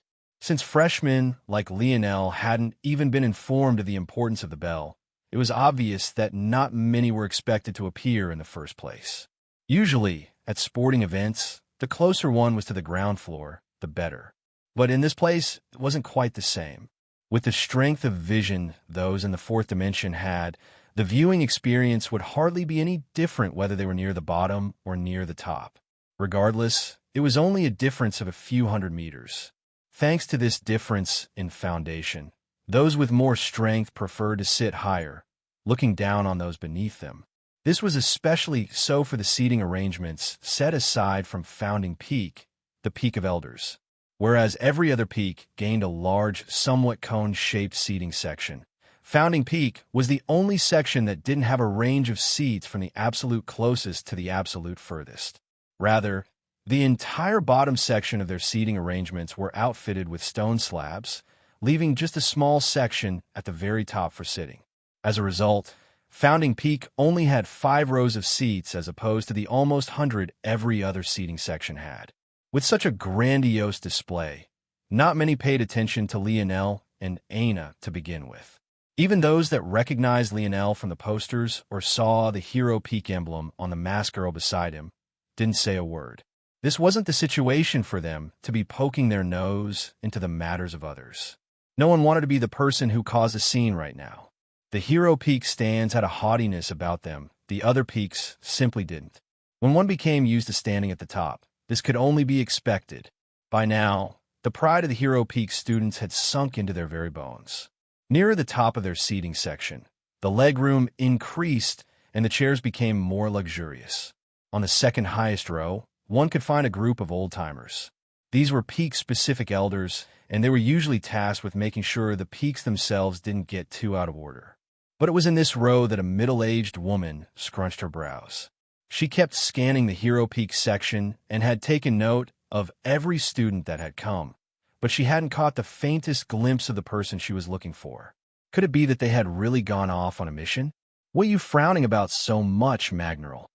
Magneral gazed toward the elder who had spoken to her, her frown not lessening. Aina hasn't appeared in more than a day now, but she hadn't said anything to me before disappearing. Now I can't find her. I already told that girl to not go off and do any missions. What good is that brutish battle axe to such a petite young woman?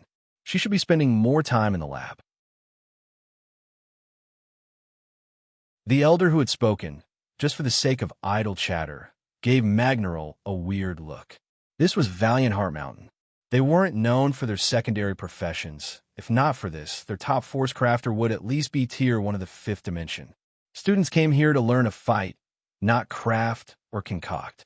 If this Aina had enough talent to make this Magneral pull her hair out just looking for her, then if she had really wanted to pursue force pill crafting, she would have gone to any number of force pill guilds rather than being here. This was to say that for anyone sane, it was obvious that Aina would want to keep swinging her brutish battle axe, right? Plus, from what he had heard, this Aina was quite well known on Hero Peak already, and it was most definitely not for her force pill crafting. But this old man knew better than to say such words to Magneral. Everyone knew how crazy this woman was. Plus, she controlled the highest class food Hero Peak had to offer. No one wanted to get on the bad side of their chef unless they really wanted to die. Of course, Magneral was still aware of all of these things, but Aina was simply too talented. She had practically picked up everything she had to teach in just a month.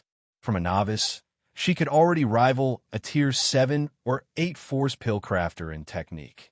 It was just that her foundational knowledge was abysmal. Whenever that girl did something crazy that Magneral thought no sane force pill crafter would ever do, not only would it seemingly always work out. When Magneral pressed for an explanation, Aina would always say that it was just a feeling. This kind of ability, how could it be wasted on battle? Exasperated by her own rant, Magneral scanned the crowd again, only to happen to land upon a mask she found too familiar. The issue was that this mask wasn't anywhere near the Hero Peak seats at all.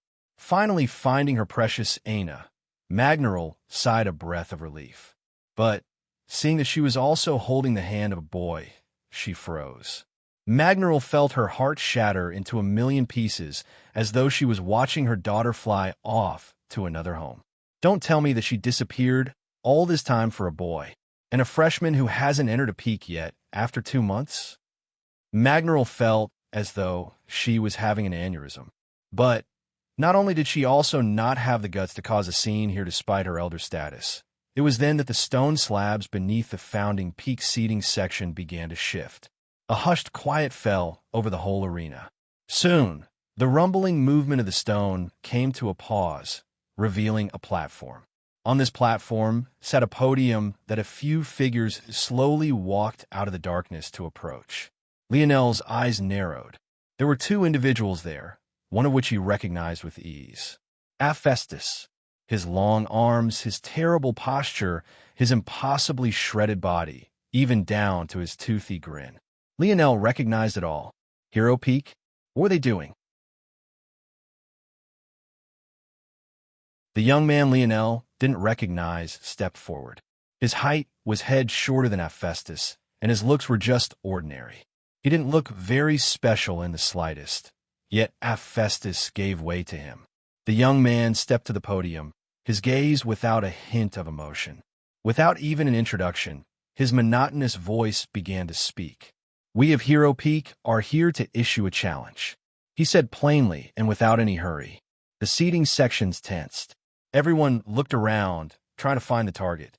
No one had heard about any big conflicts occurring recently, so they hoped to tell by the reaction of the individual peaks who might be the likely victim. But what no one noticed at that moment was that the reaction was the same for every peak. It was then that the plain young man spoke words that seemed to hollow out the arena. "We hereby challenge Valiant Hall for all their wrongdoings." They no longer deserve their throne as peacekeepers of Valiant Heart Mountain and should be demoted back to a peak.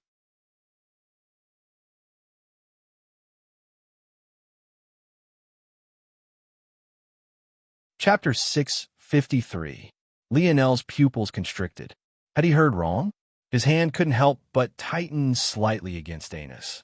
He still hadn't gotten an answer for his worries, but he felt as though he was inching closer to it.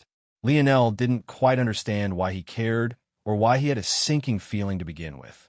Valiant Hall didn't mean much of anything to him. No one he really cared about was a part of it.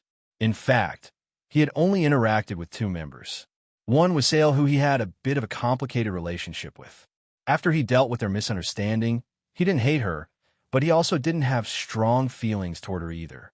At best, they were just acquaintances who got off on the wrong foot. The other was Jerson. Though he hadn't seen him since their battle, that could be considered to be a negative relationship. This was all to say that Lionel shouldn't care about what happened to Valiant Hall in the slightest. In fact, he should care so little that if things made sense, he'd be eager enough to get back to his and Ana's alone time that he might very well leave this very second. As for whatever backlash that came with that, why would he care? All of this was only one aspect of these matters.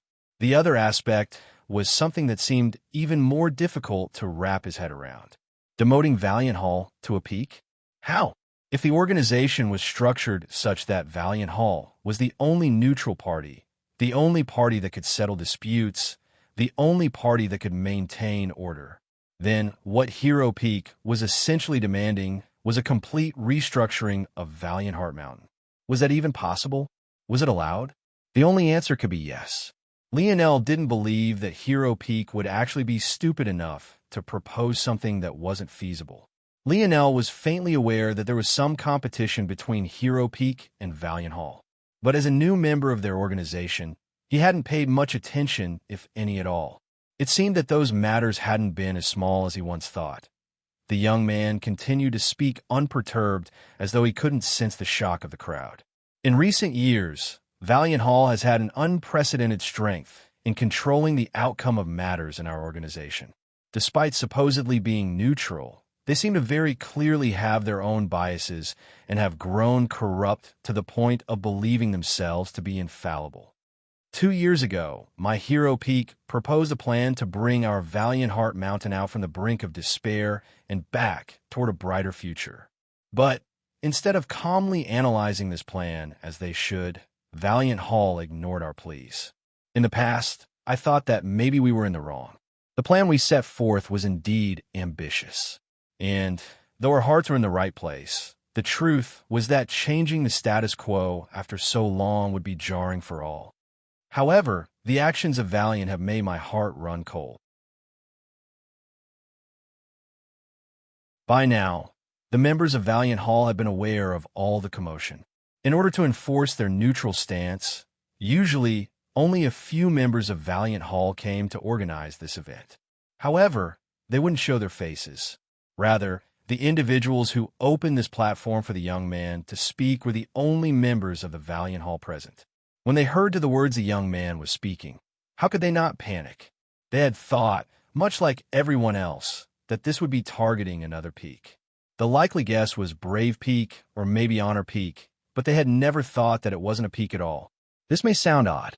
If Valiant Hall wasn't here in some substantial capacity, then how would these things be settled upon? The answer came in 2 layers.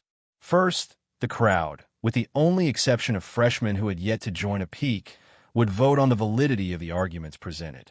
As long as there was a majority acceptance for the claims levied, the final outcome would be decided by combat. Whatever battles that occurred would be restricted to the youth as a way of maintaining the majority of the peace in the organization. But with this came a massive issue. By now, if everyone didn't know who this young man was, they'd be too foolish. This young man was a legend in his own right, the most powerful youth on Valiant Hall Mountain, a young man who would soon grow into a man that could overshadow even Valiant Hall Mountain's head. Despite his plain appearance, despite his unhurried words or his monotone delivery, even despite his relatively short stature, he was the most respected student of Valiant Heart Mountain. The hero, Ray Lion, finding another member of the younger generation to defeat him? Was that a joke? The moment Hero Peak stepped forward, this matter was as good as over. As long as their evidence was strong enough, Valiant Hall didn't stand a single chance. But the question was their evidence strong enough? The fact that they dared to call this meeting seemed to signal that the answer to this question was yes. And the moment Raylion began to speak on these matters was the exact moment they realized just how true this was. Raylion stretched out a hand. Understanding his meaning, Hephaestus immediately handed over a scroll. Unfurling it without much fanfare, Raylion allowed the end of the scroll to clatter against the ground. His action seemed unhurried and without theatrics, but anyone who understood anything about human psychology could realize just how terrifying this Raylion was. Lionel didn't notice it, but Aina definitely did. His gaze only grew colder and colder, not moving from Raylion from start to finish. At that moment, it was hard to tell exactly what Leon was thinking of.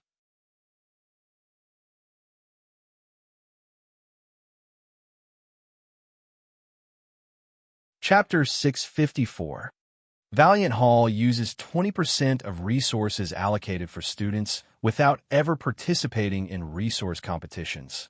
Valiant Hall has exactly 793 cases of corruption in just this past half year alone since we began to track. Case 1. Student Adderall, guilty of embezzling merit points. Case 2. Student Zyron, guilty of embezzling merit points. Case 3. Student Feanor, guilty of embezzling merit points. Case 7. Student Run, guilty of exchanging merit points for favors. Case 8. Student Enkas, guilty of exchanging merit points for favors. Case 11. Student Morgo, guilty of exchanging merit points in exchange for sexual favors. Like a monotonous drone, Raylion began to list all the instances of the past half year. The stories were packed with such detail that one found it difficult to believe that they were fake. Things were only made worse by the fact these individuals of Valiant Hall weren't present to defend themselves.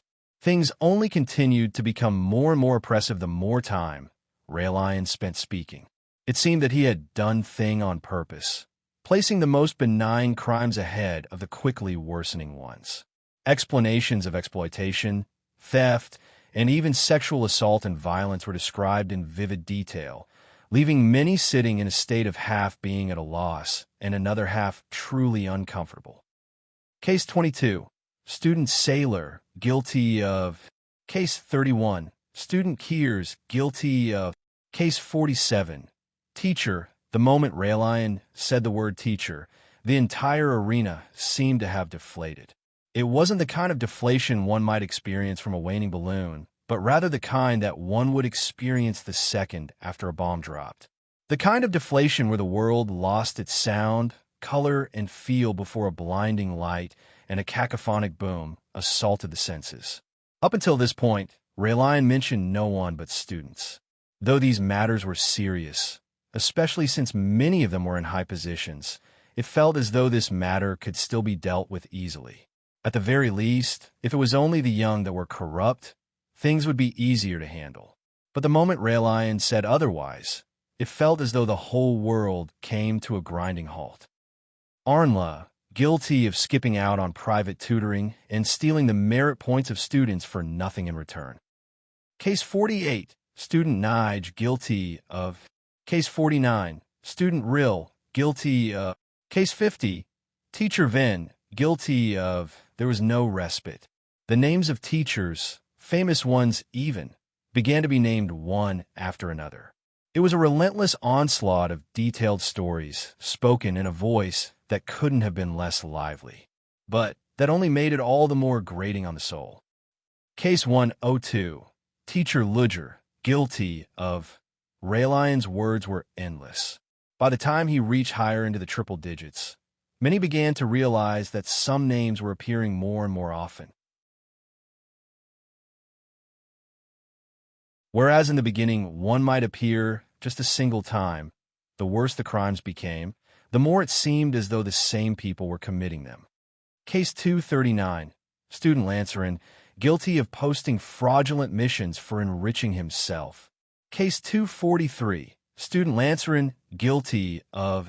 Case 331, teacher Dryn, guilty of using disciples for labor without teaching appropriately in response. Case 334, teacher Dryn, guilty of. Case 549, teacher Pool. Case 561, teacher Pool. Case 792, teacher Ingson, guilty of selling Valiant Hall's inventory to the merchants.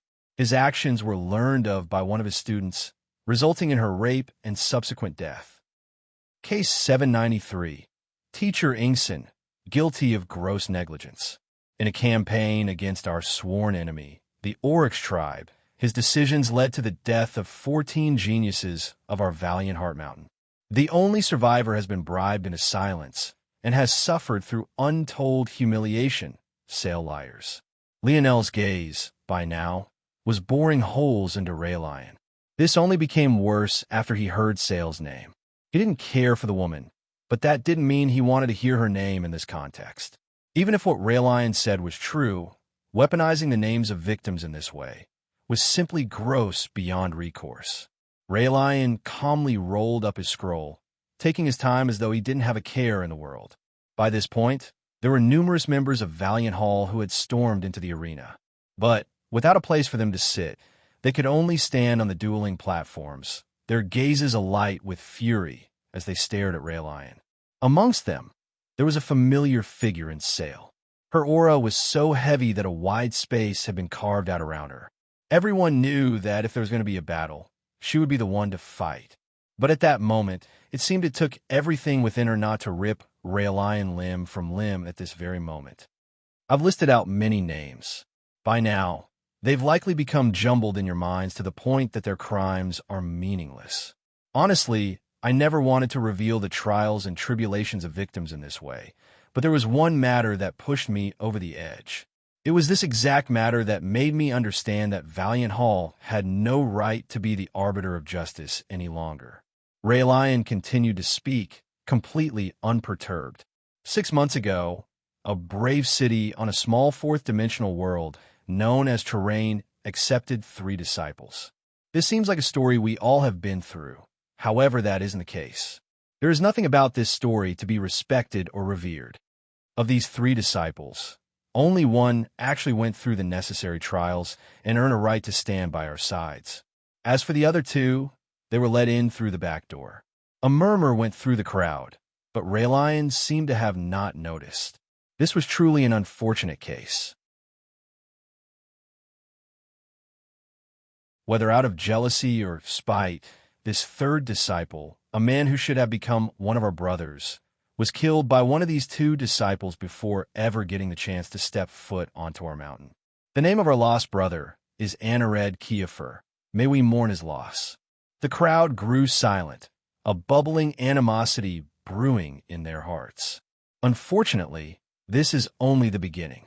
The killer of our worthy brother appeared at our gates no more than 2 months ago.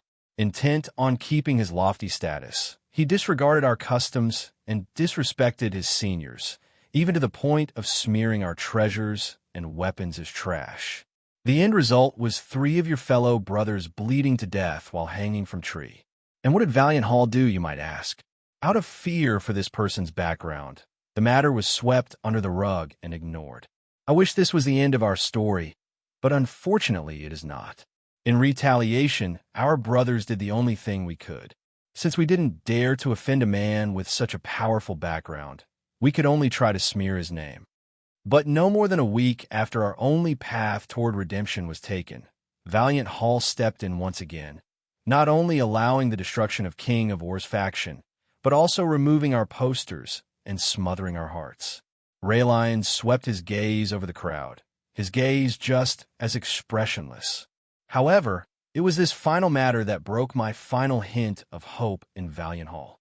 Rather than fighting for those it should, Valiant Hall sought to appease this man.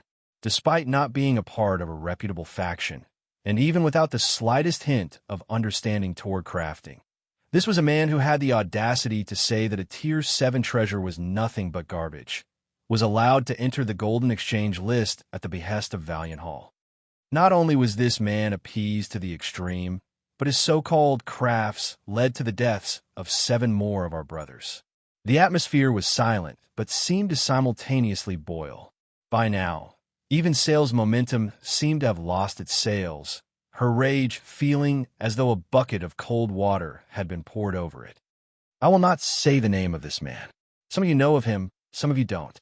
But his name is one I feel too much disgust to speak with my own lips. I can only say that the tyranny of Valiant Hall will come to an end this day. I, Raylion Ranlith, will not stand for it. Raylion finished and stepped from the podium, his expression just as calm and unhurried. They say that the worst movements in all of history always had a common enemy. There may have never been a Nazi party had the Jewish never existed. It seemed that Raylion had decided to make Lionel exactly that.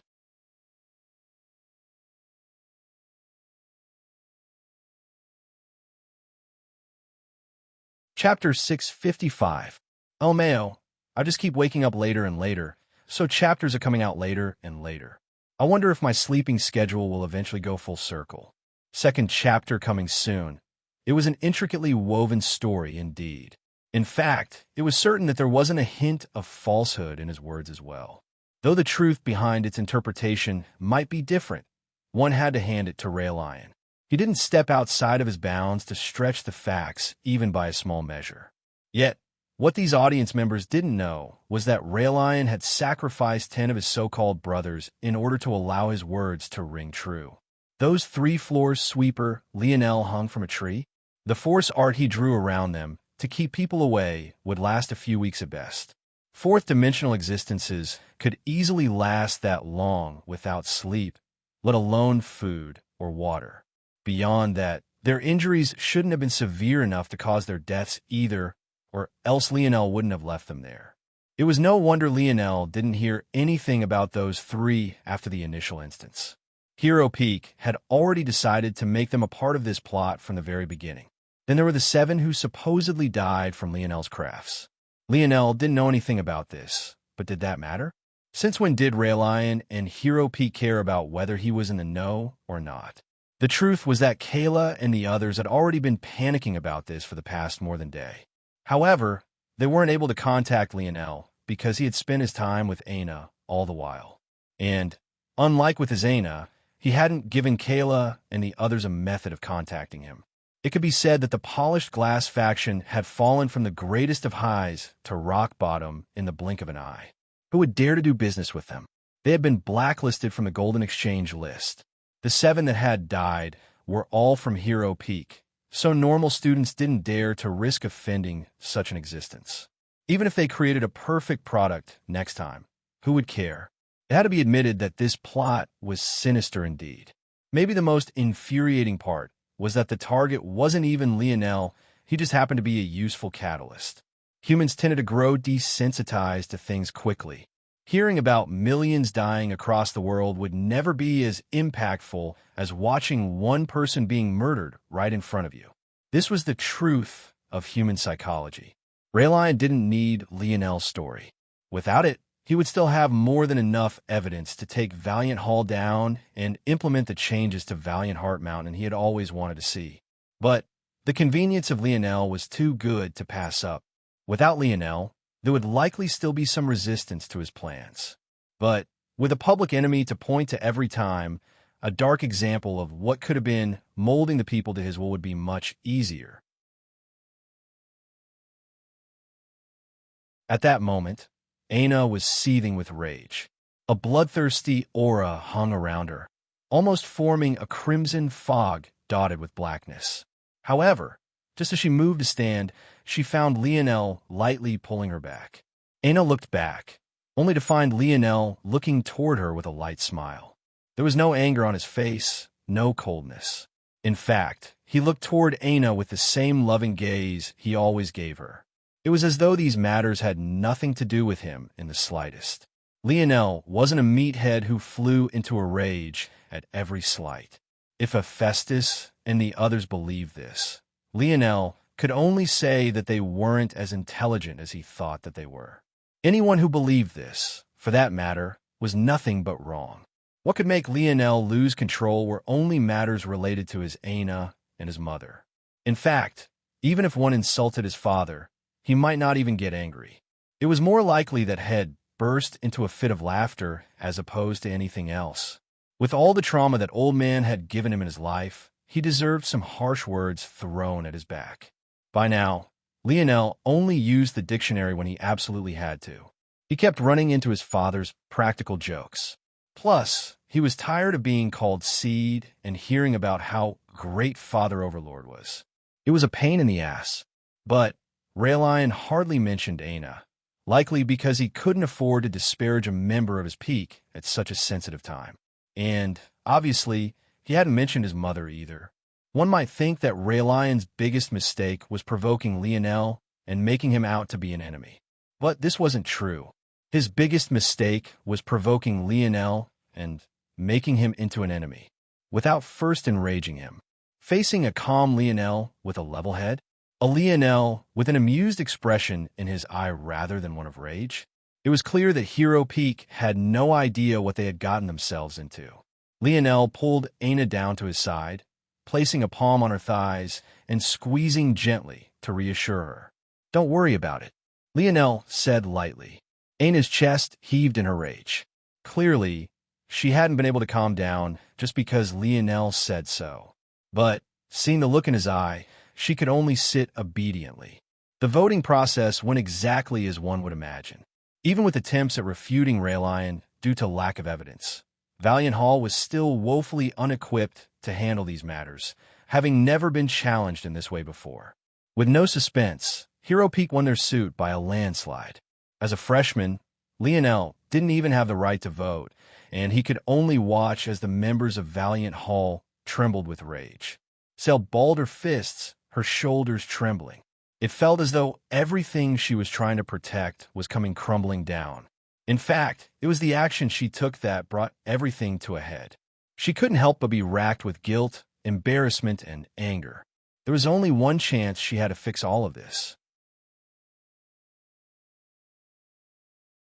"Raelion, get down here," she roared, her aura causing whipping winds to slash across the stone platform.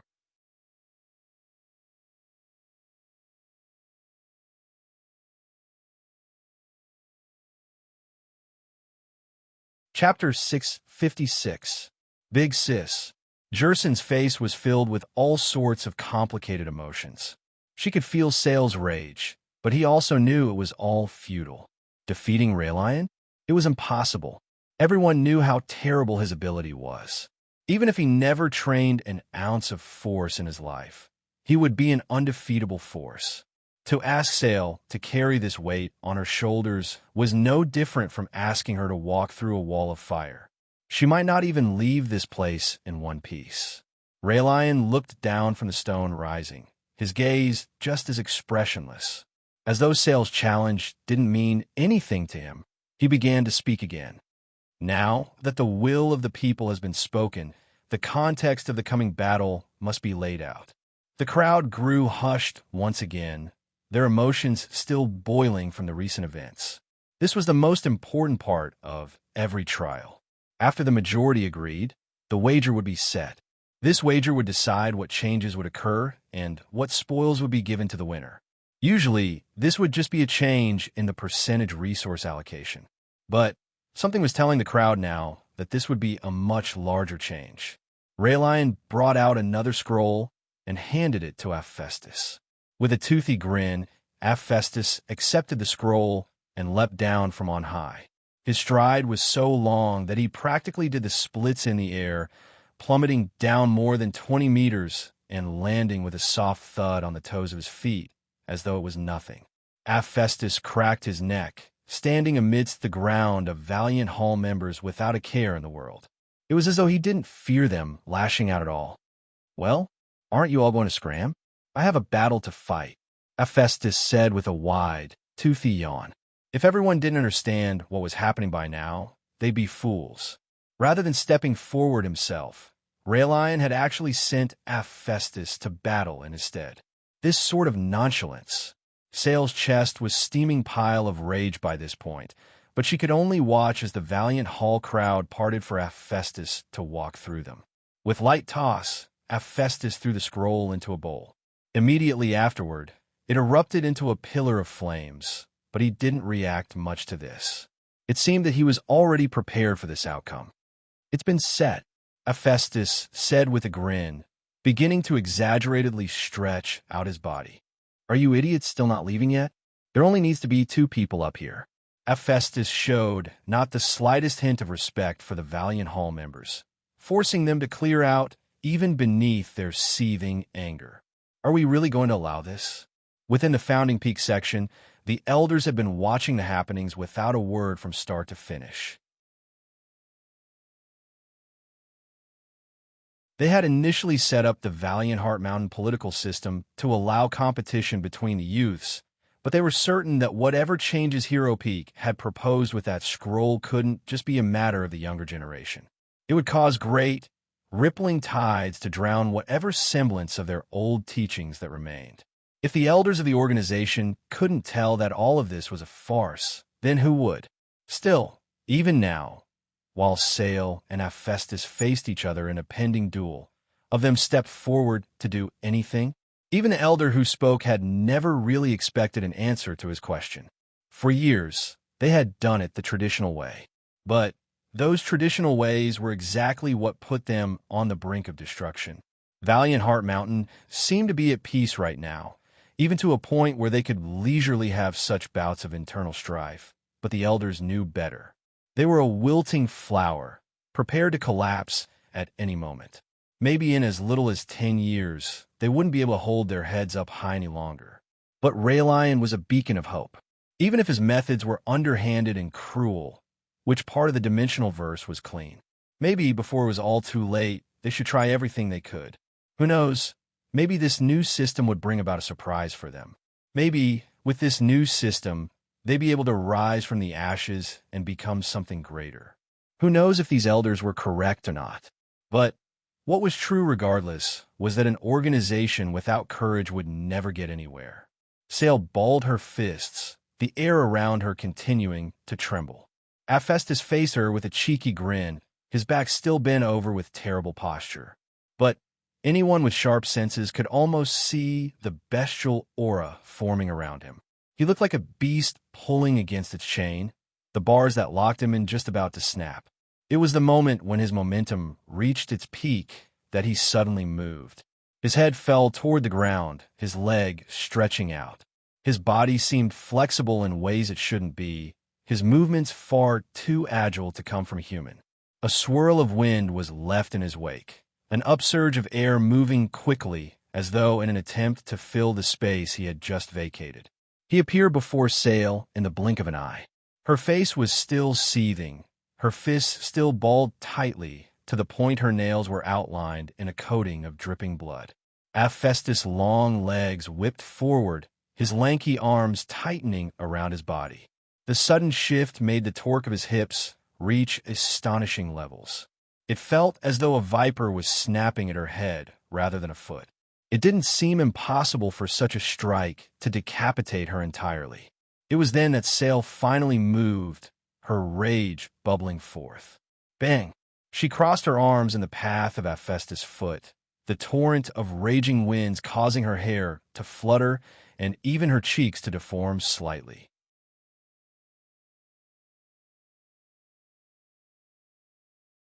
It sounded like 2 steel plates had collided, neither willing to give in to the other. You're tuning into the Romance Rendezvous YouTube channel. We're so grateful for your support, and don't forget to subscribe to join us on this incredible journey through captivating stories. Your generosity through donations truly makes a world of difference, as it's the primary source of revenue that allows me to expand and enhance this channel for you. Thank you from the bottom of my heart for being a part of this adventure.